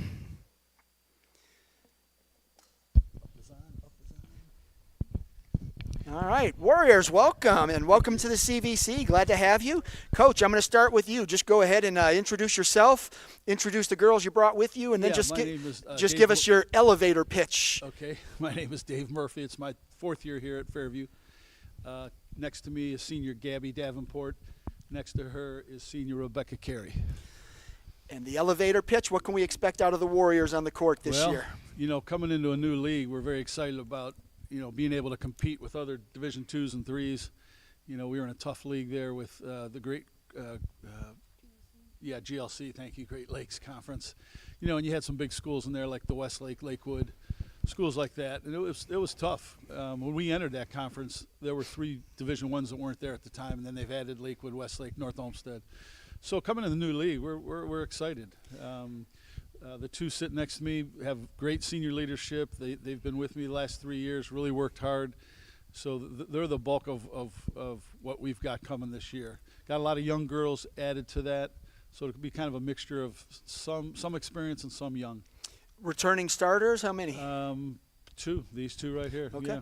So, but a lot of other returners that saw some. Actually, we have a third. Yeah, we have 2 or 3 others that played a lot. And a couple of those did start a few games. Right. And you're already pretty familiar with the CVC. You've played the Brooklyns and the Independences and Cuyahoga Heights, so it's not all new to you. But now you're going to play them twice. Probably have to scout them. West, Right. Probably have to scout them a little bit more than normal. Sure. But it's an exciting time for sure to get out, see some new faces, and maybe actually have a shot at a conference title where you're not playing a school with 400 girls in each class. And so I know how excited I am, but the girls are really excited about a change of places. Sounds good. Well, let's start talking. We'll start right in the middle. Grab a mic, and for the folks at home, just introduce yourself, name, grade, and position. My name is Gabby Davenport. I am a senior, and I am a guard. So let's start with the conference stuff. Obviously, it is an exciting time for Fairview coming in and, playing down to schools your size now, and gives you a fighting chance. And how excited are you for that opportunity? Yeah, I'm very excited. Kind of like what Coach Murphy touched on, like going into playing teams in the GLC, we're playing schools 2-3 times our size. Writing was kind of on the wall with a lot of those games, and I'm really excited to be in the CVC, just a lot more competitiveness, and it's nice going into a game knowing that, it could go out either way, and we have a pretty much a good fighting chance to win most of our games this year, which we're really excited for, and it does a lot for morale on this team. That was what I was going to talk about next. Is I'm a guy that always says, you know what, you want to play better competition in the regular season, so your record might not be 22-0, but you're going to be better prepared for the postseason. But I do believe you need to have that fighting chance. And if you're going into games that they're just way too big, it's, hey, 5-on-5, we match up well. But when you get into depth and they bring 10 and 12 girls out and we're rotating in 5 and 6, it wears on you. So having that fighting chance is big, and that's good. So, all right, so you told us what your position is, but what's your role on the team? What does Coach look for you to do on a nightly basis? A nightly basis, he's looking for me to score a lot. I'm pretty much one of our main offensive threats. Last year I worked a lot on my outside shooting. I've kind of perfected that down a little bit more. So this year I'm looking to work on my inside game a little bit more. But mainly my role is I'm looking to score and get as much points as we can. Offensively, how does it flow? What makes it all work? And don't give away any secrets. I'm not looking for game plans or anything, but how do you make that offense work? Honestly, it's just a lot of stuff we're doing in practice, working as a team, screening for each other, backdoor cuts, interchanging, anything like that. We're always fighting to get each other open. I'm not the only one running our offense, so we're really just trying to get looks down low with the post and up high for a three. Anything we can get, we're looking to try to do. And then defensively, what's the key to success for Fairview? Honestly, for us, it's a lot of communication. Like we said, in the GLC, schools could bring in 5 more, 5 in, 5 out, and they're going to be just as good as their starters. So for us, really just knowing how to communicate, especially in the CVC, we can hold our chance better on defense, and we won't really be as run out of the gym, so to speak, as we were in past years. So defensively, communication and just being able to stay high energy as a team is what's really important for us. Without mentioning your teammate, since we're going to get a chance to talk to her, who are some of the girls that have been impressive in the preseason, and how have they kind of impacted the game plan? Yeah, so like we said, we have a couple returning starters, like Alexa Manos, for example. She's one of our posts, and she's put in a lot of work in the off-season training and stuff like that. So we're looking for a lot from her down low. Rebecca Carey, too, down low. We're looking for some. And then Ava Budzar, she's another one of our guards. We're looking for her to mid-range to score some points for us as well. What kind of goals do you have for this season, team and individual? Individualized, like I said, I kind of worked a lot last year on my outside range, and I'd like this year to work on more of my closer game and driving to the hoop more, so I'm working on that more personally. Then as a team, I want us to win this year. I want to, like I said, every game we have a chance to win. I'd like to get as many wins as possible. Last one, what's your favorite team bonding activity?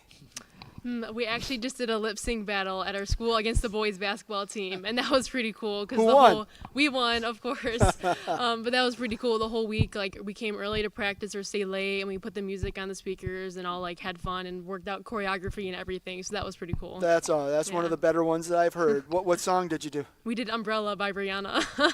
Don't know it. I'm an '80s guy. If it's '80s rock, I probably know it, but if it's anything from the last 20 years, it's probably not my thing. But, all right, well, welcome to the CVC, and good luck to you this year. Thank you. All right, pass that. Oh, she's got one in front of her, but same thing. Go ahead and introduce yourself, name, grade, and position. Okay, my name is Rebecca Carey. I'm a senior, and I play in the post.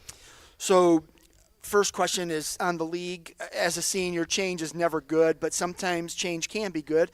You're joining a conference that is a bunch of schools your size. How exciting is that for you, where maybe you can go out as a conference champion?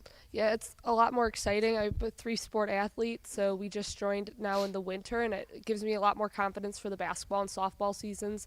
We had a rough volleyball season, but we play against a lot of Division I schools in it, so I think it'll be more competitive for us in all of our sports, especially, and I'm excited to spend my last 2 seasons getting to play with a much more competitive schedule. No doubt. All right, so again, your position, you told us, but what's your role? I think my role is primarily to just keep people out of the paint on defense. I really pride myself on my defense and making sure my opponents don't have an easy way to score and helping my teammates when they need it on defense, and then also getting a lot of rebounds. And I think that's a prime contributor to our transition and getting up the court is if we get good rebounds. I think you're going to have a noticeable difference in your game playing in the CVC, because going against D1s, you're seeing 6 girls that are 6'2", 6'3". Mm-hmm. Now you're going to see 5'10", 5'9", a lot more 5'8". We've got some bigs in the CVC, but not as many as you're used to seeing. But how is that going to change your game? I think I can be a lot more of an offensive threat. We played against a couple girls in the years past that have gone Division 1, Division 2, Division 3 for basketball, and I've played against those girls, and it's really challenging, and it kind of shifts my morale to be a little bit more defensive instead of being more offensive. So I think this season joining the CVC will give me an opportunity to be more of like an offensive-minded person with still carrying on defense. What do you think the strength is to your own game? I don't know. That's a good question. I have one every now and again. Yeah, I don't. Gosh, I don't know. Like, I think I communicate well. I think that's a big thing. And, like, I'm not necessarily the fastest person by any means, but I think because I communicate as much as I do, I can help my teammates and they can also help me. So, I get bailed out every once in a while, but I think communicating and looking for the open girl is what I do best. Every team has a glue player. When things aren't going well, there they are. When things are going well, there they are. Who's your glue player? The lady right next to me. All right. She's always the person you can get to do something on defense or do something on offense. She's a major contributor on our offense, especially behind the three-point line, unless I give her the ball to drive. But she's a main contributor on the outside, and I think when we're looking for something, it's easy to look for somebody that knows what she's doing on the outside. Give me some players that are going to make an impact for the Warriors this winter. Gabby Davenport, Alexa Manos, who's down in the post, as Gabby mentioned, with me. Ava Budzar's stepped up her game tremendously this past offseason. And then we have 2 freshmen coming in that are going to get significant minutes. Bella Pecchio-Scherger, she's looking at the point guard spot and seems to be holding it pretty well. So I'm excited to see what she does. And then somebody that might come in off the bench or might start is Emily Larkin, and she's entertaining to watch because she's kind of in between. She can kind of play both sides of the court, so that's nice to see. All right. What kind of goals do you have for senior year? To be more of an offensive. For me personally, I want to be more of an offensive threat. I don't want people to think, I just kick it out to my teammates as much as I'd like to do that and look for the open shot, but also take chances for myself. And as a team, build the camaraderie. I know, we leave this year, but, we want to push it to the next level, and we leave the program in a good place. So I think having a positive and fun environment is where we're going to start. Outstanding. Well, good luck to you. All right, Coach, back to you. I always follow up with the coaches only because you get to hear what your players feel. You coach them up at practice. It's usually not a two-way thing where, hey, how are you feeling about all this? But now you get to hear whether they're absorbing your message. Has it been received? Yeah, these 2 especially, since I've had them since freshman year, they've absorbed everything I've thrown at them and then some. And they've sacrificed and gone way beyond what most athletes would put in to get better. What Gabby didn't mention is she broke the school record last year in threes in a season. And so we're looking for her to just continue to keep scoring and play some defense. And she really worked on now driving to the basket. So she's become more of a complete player. Rebecca, the same thing. Her playing volleyball has really helped her in basketball in a lot of ways. And so that's you hear that, volleyball players and basketball players? It helps. Yeah. Playing 2 sports helps. Yeah, I agree with that. I wish more girls would do that, to be honest. Yep. But especially at the smaller schools, you definitely need it. And girls basketball, across the board are losing girls. The numbers are going down. Either other interests, different reasons. Don't want to put in the time or the commitment. But I just keep hearing too many schools that don't have JV teams. And now I'm hearing some of the big Division I's are struggling to have a freshman team. And so, unfortunately, that's kind of what we're dealing with. And I hope that gets better before it gets worse. I agree with you 100%. Yeah. Going back a little bit to joining the league and talking with the girls, it doesn't sound like that mentality is there, but sometimes you guys are going from playing a bunch of D1s to now playing a bunch of D3s. Sure. They might tend to think, it's going to be easier now. Well, it's not necessarily going to be easier. It just means when you get tired, they're getting tired too. And so it doesn't sound like you're going to have that issue, but is that something that you've addressed with the girls that, hey, we're not playing those D1s anymore, but these girls can play too? Well, they're smart enough to know that. Yeah, I don't I don't think I need to say that. But I think the numbers, like you said, coming in the new league, our opponents will have about the same numbers that we have. Right. Yeah. It won't be that, like they said, that 5 on, 5 off where you're like, oh, man, I'm dying, coach. We don't have a sub, but they just put in 5 fresh bodies. And last year we held our own for so many quarters. I mean, it wasn't like blowout from first minute. I mean, we battled some of those good schools, the Westlakes, the Bay Village, the Rocky Rivers, and we battled them, a couple of them right to the end, a couple of them right at least to the third, fourth quarter. So, that was a tribute to them, and they're smart enough to know that we've got to give it all just to compete against any of these teams on our schedule that we have, And there's some good teams in this league, as you know. There sure are, and yeah. and it's competitive. But like I said, you at least now have that fighting chance, and yeah. And like you said, you see it in college football where Ohio State will play Kent State, and it's 7-7 in the first quarter, and then it ends up 59-7. And sure. Once that depth kicks in, and your starting 11 gets a little tired, theirs is still fresh because they've been rotating in guys that are still better than your starting 11, and. So, yeah, you've got that fighting chance now. It's exciting for you, I'm sure, and I'm looking forward to seeing it, and I appreciate you coming out, making the trip, Thank you. and Thanks of luck to you this year. Thanks for having us. All right, that was the Fairview Warriors girls basketball team out here at CVC Winter Sports Media Day, live from Independence High School. We are nearing the end, folks. We've got 3 more to go. Up next, we've got the Brooklyn wrestling team, followed by the Brooklyn boys basketball team, followed by Trinity boys basketball, which will close out this show tonight. As I mentioned a couple of times previously, we will be back in action on Sunday out at Kirtland High School. And then on Monday, we'll close out our four-day media tour out at Berkshire High School. As you can see our schedule there right now, we've got the Brooklyn wrestling team, followed by the Brooklyn boys basketball team and the Trinity boys basketball team. Just one guy? Oh, okay. I didn't see him coming in there. All right, so coaches, we'll give Coach a moment to join us. Cruising right along, and boy, we've stayed on schedule. It's 8:04. Brooklyn boys are due at 8:05, so heck of a day. I appreciate everybody showing up on time and getting in. That makes things go a lot smoother.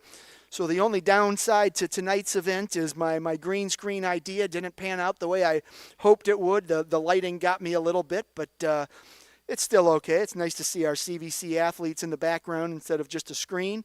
So, Coach, glad to have you. I'm going to let you start out. Introduce yourself. Introduce the wrestler you brought with you, and then just give us your elevator pitch. What can we expect out of the Hurricanes on the mat this year? Grab your. There you go. Flip that black switch on. Now you're ready. Hi, I'm Mike Keogh, head coach of the Brooklyn wrestling team. Here with our one senior, Dylan Smith. We are a small team this year, but everyone's coming back with experience and looking forward to everyone making huge leaps in their individual careers this year. Mike, what is your background? I know the name, so you had to have – I think you wrestled at Brooklyn. I wrestled at Brooklyn as well as at John Carroll University. Okay, I remember the name. What year did you graduate? I graduated from Brooklyn in 2003. Oh yeah, I was covering. I would have ran into you at some point there. So good to see you again. Glad to see you're back at the alma mater. And yeah, this will be my 4th year back at Brooklyn. 2nd year as the head coach there.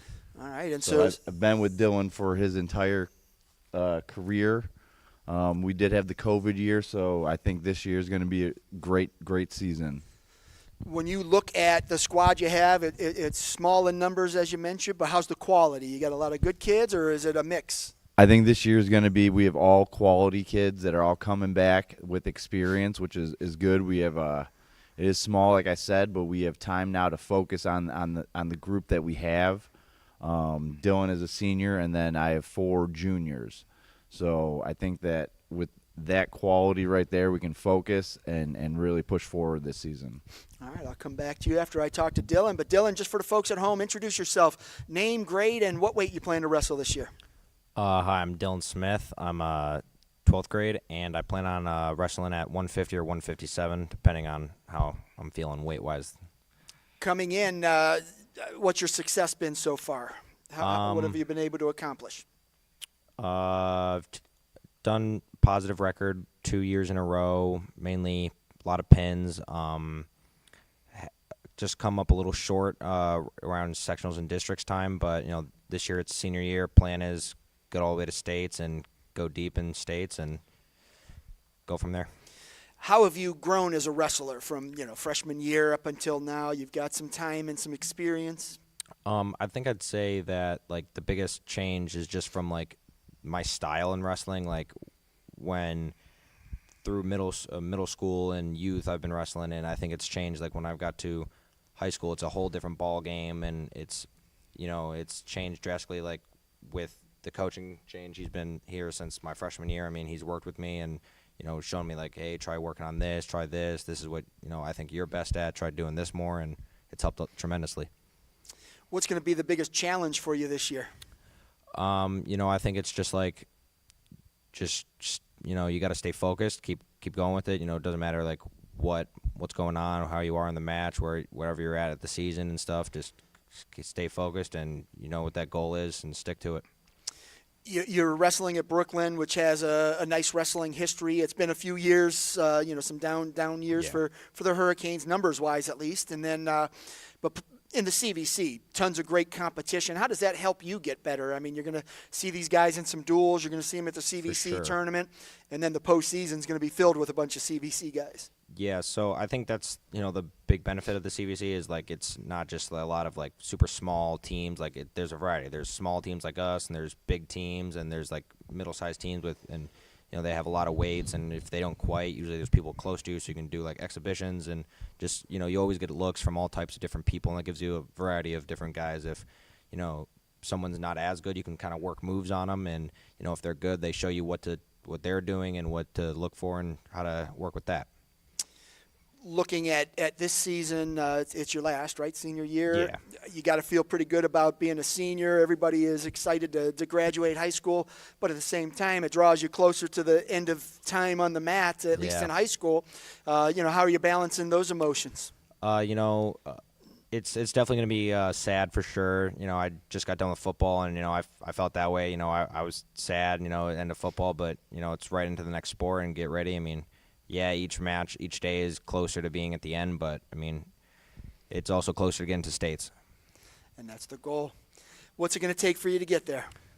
A lot of hard work and practice and, spend time with the coaches and, my teammates and get good looks and just try and work on what I think I need and, go out there and do it.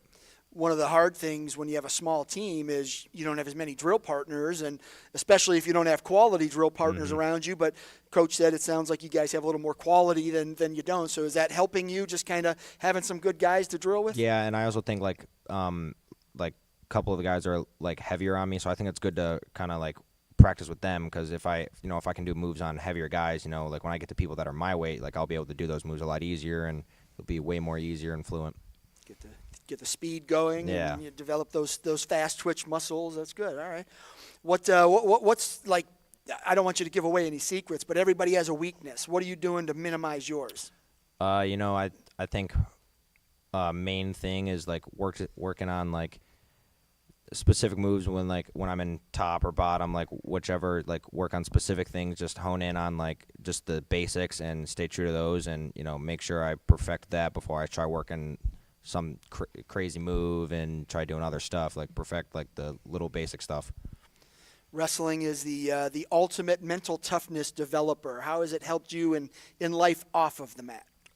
For sure, tremendously. I mean, wrestling, I say it personally, I think it's the hardest sport in high school to play. I mean, it's tough, it physically, mentally, everything, and like it teaches you sometimes you're gonna have easy days, you're gonna have bad days, and you might have a tough win, a tough loss. I mean, it teaches you like what to prepare for in life, and you're going to have days like that.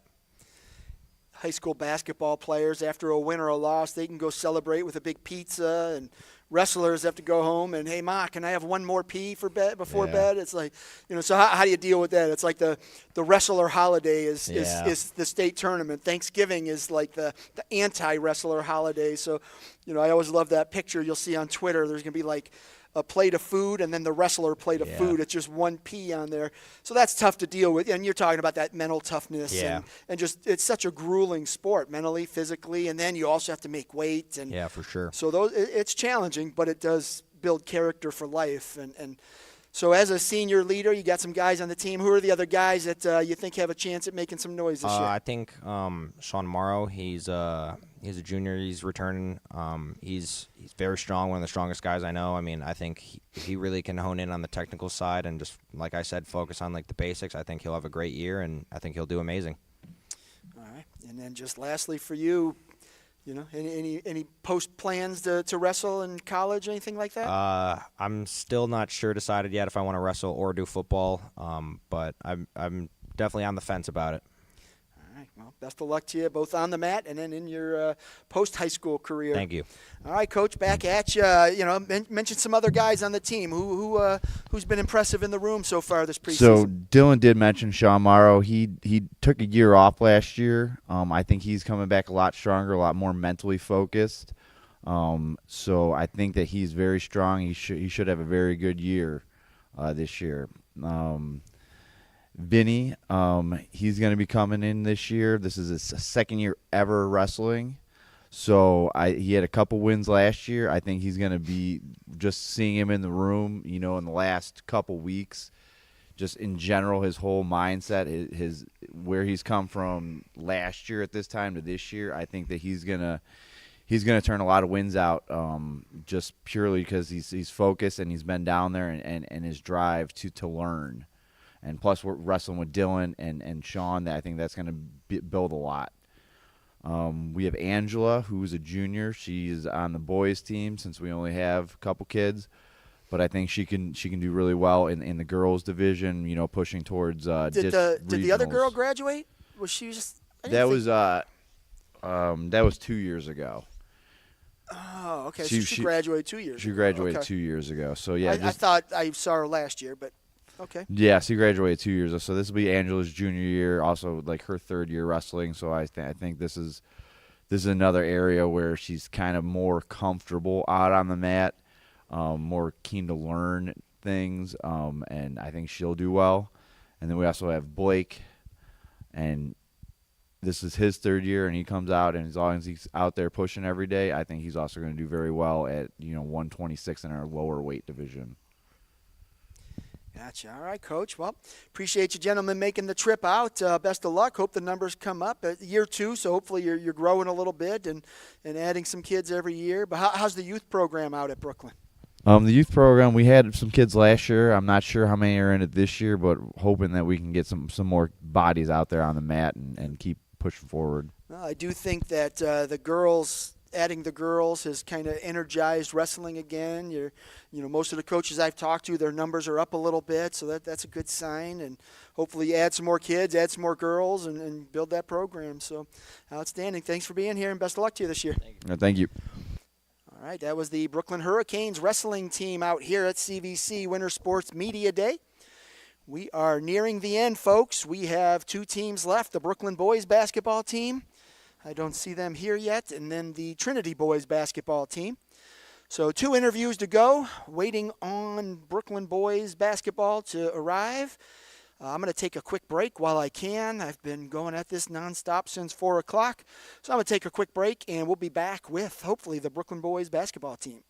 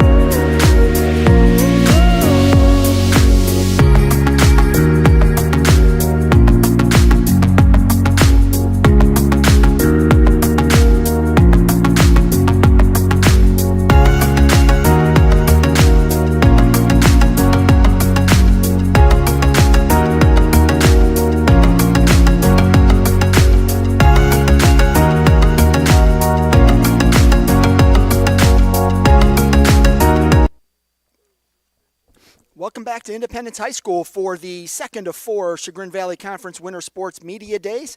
I am Steve Hare, the CVC Sports Information Director, and closing us out tonight at Independence High School is the Trinity Trojans boys basketball team. We had the Brooklyn Hurricanes scheduled right before Trinity. Unfortunately, Coach had to email, said they were unable to make it tonight, so we'll hope to catch up with them at another Media Day event.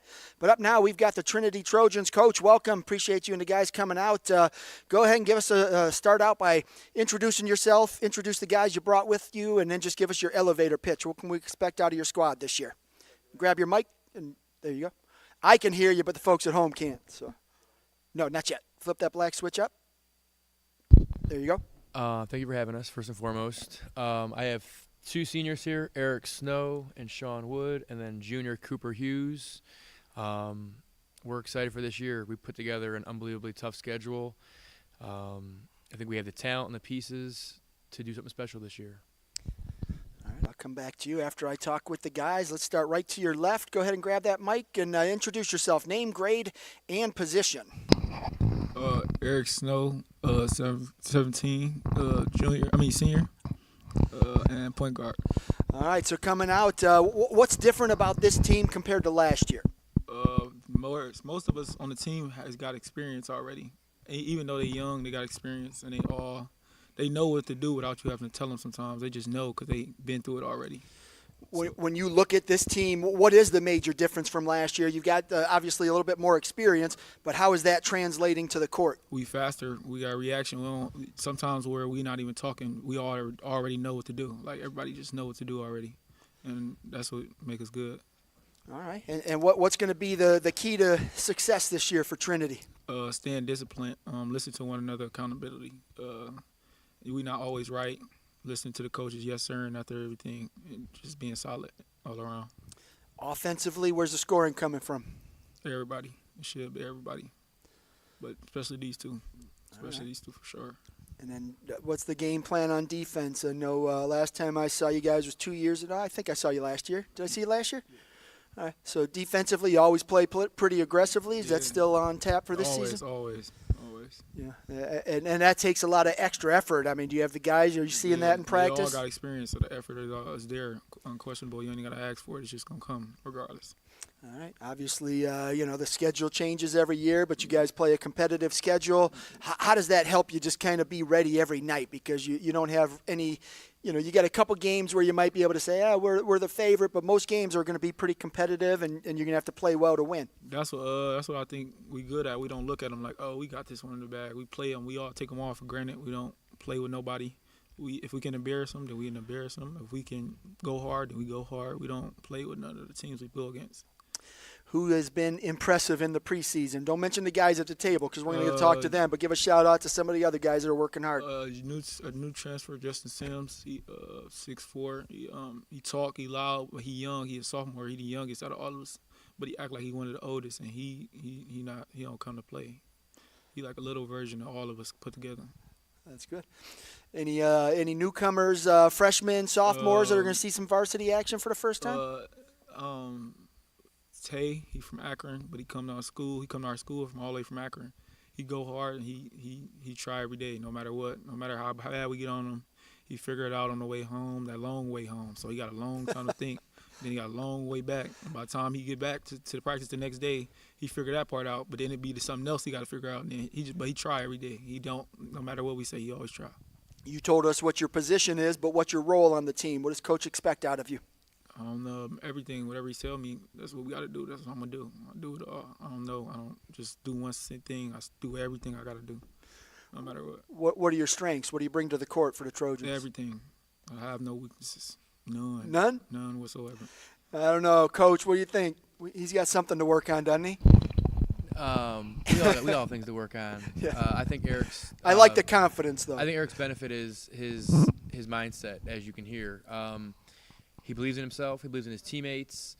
But I think his speed, I think his IQ, I think his maturity is what separates him from some of the other area guards. Gotcha. We have a couple freshmen. Dante Kimball is a freshman, and A.J. McGinney is a freshman. Both are going to see some varsity time this year. Like he said, they're learning, but the game's really fast right now for them. But I think they'll figure it out. All right. Sounds good. Let's pass that mic down to the middle, and same thing. Just go ahead for the folks at home. Introduce yourself, name, grade, and position. I'm Cooper Hughes. I'm a junior, and my position is guard. All right, coming out, Cooper, how different is this team been for you? Last year you're a sophomore, got some varsity minutes, I assume. Starter or just getting some time? Both. Both, okay. So you're coming in, you've got some experience. How much better are you compared to last year? I think I put in a lot of work, a lot of time in the off season. I definitely progressed, definitely developed a better mindset as well, and just coming harder each year. All right, and again, what's your role? I mean, we know your position, but everyone has a different role. Yeah. I think my role this year biggest is just being vocal on the court, leading, just developing a leadership mindset. Preseason, it's always a mixed bag. Coach has a game plan. He's got things you want to work on, things you need to implement. Do you see it all coming together? I mean, obviously there are going to be some times where Coach isn't going to be too happy, and there are times where he's like, all right, guys, looking good. But do you see more of those positive moments? Definitely. We got a lot of experience. A lot of, like Eric said, we got younger guys, but they're experienced, so we're looking solid. What's been the biggest challenge for this year's team, just coming together and gelling and putting everything together? Just discipline, having the right, holding each other accountable, really, just having the right mindset. All right, and then just obviously, basketball is a team sport. You got guys to your left and your right. You got some guys watching at home, but who's going to make it all happen? Who are the guys that have been real impressive in the preseason? Like Eric said, Justin, he's a transfer. He came from CCC. He's tough. We got a couple young guards that are solid, that would be solid off the bench. All around, we're just all competitive. We hold each other accountable. We all got it. What makes the offense flow? Everybody just doing their part, doing their role, knowing what their positions, knowing where they got to be at the right time. Just. You guys obviously have some size. You talked about 6'4", but yeah, I mean matching up. Obviously, you're gonna do okay in that regard. There's some teams that have some bigger dudes, but yeah. Size-wise, you think you're okay. You got some speed, as Coach mentioned. Yeah, we're definitely athletic this year. A lot of explosiveness. We're a great defensive team. So. What leads to that defense? Leadership, holding each other accountable. Everybody going hard. Just having the mindset. How hard is it to get guys to love defense as much as they love offense? With this group, it's not that hard because we all just want one goal and win games. So we just want to maximize our potential this season, get as far as we can, and do it right. I don't want you to give away any secrets. Every team has a weakness. You guys probably have one. You work on it.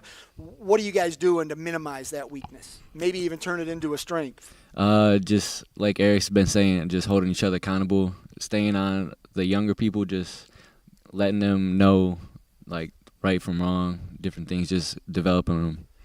All right, what kind of goals do you have for this season, individual and team-wise? Team-wise, definitely get far in the playoffs. I think we got a great chance at that. Individual, just bettering myself, getting good shots, not forcing anything, and just being a leader. Cool. All right. Well, good luck to you this season. Let's work our way down to the right. Same thing. Name, grade, and position. My name's Sean Wood. I'm a senior, and I'm guard. All right, Sean, coming in senior year. Obviously, you're probably excited to be a senior. For sure. You're getting that much closer to graduation, but you're also that much closer to the end of your high school basketball career. So how are you dealing with those dueling emotions? I'm doing just fine. Hold that up just a little bit higher. Higher. I'm doing good. Battling college decisions, college visits, all that, and having the time to spend with the team and school, most importantly. It's definitely a fun time of year being a senior. You're kind of at that halfway point almost. And how do you stay focused, though? I mean, you don't want to get senioritis too early. Right. Time management is a big key. Keeping your grades right, having time with the team, going to practice on time, going hard at the same time. It's all hard, but you got to do it. Who's been the biggest surprise of the preseason? I mean, obviously you got a bunch of guys coming back. You got some new guys, but who's been the biggest surprise? In my opinion, I think Aiden Duncan, coming from football, he brought a big difference. His energy-wise, his finishing-wise, his passing. He's a good point guard. He was the quarterback, right? Yeah.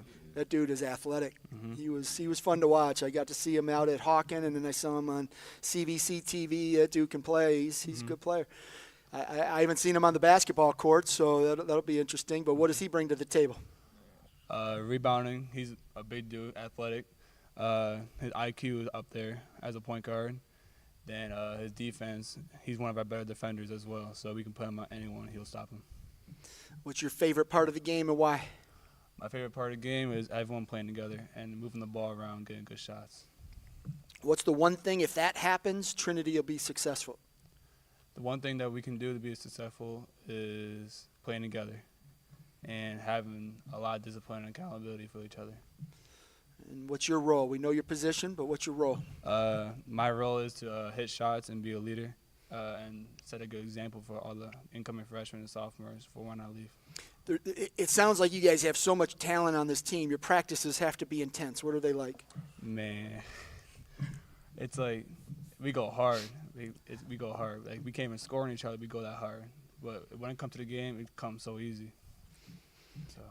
But isn't that the way you want it? You want to challenge yourself and get better and then show out on the games when everybody's watching? Exactly. So, wouldn't you rather just be at practice and work hard and have those moments where you don't look so good, but then on Friday nights it's like, hey, showtime. Right, I like it. I like that. Good.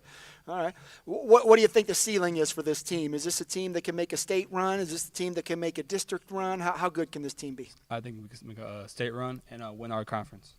And what's that going to take? I mean, when you get a lot of athletic guys, a lot of talented guys, sometimes you get dueling personalities. Sometimes the team doesn't gel and mesh right, and you got guys playing hero ball, playing selfishly. And how do you work all that in together and make it all gel? Taking the time in practice, play together as a team.